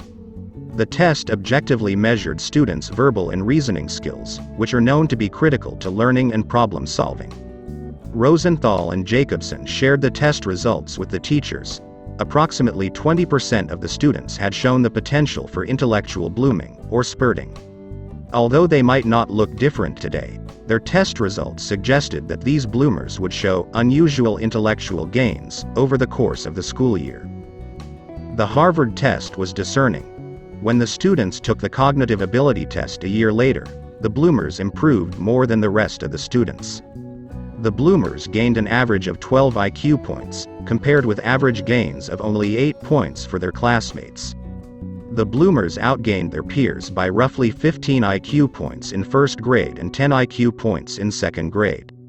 2 years later, the bloomers were still outgaining their classmates. The intelligence test was successful in identifying high-potential students. The bloomers got smarter, and at a faster rate, than their classmates. Based on these results, intelligence seems like a strong contender as the key differentiating factor for the high-potential students. But it wasn't, at least not in the beginning. Why not? The students labeled as bloomers didn't actually score higher on the Harvard intelligence test. Rosenthal chose them at random. The study was designed to find out what happened to students when teachers believed they had high potential. Rosenthal randomly selected 20% of the students in each classroom to be labeled as bloomers, and the other 80% were a control group. The bloomers weren't any smarter than their peers, the difference was in the mind of the teacher. Yet the bloomers became smarter than their peers, in both verbal and reasoning ability. Some students who were randomly labeled as bloomers achieved more than 50% intelligence gains in a single year. The ability advantage to the bloomers held up when the students had their intelligence tested at the end of the year by separate examiners who weren't aware that the experiment had occurred, let alone which students were identified as bloomers. And the students labeled as bloomers continued to show gains after 2 years, even when they were being taught by entirely different teachers who didn't know which students had been labeled as bloomers. Why? Teachers' beliefs created self-fulfilling prophecies. When teachers believed their students were bloomers, they set high expectations for their success. As a result, the teachers engaged in more supportive behaviors that boosted the students' confidence and enhanced their learning and development. Teachers communicated more warmly to the bloomers, gave them more challenging assignments, called on them more often, and provided them with more feedback. Many experiments have replicated these effects, showing that teacher expectations are especially important for improving the grades and intelligence test scores of low-achieving students and members of stigmatized minority groups.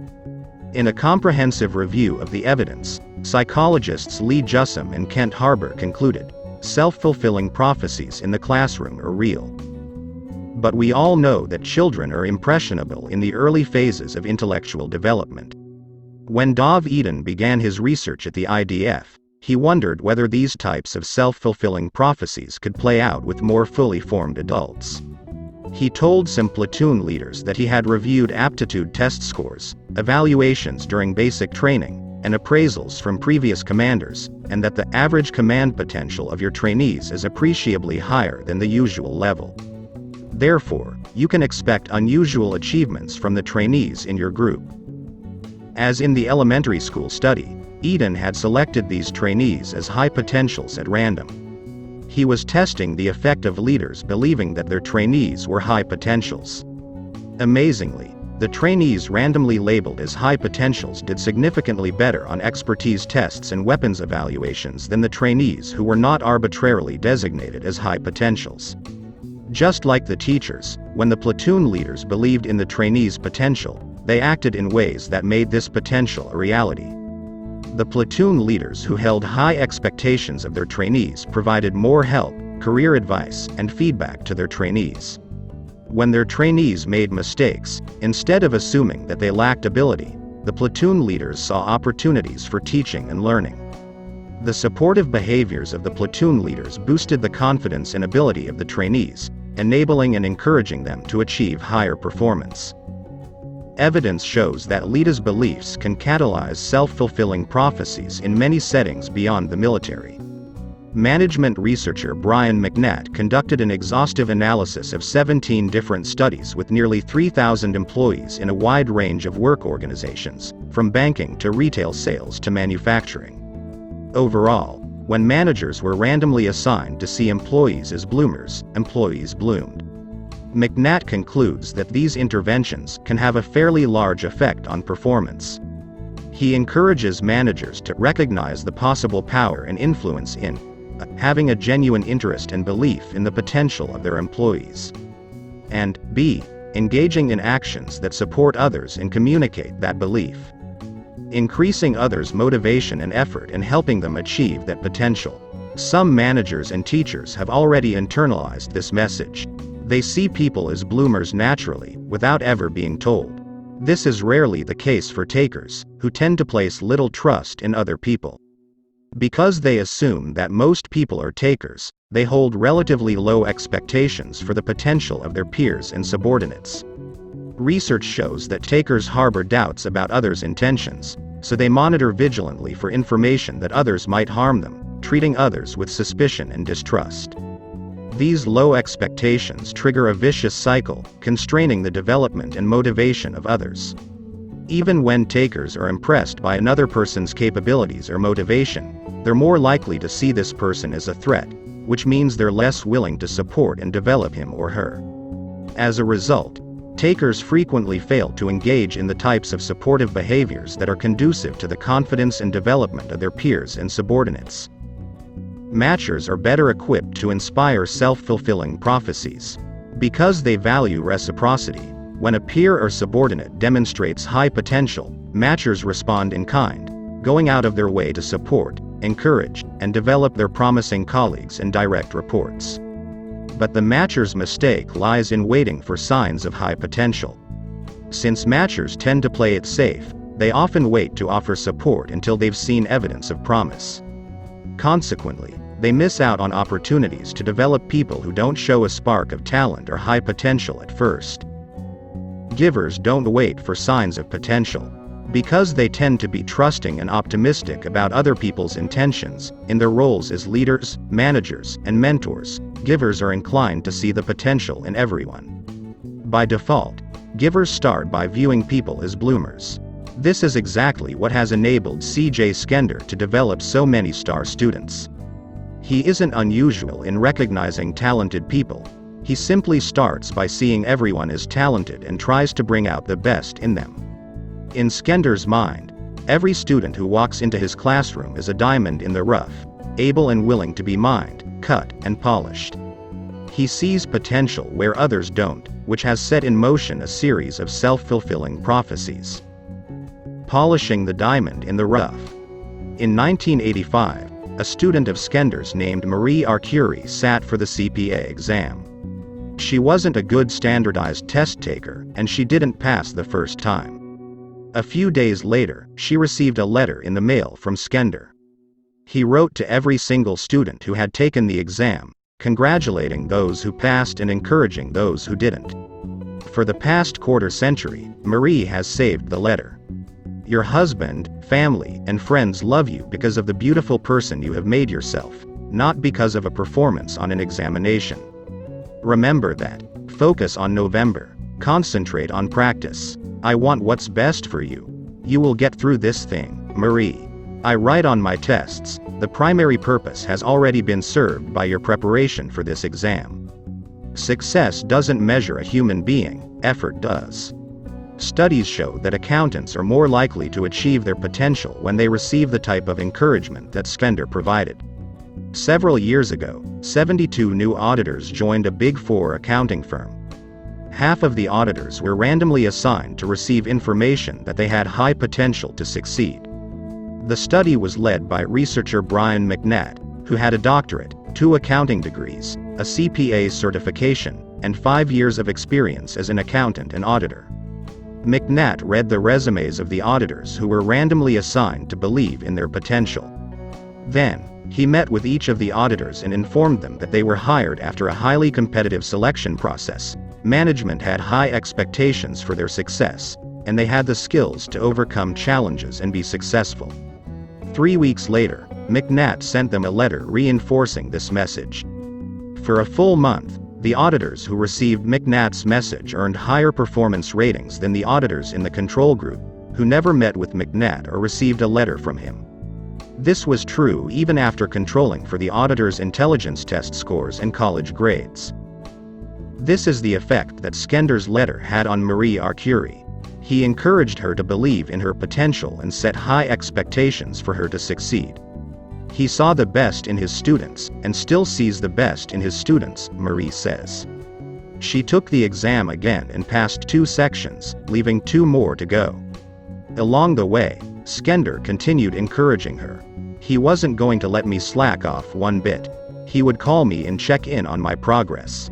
She passed the final section and earned her CPA in 1987, 2 years after she started taking the 4 sections of the exam. The difference he made in my life was in making sure my priorities were in order, keeping me on track, and preventing me from throwing in the towel, Marie explains. I knew how much he'd invested in me, and I was not going to let him down. Today, Marie owns 2 Lexus automobile dealerships. The accounting background and the skills in reading financial statements have been valuable. But more than CJ taught me material for my job, he built my character, my passion, and my determination. His commitment to making sure that I got through led me to realize that I'd rather be defined by perseverance than by whether or not I passed an exam. Skender's approach contrasts with the basic model most companies follow when it comes to leadership development. Identify high-potential people, and then provide them with the mentoring, support, and resources needed to grow to achieve their potential. To identify these high-potential future leaders, each year companies spend billions of dollars assessing and evaluating talent. Despite the popularity of this model, givers recognize that it is fatally flawed in one respect. The identification of talent may be the wrong place to start. For many years, psychologists believed that in any domain, success depended on talent first and motivation second. To groom world-class athletes and musicians, experts looked for people with the right raw abilities, and then sought to motivate them. If you want to find people who can dunk like Michael Jordan or play piano like Beethoven, it's only natural to start by screening candidates for leaping ability and an ear for music. But in recent years, psychologists have come to believe that this approach may be backward. In the 1960s, a pioneering psychologist named Raymond Cattell developed an investment theory of intelligence. He proposed that interest is what drives people to invest their time and energy in developing particular skills and bases of knowledge. Today, we have compelling evidence that interest precedes the development of talent. It turns out that motivation is the reason that people develop talent in the first place. In the 1980s, the psychologist Benjamin Bloom led a landmark study of world-class musicians, scientists, and athletes. Bloom's team interviewed 21 concert pianists who were finalists in major international competitions. When the researchers began to dig into the eminent pianist's early experiences with music, they discovered an unexpected absence of raw talent. The study showed that early on most of the star pianists seemed special only when comparing one child with others in the family or neighborhood. They didn't stand out on a local, regional, or national level, and they didn't win many early competitions. When Bloom's team interviewed the world-class pianists and their parents, they stumbled upon another surprise. The pianists didn't start out learning from piano teachers who were experts. They typically took their first piano lessons with a teacher who lived nearby in their neighborhoods. In the Talent Code, Daniel Coyle writes that from a scientific perspective, it was as if the researchers had traced the lineage of the world's most beautiful swans back to a scruffy flock of barnyard chickens. Over time, even without an expert teacher at the outset, the pianists managed to become the best musicians in the world. The pianists gained their advantage by practicing many more hours than their peers. As Malcolm Gladwell showed us in Outliers, research led by psychologist Anders Ericsson reveals that attaining expertise in a domain typically requires 10,000 hours of deliberate practice. But what motivates people to practice at such length in the first place? This is where givers often enter the picture. When the pianists and their parents talked about their first piano teachers, they consistently focused on one theme. The teachers were caring, kind, and patient. The pianists looked forward to piano lessons because their first teachers made music interesting and fun. The children had very positive experiences with their first lessons. They made contact with another adult, outside their home, who was warm, supportive, and loving, Bloom's team explains. The world-class pianists had their initial interest sparked by teachers who were givers. The teachers looked for ways to make piano lessons enjoyable, which served as an early catalyst for the intense practice necessary to develop expertise. Exploring possibilities and engaging in a wide variety of musical activities took precedence over factors such as right or wrong or good or bad. The same patterns emerged for world-class tennis players. When Bloom's team interviewed 18 American tennis players who had been ranked in the top 10 in the world, they found that although their first coaches were not exceptional coaches, they tended to be very good with young children. What this first coach provided was motivation for the child to become interested in tennis and to spend time practicing. In roles as leaders and mentors, givers resist the temptation to search for talent first. By recognizing that anyone can be a bloomer, givers focus their attention on motivation. The top-ranked tennis players tended to have a first coach who took a special interest in the tennis player, Bloom's team notes, usually because he perceived the player as being motivated and willing to work hard, rather than because of any special physical abilities. In the accounting classroom, looking for motivation and work ethic, not only intellectual ability, is part of what has made C.J. Skender so successful in recognizing talent. When Skender bet Beth Trainum that she would pass the CPA exam, it wasn't because she was unusually gifted in accounting. It was because he noticed how hard she worked all semester.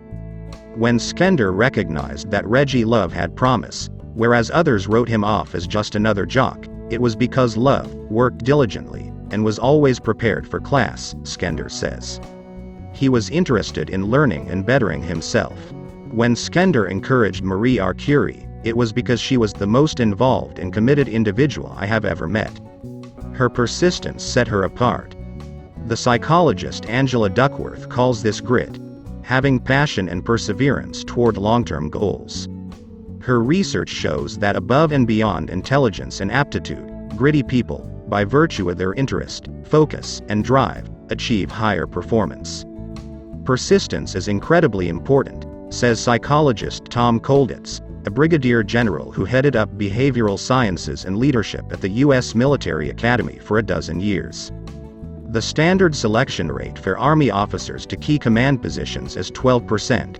Kolditz's former faculty have been selected at rates as high as 75%, and he chalks much of it up to selecting candidates based on grit. As George Anders writes in The Rare Find, you can't take motivation for granted. Of course, natural talent also matters, but once you have a pool of candidates above the threshold of necessary potential, grit is a major factor that predicts how close they get to achieving their potential. This is why givers focus on gritty people.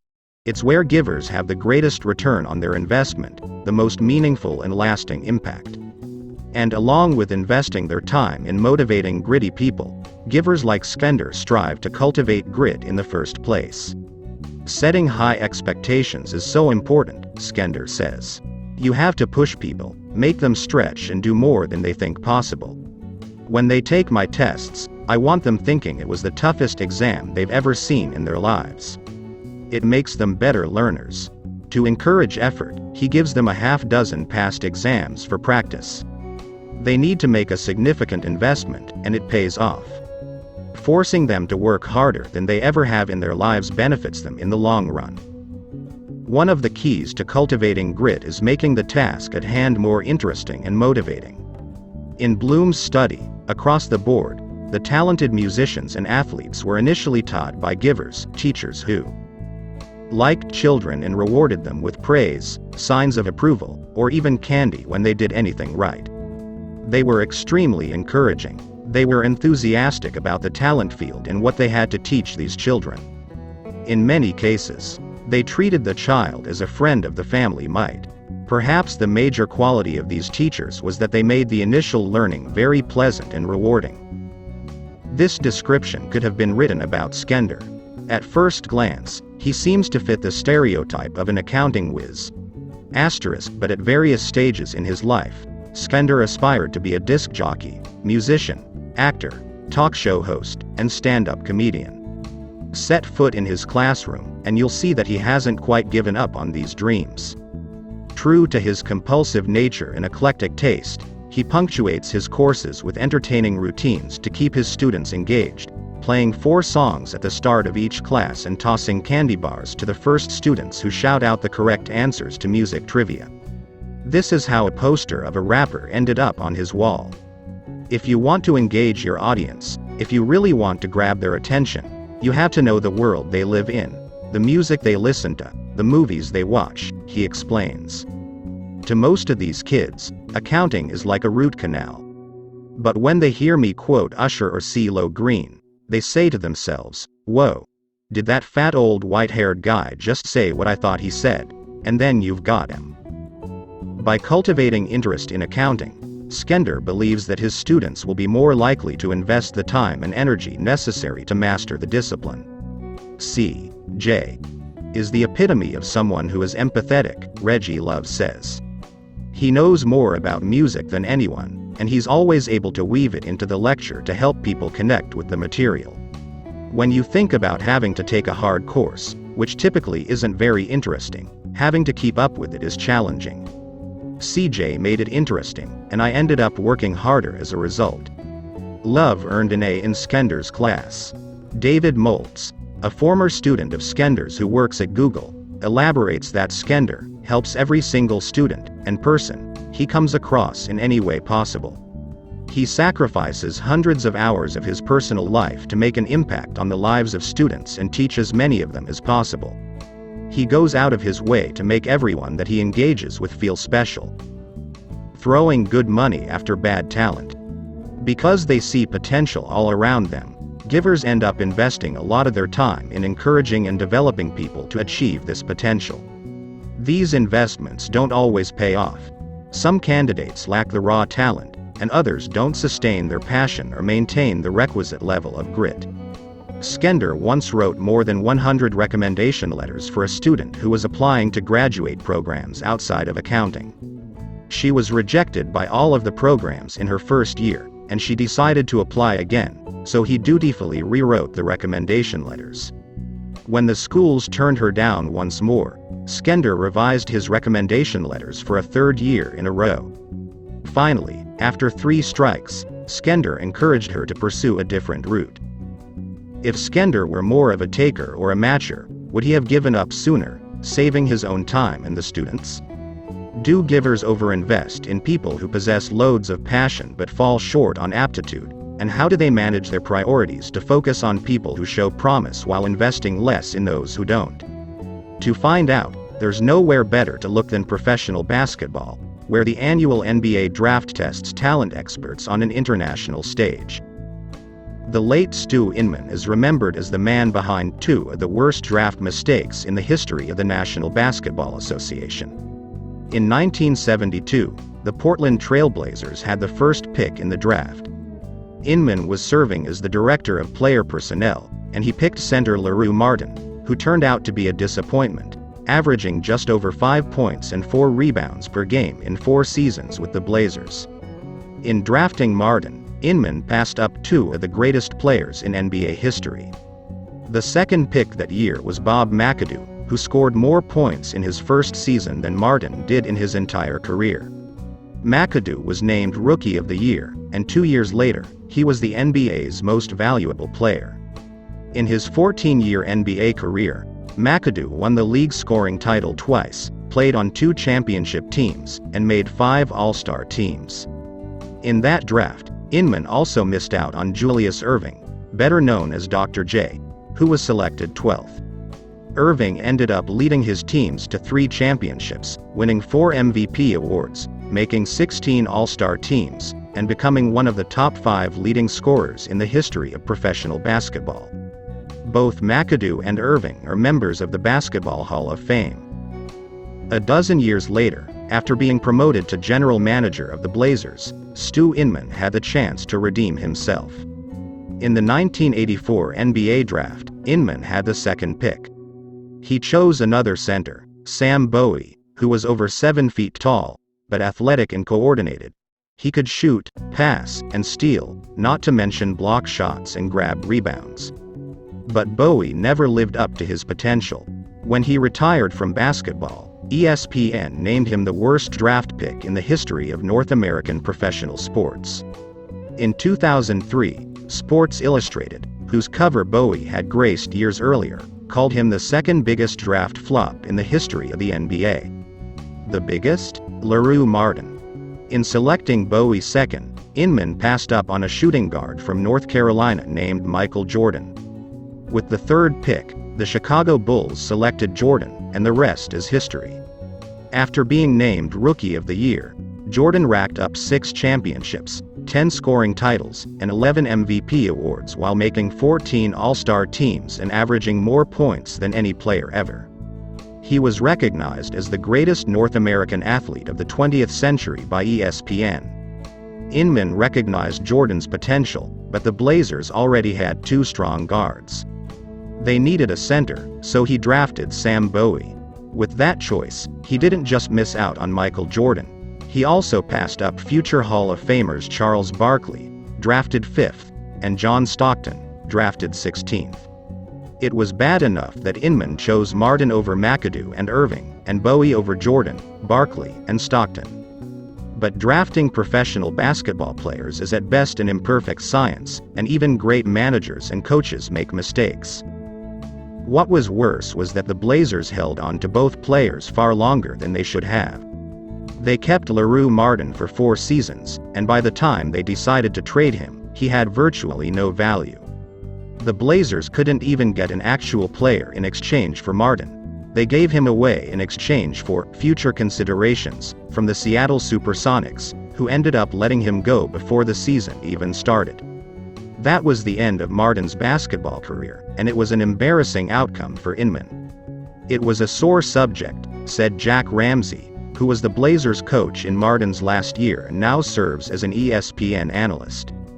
Because LaRue couldn't play. He was trying to make the team when I got there, but we had no place for him. He had no offensive game. And he wasn't a rebounder or shot blocker even though he was 6'11". So he had no skills. The Blazers followed a similar path with Sam Bowie. In 1989, after 5 lackluster seasons, the Blazers finally traded Bowie to the New Jersey Nets. Why did the Blazers hold on to Sam Bowie and LaRue Martin for so long? Stu Inman was widely known as a giver. After playing college basketball and coaching high school basketball for a few years, Inman made the leap to college coach, eventually becoming the head coach at his alma mater, San Jose State. In this role, Inman seemed to prioritize players' interests ahead of his own success. One of Inman's star recruits was Tommy Smith, an exceptional athlete who came to San Jose State to run track and play football and basketball.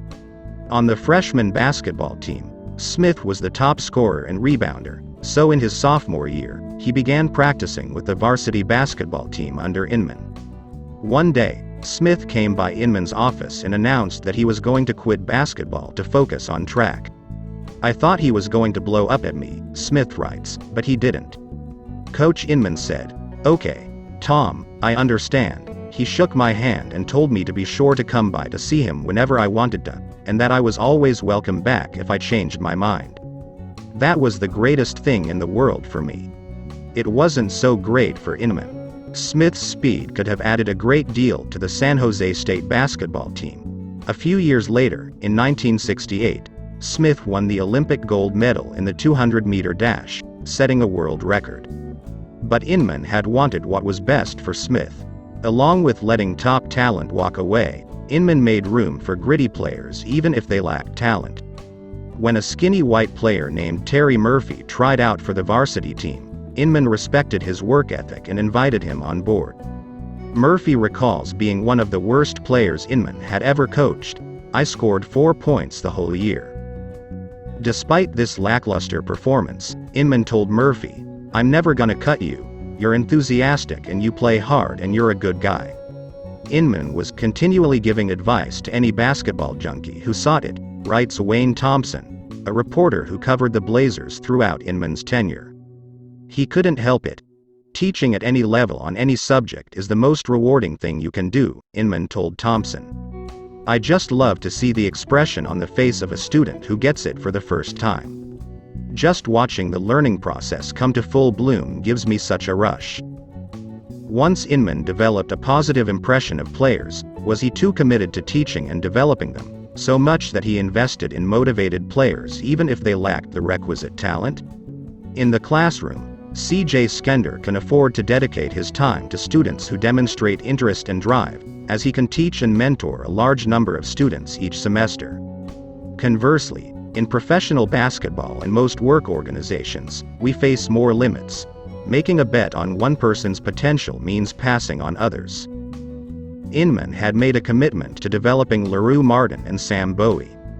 If Inman had been more of a taker, doesn't it seem obvious that he would have cut his losses much more quickly and moved on to other players? The moment he realized that Martin and Bowie weren't contributing to his team's success, a taker wouldn't feel any sense of responsibility to them. And if Inman had been more of a matcher, wouldn't he have been more willing to let them go? Surely a matcher would grow frustrated that his investments in Martin and Bowie were not being reciprocated or rewarded. It might seem that givers have a harder time letting go. But in reality, the exact opposite is true. It turns out that givers are the least vulnerable to the mistake of overinvesting in people, and that being a giver is what prevented Stu Inman from making far worse mistakes. Facing the mirror. Looking good or doing good. Barry Staw is a world-renowned organizational behavior professor at the University of California at Berkeley, and he has spent his career trying to understand why people make bad decisions in organizations. In an ingenious study, Staw and Ha Hoang collected data on all 240-plus players who were picked in the first two rounds of the NBA draft between 1980 and 1986, in hopes of seeing what effect draft position had on a player's career.